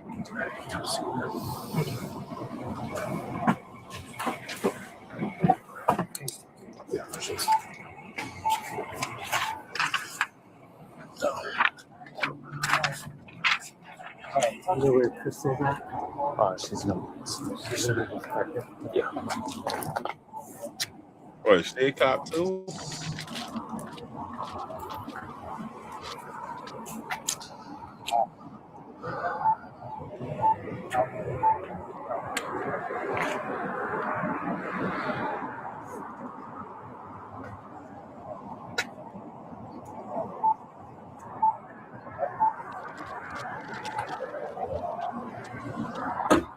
Okay, I guess Crystal's in this one here.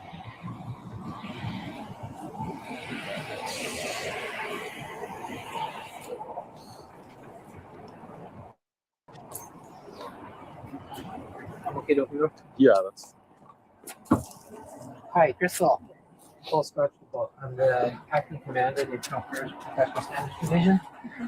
The chief has asked that both you and Officer Flores be placed on administrative leave immediately. All right, so I'm going to read you this letter. What it says: Officer Garcia, you're hereby placed on administrative leave effective immediately. 2025. You'll be paid for the period you are on administrative leave. During this period, you're required to be available from 0800 to 1600 hours, Monday through Friday. Oh, they're both cops. Paid leave. Yeah. Paid leave. You still get paid to sit at home doing the same thing. Man, it's bullshit. Friday to respond to any request from the Chief's Office or the Internal Affairs Professional Standards Division. You will also be required to attend scheduled court dates and any meetings called by this office. Failure to respond during these hours will result in disciplinary action. You are also notified that you are directed to immediately surrender all your department personal property still in your possession, including your badge, ID card, key card, police vehicle, and all department issued firearms. During this period, you shall not wear any identifiable part of the official uniform. You shall not act in the capacity of or represent yourself as a police officer in any manner except for court appearances, nor shall you perform any off-duty. You're required to check in by APS Lieutenant weekly every Tuesday at 0900 hours. And there's a phone number for you to call. And if you have any further questions regarding this administrative leave order, you should direct them to the Internal Affairs Professional Standards Division at 768-2880. I do have someone from Ops coming out tonight. We may follow up with your property like tomorrow or something. I know you're going to be busy. Yeah, a whole bunch of other stuff, right? So I understand that, but this is notice that you're being placed on administrative. I'll need to have your signature here, the date, and a personal cell phone number where you can be contacted. And there's 2 copies here, okay? So for the property listing, Yeah, that's probably would be the best thing to do is leave it in the unit. If they don't get out here tonight, that way they can just come out and pick up the unit. I'm assuming it's at your house. Yes. Okay.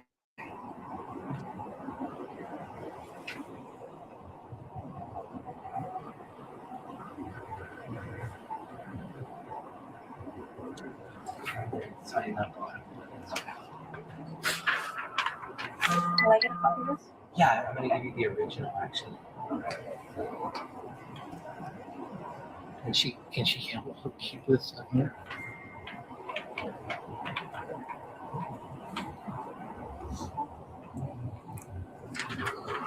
Alrighty, that's your copy. Thanks. We'll be in touch. Thank you. My name's Adam. I'm a detective with the Fatal Crash Team at the Traffic Division, okay? So this is a voluntary statement. By no means are you forced to be here. But I was wondering if you'd be willing to talk to me, give me a statement about what happened tonight. Yeah, of course. Okay, so tell me about what happened tonight. So, and I'm gonna get close to my camera. No, you're good. So I was working in the Southeast. I'm part of the proactive response team out there. I got a phone call from Crystal Garcia, who's a 34 with us. And by 34, what is that? Police officer. Okay. She called me. She kind of sounded like she was, I don't know, like shaken up a little bit. And she said, "Hey, are you logged on right now?" And I said, "Yeah, I'm logged on. I'm working." And she said, "Okay." She said, "Can you look up a crash for me, a 45, a crash?" And I was like, "Sure." And she was like, "It's in the Southwest." So I was looking it up. As I clicked on the call, I was like, "What's up? What's going on?" She said she was on a motorcycle with another officer in our department. And as they were driving, a homeless individual ran into the road and they believe they clipped him with the bike. Once I clicked on the call, the first comment I seen was a motor's call out. I said, "Hey, this is a motor's call out. You need to get the fuck back over there and figure it out." And I hung up with her, sat in my car for a couple of seconds to process what I just heard, because I was freaking out internally because I didn't want to be a part of anything. And then I called my sergeant to come meet me where I was at. As soon as my sergeant got there, before he got there, I texted her. I said, "Hey, I'm telling my sergeant what happened." And she said, I don't want you to get mixed up into it. But I said, "Stop. I'm telling him it doesn't matter." I stopped responding at that point. I told her to stop texting me. And as soon as he got there, I walked up to his car and I told him everything that she told me. Okay. Then who is your direct supervisor? Ship. Sergeant Ship. Okay. Would you be willing to show us the phone? It's in my unit and it's parked at the Define Fitness up there. Okay. I haven't touched it since though. Okay. But you are willing? Yeah. If you guys want to look at it, I'm fine with that. Okay. So the Define Fitness or Choose? Define Fitness. So when we further. when we drove up here, he asked me to park it there. We met with this gentleman, the IA union rep, and then I got in my sergeant's vehicle and he drove me to this. Okay. No, go ahead, man. I was gonna say, can you spell your first name for me? Anthony, Anthony. And your last name, please? B as in. How do you know Crystal? So when we were in the academy, she was there with us, but she was part of the C&M class.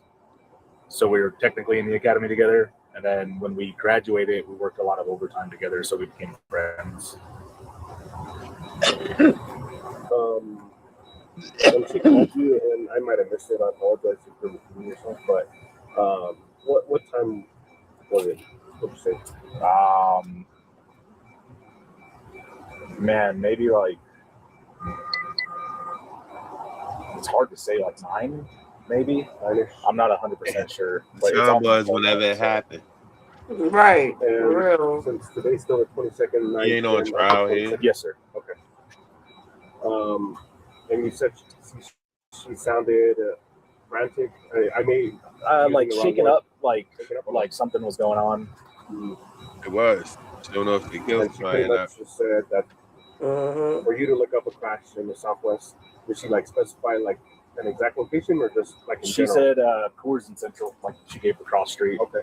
And then when I looked, like that was the only 45 icing in this area. So once you like told her like it was a motorist call out, that's when she told you that she was like. So like as I clicked on the call, I was like, hey, what's going on? And that's when she was like, we were on the bike. I was passenger. We were driving. A homeless guy ran out into the road and we clipped him with the bike. She was like, but we didn't stop. We just kept going. And then when I seen it was a motorist call out, I was like, hey, like this is a motorist call out. You need to get back over there. And she was like, yeah, I'll take him back over there. Referring to the other 34, the other officer she was with on the motorcycle. And then that's when I hung up. And then once you hung up, like the communications switched to text messages. Yeah, I just texted her, letting her know I was telling my sergeant. Okay. Like I said, she responded. She said for me not to because she didn't want me to get mixed into it. Okay. But me already being told what happened, I felt it was right to go to my chain of command because I had no idea what their intentions were. So I told her, I was like, hey, I'm still telling them, you know what I mean? It's going to happen. She said, well, I didn't even tell the other officer that I told you. And I was like, well, either way, like, stop texting me. They might be looking at my phone here in a little bit. I'm telling my sergeant already. And then she might have texted back. I didn't look at my phone after that. I haven't touched it since until I called him and talked to him. All right, kudos, Popo, but then you's a sucker. Then you's a sucker. Like, she called you because she genuinely needed help. She know she fucked up, and you like, well, I don't want to hear it. Go tell somebody. Should've called me. You called the wrong motherfucker. Now I'm trying to lock you up. Where you at? Get some. Is that cell phone? Is that like a department issue? Cell phone? No, that's my personal cell phone. Okay. I think that's all I got. Cool. I appreciate it. Yeah, of course. Thank you. We're trying to figure out what exactly is going on today and what your involvement is. This is a voluntary statement. I want to make sure you are aware of that. Yep. Okay. Would you mind telling me what happened, how you got involved? So on duty today over the southeast, working, I received a call from my officer Gorilla, and he asked if I was busy. I said no. He said, "Can you come meet up with me?" He gave me his location. So I went and met with him near Central Louisiana, just in north of the dirt lot. When I get there, and I had thought originally when he called me that like he was out with some people and they have like a search and seizure kind of question or something out there in the dirt lot that I was going to go help him with. And I get there, I pull up, like, what's going on? And he says, so I got a phone call from, I believe he said Crystal Travels. And he identified her as a APD 34. So he knew her, said she called him and had asked him if he was on duty. He said, yeah. She asked him if he could check for crashes or something in the Southwest. So he said he started doing it and he was on the phone with her, and he, as like things are, the way the conversation is going, and I don't know the specifics of it because I didn't ask. Basically, he finds this crash, and she's like, she tells him to some degree that they were involved in it. At which point he's like, "What the hell?" and hangs up with her and calls me. And that's that. So then as soon as he told me that, I called Sergeant Bernard, or not Sergeant Bernard, Sergeant Burton, and told him, I was like, hey, do you guys have a fatal out somewhere in the Southwest that you're responding to, like a motorcycle or something? He said, yeah. And so, well, this girl just called my guy. Here, I'll let you talk because you got the details. I just called that we're on the motorcycle and to ask him to start looking for cats. And he found the cat and then he realized it was my luck and hung up. And so then they talked to Sergeant Burton and then they got it.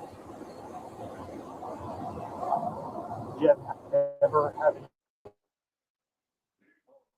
other communication with this officer? With the messenger officer? Or was it all? With Borella?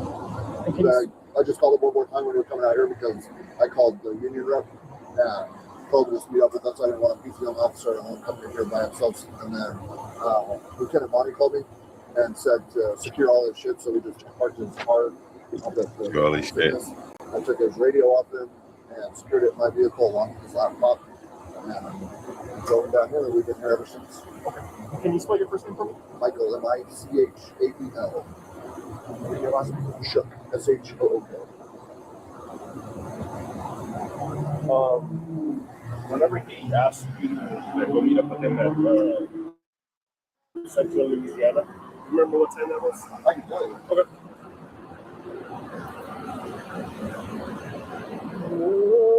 What is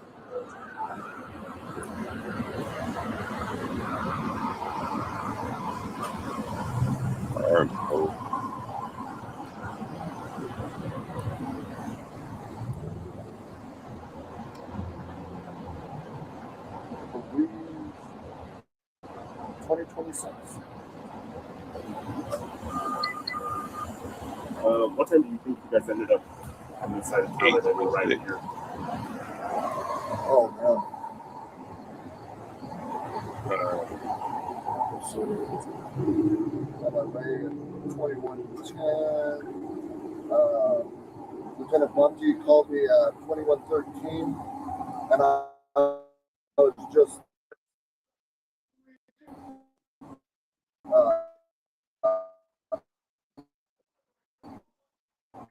pulling up with Officer Borella and waiting for the. I'm seeing around like 2120. And then did Officer Borella show you like text messages between him and Crystal? No. Okay. I told him to secure his phone and keep it on. As far as don't touch it, don't do anything here or there after would be.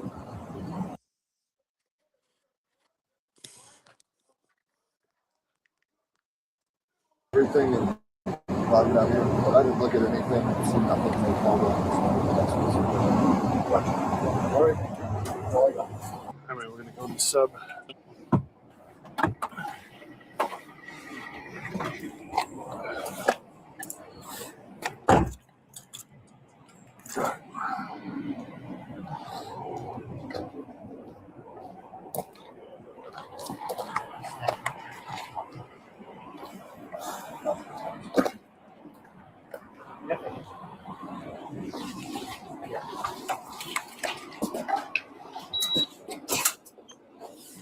Thank you, sir. You're welcome. I don't know why they want me to take you, so let's go back to the normal area.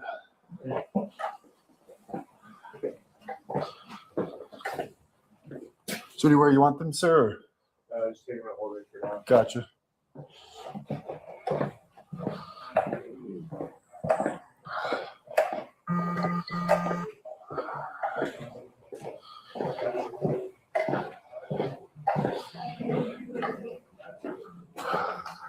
Honestly, they're easy sells, man. So. Good. You just have a seat. Can we step into that? Yeah.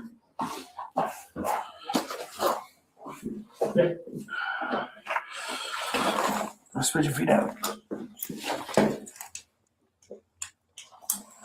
Put your hand on top of your head. Yes, sir. Go ahead and turn to your left. And you can have a seat, man. Thank you. Yeah.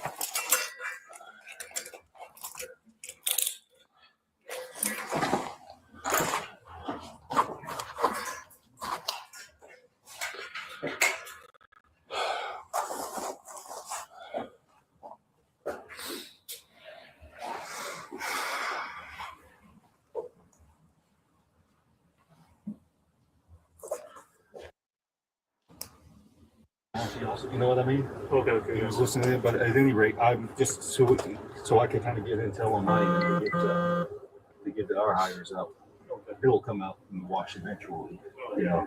But at any rate, like I said, they can't confirm beyond the shadow of a doubt. And they said, just you asking, said I don't think so, which means they might not come back here. I guess he called for another 34. So this is a shit show, dude. This is a shit show, dude. It was all kinds of, you know. I mean, like I said. Oh.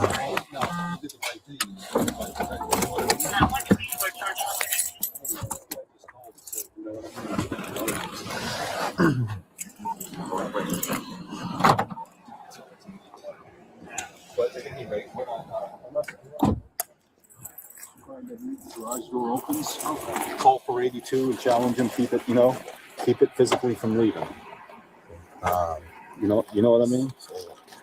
Someone called another 34. It's a mess. Yeah. Dude. Hey, bro, were there any reports of hit and run? Yeah, they're investigating the fatal. Oh, shit. Yeah. So, again, that 34 is okay because he reported it for the hires up. But here's the deal. If you fuck up, just let somebody know. Don't rope in. Don't rope in other people. Don't rope your buddies in because it's just going to, you know. And this is going to say anything. I know because I've been roped in a couple of times, just, you know what I mean? I got roped in on a couple of these and I had to go to IA. I mean, I said no. He called, asked me about this or, you know, this and that. But at any rate, I'm just telling you guys, you know, I made it this far down the career because I didn't do anything stupid. Yeah. I try and engage in a cover up. Yeah. But like I said, just keep chilling for the time being. And if I need to swap you guys out for anything, I will. But for now, I'm gonna do a sub to the original just from our little bit because I still don't even know the ID of these ladies. So, like you said, if anyone leaves in the Mustang or the truck, that's fine. That's fine, yeah. Okay. That's not the unit, but not the unit or the motorcycle. Obviously, if it's in there, we like you kind of see. You heard her saying, "I don't think so." Yeah. Which means yes, or you know, which could mean yes, but I don't want to tell you right now. Also mean like I have no idea. Sometimes we don't. I am going off the assumption. I'm assuming the worst that it is in there and it's stashed. You know, for the time being. Throw them in the back. We're using both or what? Yeah. Your shoulders? Okay.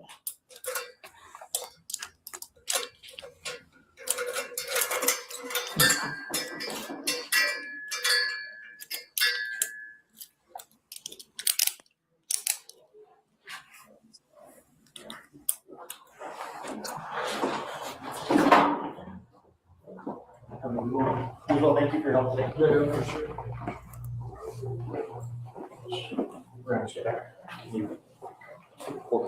Sure.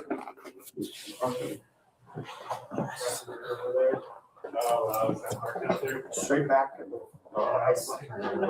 What?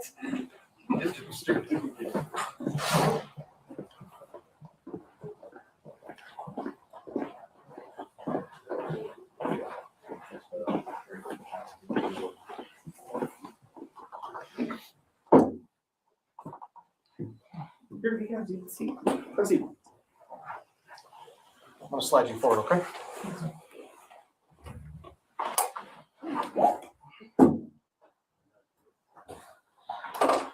All right. Hello. My name is Al. I am a fatal crash investigator within the department. This is Agent Brian Manos from Mexico State Police Investigation Bureau. Kelsey Benoff, APD, MATF. This is a recorded interview. Because of your circumstances, you are in cuffs, you are not free to leave right now. I'm gonna go ahead. Well, we know what's this. This is IAB, right? I mean, IAB or whatever so you have the it right to is. remain silent. Anything you say can and will be used against you in court. You have the right to talk with an attorney before and during questioning and have that attorney present with you during questioning. If you cannot afford a lawyer, one will be appointed to represent you at no cost to you before any questioning. You can decide at any time to exercise these rights, not answer any questions or make any statements. Do you understand your rights? Or would you like to talk to me today? Just with my union attorney present, please. Okay. Do you want us to call him? Yeah, you said to call him. Okay. And And is that John Diamano? Yes. Okay. Oh.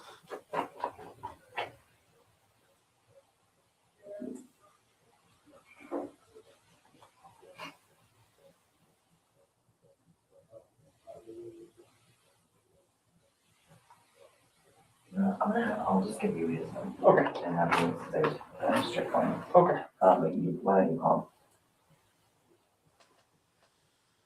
So 505-269-4428.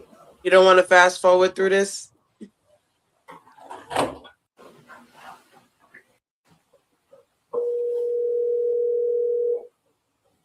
We already know what they interviewing him on.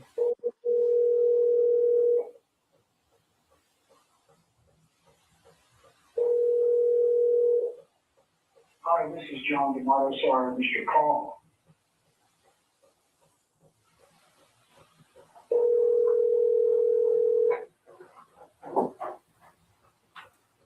He found out his lawyer not going to answer. That's foul.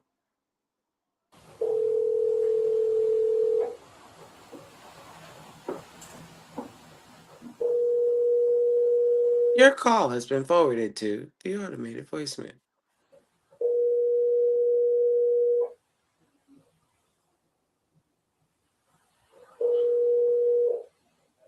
Hi, this is John DeMato. Sorry, I missed your call. Oh, you got the voicemail.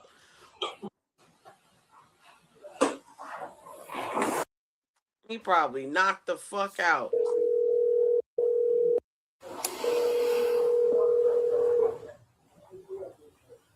They calling him again?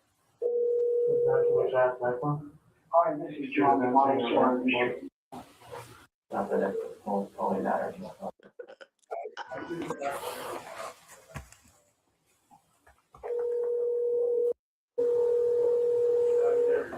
He is not answering. Hi, this is John DeMato. Sorry, I missed your call. Any question? You've been advised of your rights, right? You don't have, this is your opportunity to speak to us. So it's completely up to you. I'll just kind of say what happened, I guess. That's what you want to do. Cool.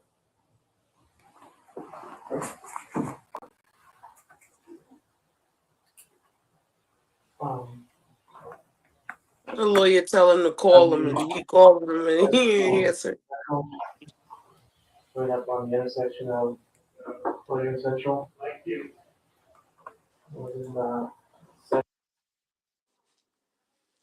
Okay, what we got coming up next?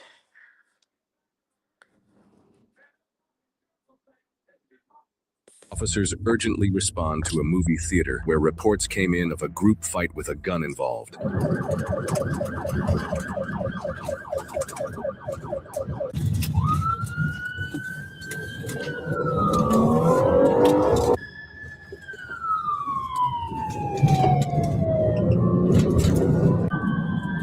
Lincoln 11, we have one RP standing by the ticketing office to flag down officers and direct you. We're still trying to confirm the location of the gun.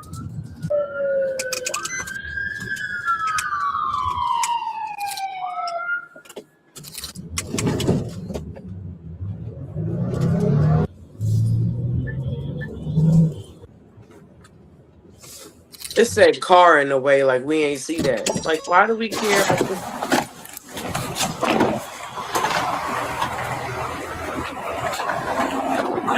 Dispatch.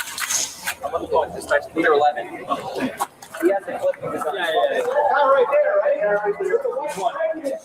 there. He coming out with the big ass looking shit. Stop right now. Let me see your hand. Get down. Put your hands up. Get out of the way. See your hand. See your hand. My hands is up. Up. Up. Can you tell me what happened? So we were in the same exact road, and then I don't know, I just heard like this commotion going on. And so when you say commotion, like yelling? Yeah, it was like, but it was quiet. It was like a quiet commotion. Anybody else saw what happened? I just turned around and like heard wrestling. I stayed in there a very long time, long enough to see someone with a dark sweatshirt with a big white stripe on it. What you want? What you want? I want you to leave. Get down. Oh, no, I'm not doing nothing. Get down. Get your sergeant. Get down. Get your sergeant. Nope. No, we need get your sergeant. Nope. Nope. It was hard to tell who it was because it was dark. Now that I know the perpetrator, it was him standing up above me. You're gonna get tased if you don't comply. Okay, want to lay down over there? Down. Just kneel down. Gosh. You guys doing this for what? We'll talk about it in just a second. Oh yeah, after you got me in cuffs, huh? Yes. So I believe the blonde woman was pushed by down, almost down the staircase. She caught herself. She was trying to like maybe separate the issue. You got it, bro. Yeah, I bet. Yeah, so what's going on? You got me in, and now you want to ask me what I'm doing? Yes. What's going on? Go stand against that wall. Oh, you trying to blow my right from surfing? Stand against the wall. Oh, God. We're not doing this, man. We're not doing this. You got to break my Fourth Amendment. 90% sure it's the guy you detained. Violently strike the male, and then turn around and violently strike the female, and it sounded like you had like a punch. Yeah, I think it was a pistol whip because it was a loud crunch. And then another theater goer found the magazine for the pistol, so I'm assuming a pistol whip. Mag flew out. Guy picked up the magazine, was running out. So it's illegal to have a gun, huh? Yeah, I have my permit for that too. Well, you're not allowed to pull it out in a theater. Well, after I was getting attacked, I mean, watching the movie, I get jumped by a white man and white woman, huh? Okay. So if you want to tell us your side of the story, I'm happy to listen to that. Yeah, I bet. After you got me handcuffed, you Yeah. violating my rights. I'm not violating your rights. We're investigating a crime. Yeah, you handcuffed me though. It's called being detained. It's called having a legal right to carry a firearm too. So let's start back at the beginning because I don't know what the issue was. Yeah, we don't know. Okay, so Don't you love when they think they know they It shit? was dark in the theater, so I couldn't. I heard loud strikes. So you were sitting there. You heard something going on. Yeah, everyone got jazzed. A bunch of people got up because someone said that there was a gun. I didn't hear that, so I was just kind of like, "What the fuck is going on? Should I go help?" Searching me, breaking my Fourth Amendment right. No, you're detained. We can search you all we want. So if somebody says there's a gun and you thinking about going to help? That's what this nigga said. They said gun, and I was just worrying about going to help. So you gonna help yourself get shot? That's what the fuck you gonna do? Gonna help. Can't hear you.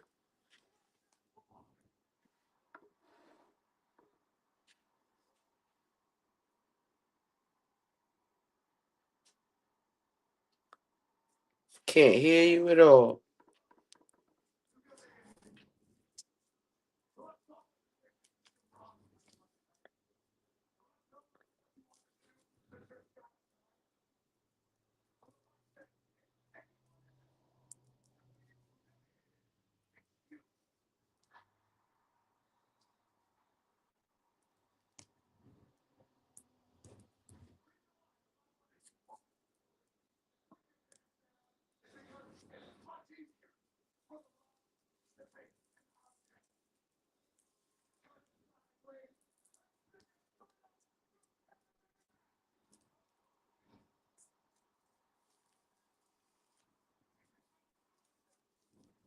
Say something. No, can't hear you. Wait. Yep, there you go. But it's just delayed.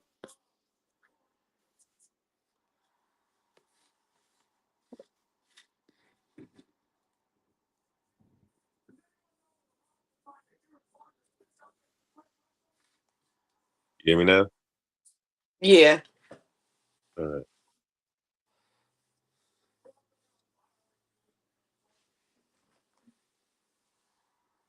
People praying against the wall, huh?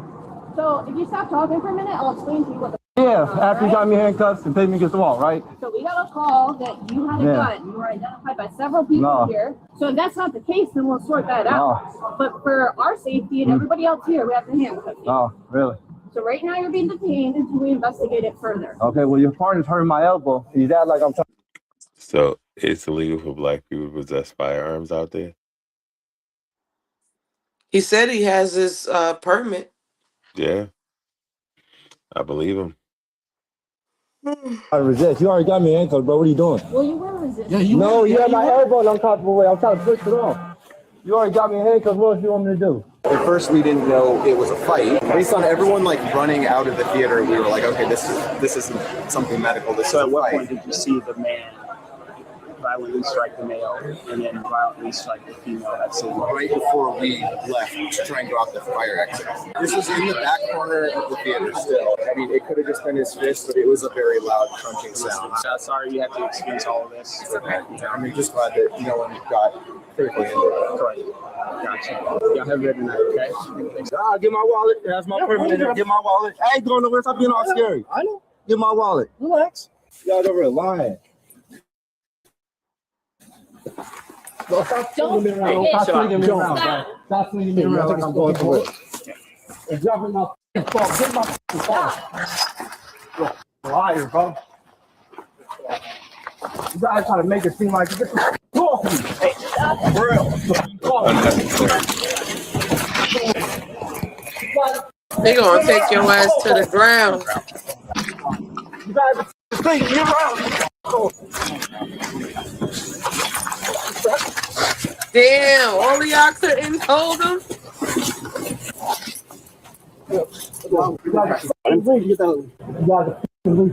Off my leg.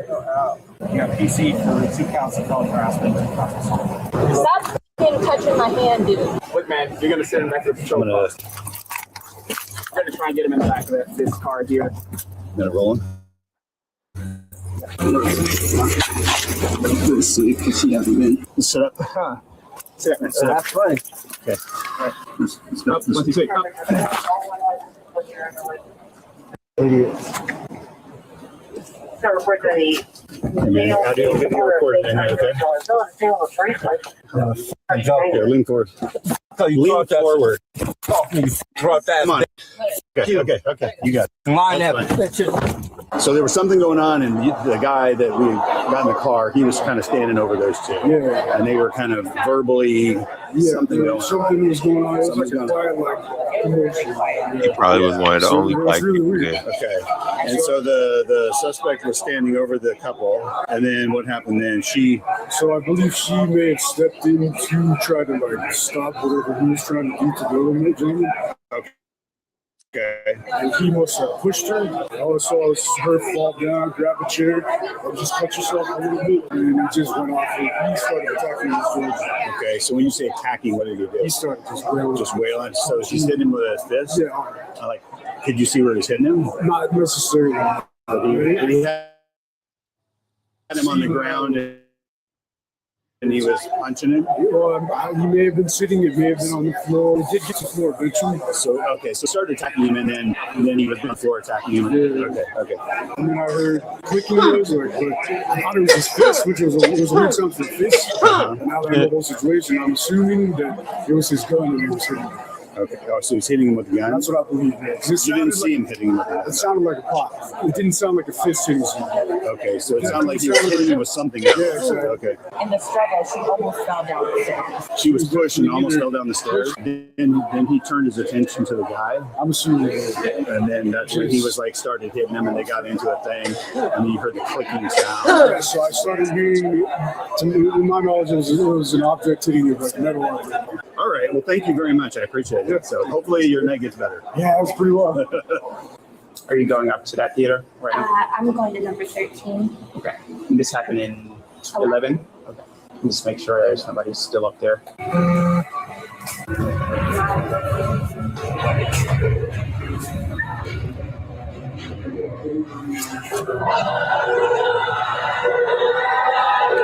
That's what the movie theaters look like nowadays. The extent of the gruesome injuries will be Looks pretty revealed at the end cool. of the video, out of respect for those who are squeamish. Did anybody else see the altercation? In the theater, yeah. Did they already interview you? No. No? So did you see what happened? Roughly. Roughly? Yeah. So tell me what you saw. I saw 3 people. Okay. A man and a woman, and one other person who I didn't see. The man went to get like drinks or something after the movie started. Okay.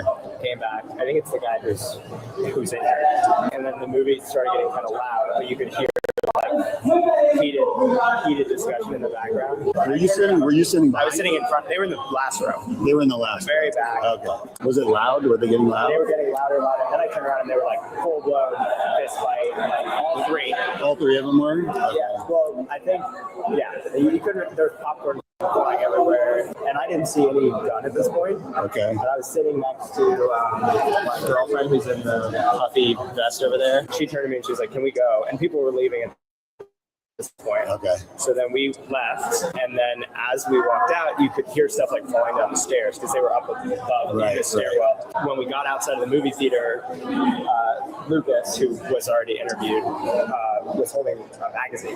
Oh, okay. Like he'd picked it up as we were walking out. Okay. And that's when everybody So you saw him doing the fist fight thing, Yeah. and that's when you left. Yeah, I heard other people saying gun it. Everybody came outside and people were running. That was when it was apparent that like they didn't know where the guy who had the gun or the 2 injured people I didn't see at that point either. Then all of you guys showed up. Okay.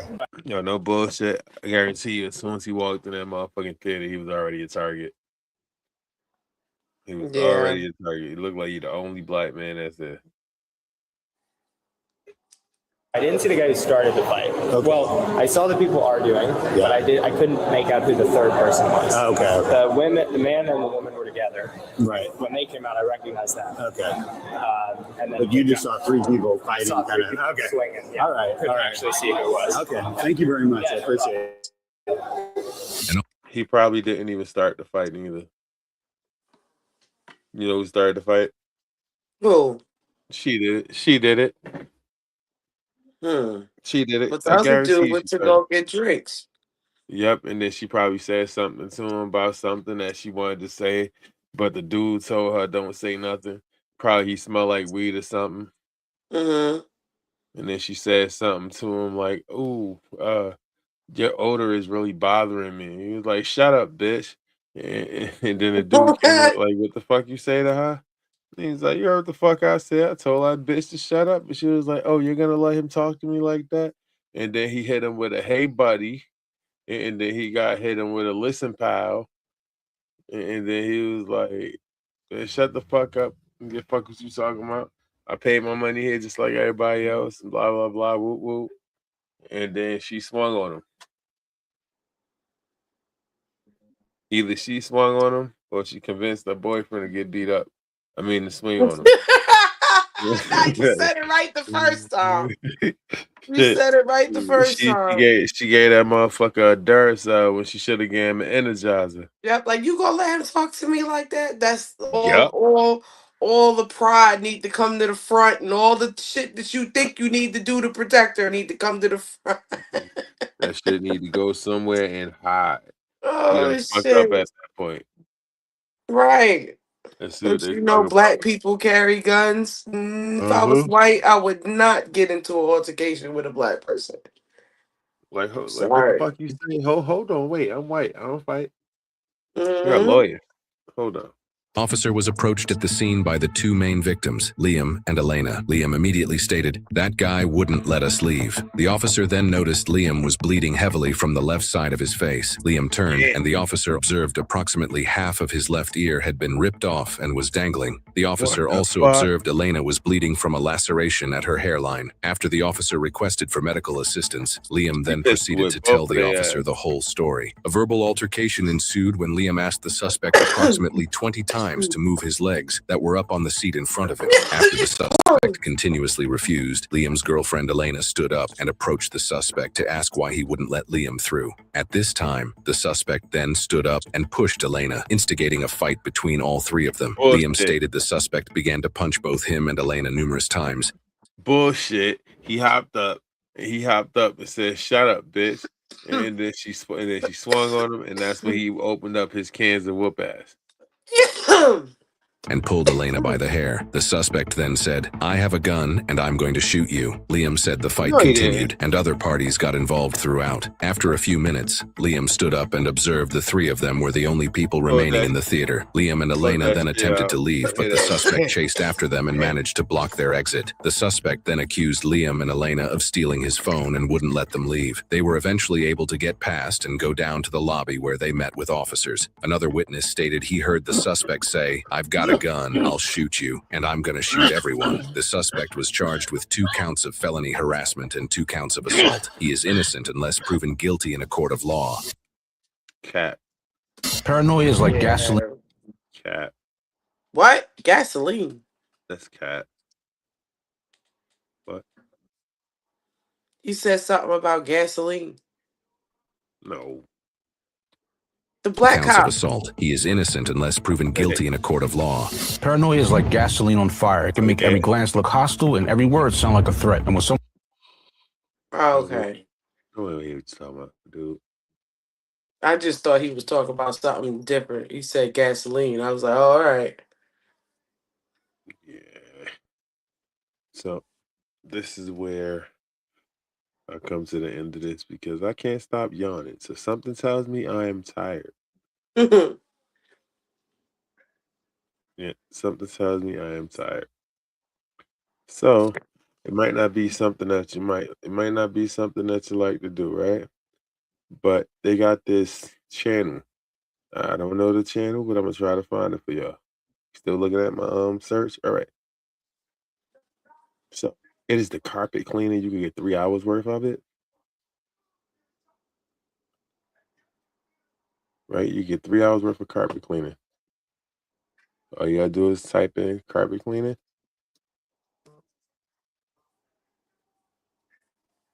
And then it pulls up. Mountain rug cleaning. That's the name of the people. I'm thinking maybe I can give y'all an I should say 5 hours. 5 ASMR. Yes, good sleep shit. Yeah. But they also got other shit like master carpet cleaning. So yeah, I'm gonna actually help out and I'm gonna give y'all just a preview of what I watched. This is something that I watched because I'm at the end of the shit. And it's like, oh, what do you watch when you're not streaming? Weird shit. Shit like this short.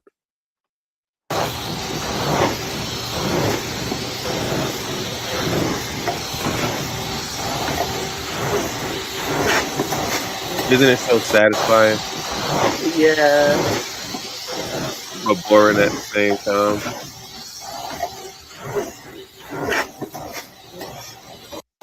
It's only boring because it's a short ass video. Yeah.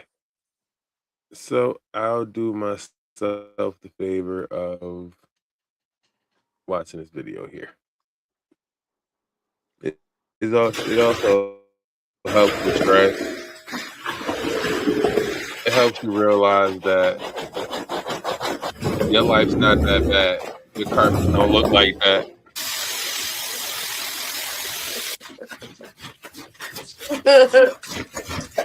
Isn't it amazing? It should look gross, yo. It do.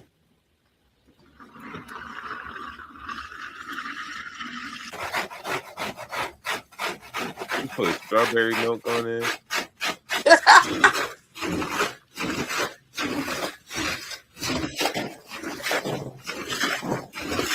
It's still dirty. You will not like. Wait till they turn that bitch over. Still dirty. He going at it fast. Go watch No, this is just a summary of it. Oh.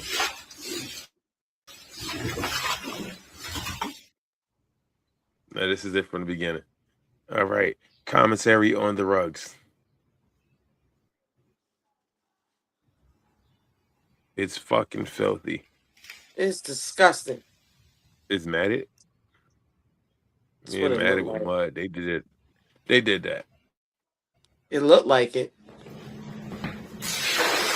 Yep, that was just mud. That mud was just in it.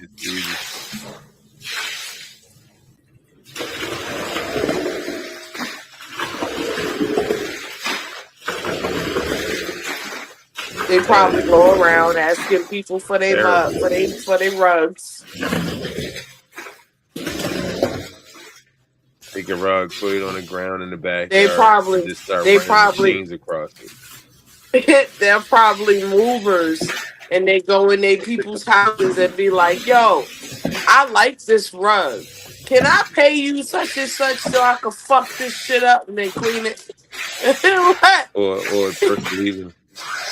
the person leaving the rug and be like, "Oh, can I have it?" Like, yeah, where you gonna put it at? On the ground. And then they grab their big ass car or truck and then park it right on it. And then move it and park it again. These drivers on that shit. They put it in the middle of the street, use it as a driving That look mat. like throw up. That shit looks like Yeah.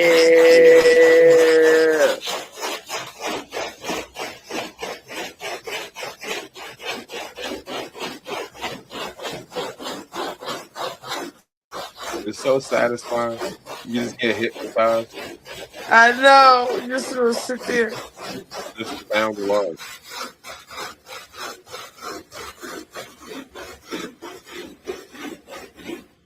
Shit, this could put me to sleep.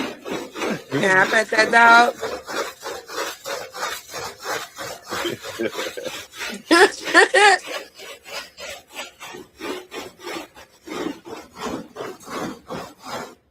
That shit look like the mud it looked like. It looked like glue. It looked like that shit they feed pigs. Yeah. Ew. That shit looks like if you leave your coffee sitting out for a couple days. Or your hot chocolate. Yeah, separate completely from the water.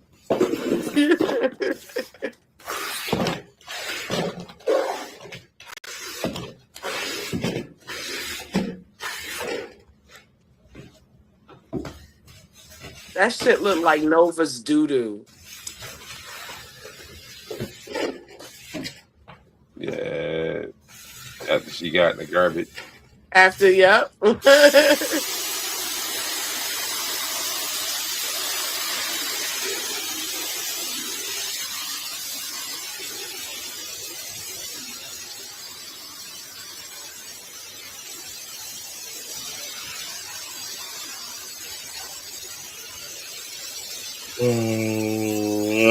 Sorry, guys. I skipped through a little bit.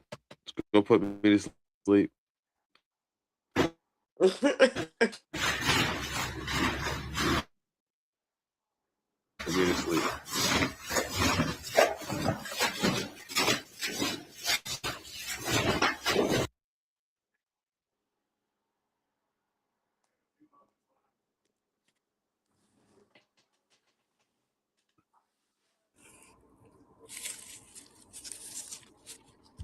Let's watch him restore his pew pew.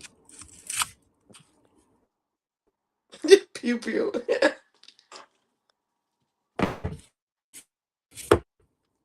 That was loaded. You ain't know? Yep, and it's still around the chamber. That shit could kill somebody.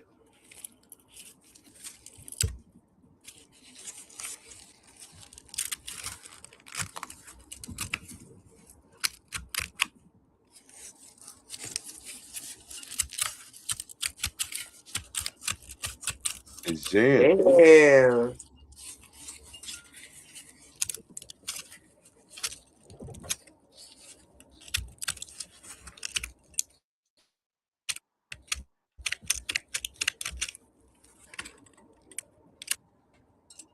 What would you do? Use a hammer, knock it back.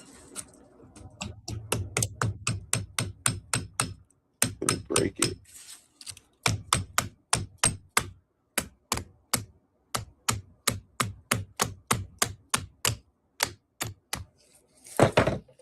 Yep, there was one in the damn chamber. That would have killed somebody. Nah, Millie. Put some oil on it. Clean it first.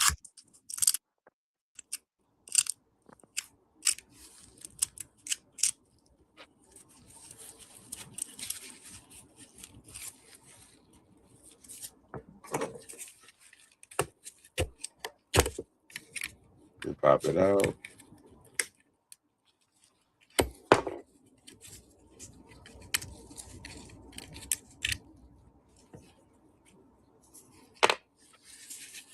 Right back.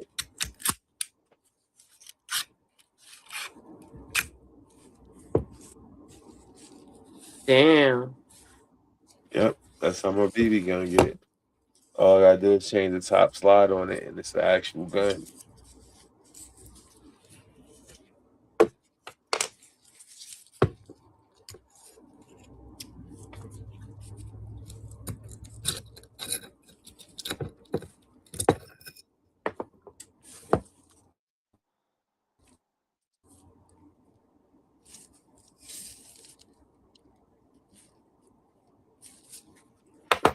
Don't look that bad.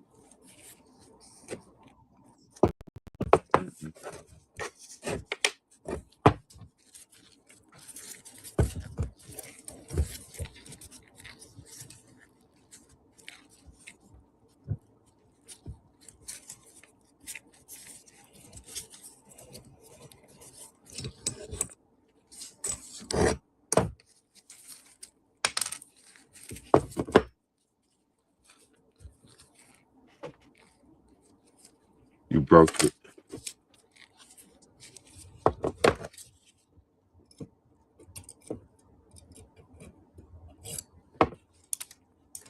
See, you broke that one too.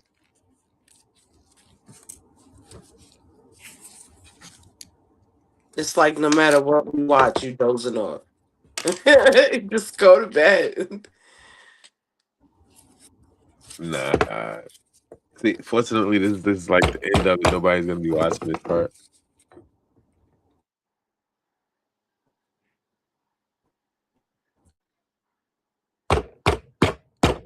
This is 5 hours, 6 minutes in.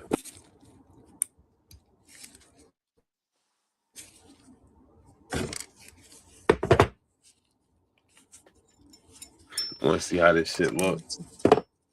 Same. But you over here dozing off for the world to see. Nope. I can do it.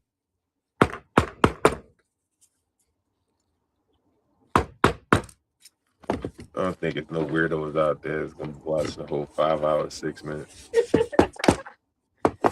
Be surprised. Yeah. Because I'm one of those weirdos who would watch an old live.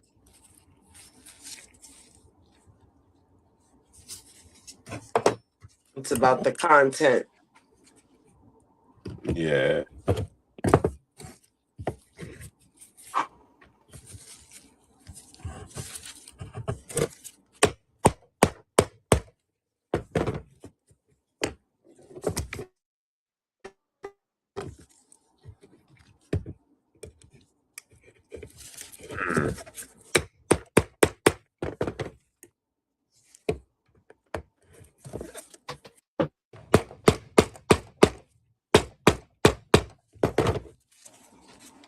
Sometimes you gotta use the right tool.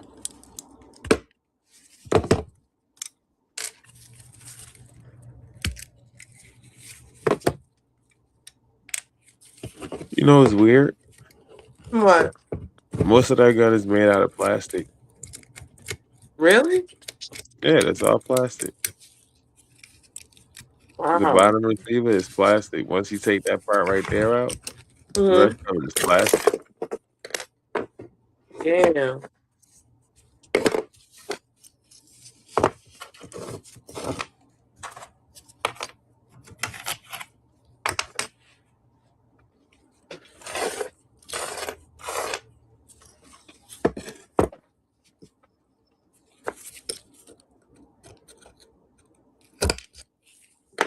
It's easy.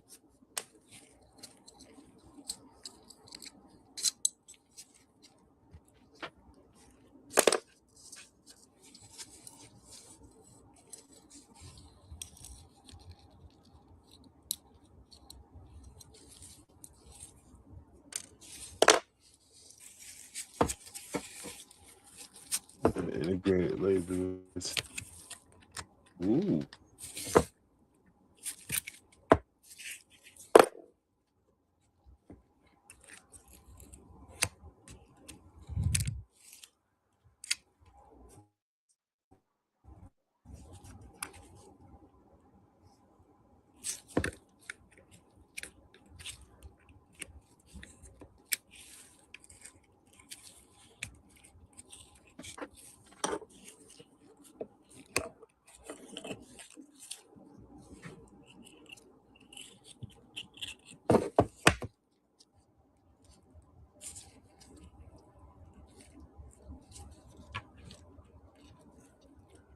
All right, that's it.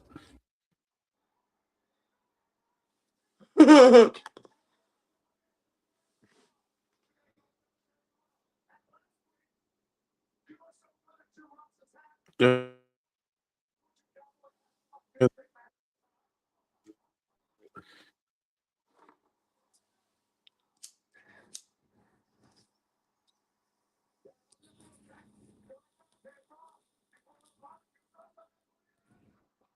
Here. I'm gonna edit the hell out of it.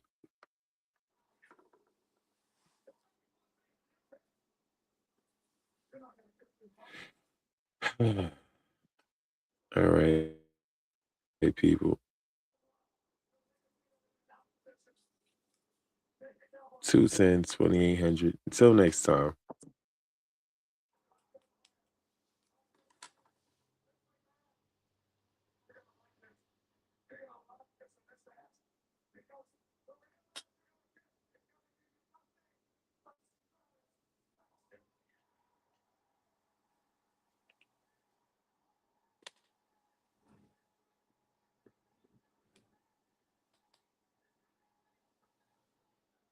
I hit the button.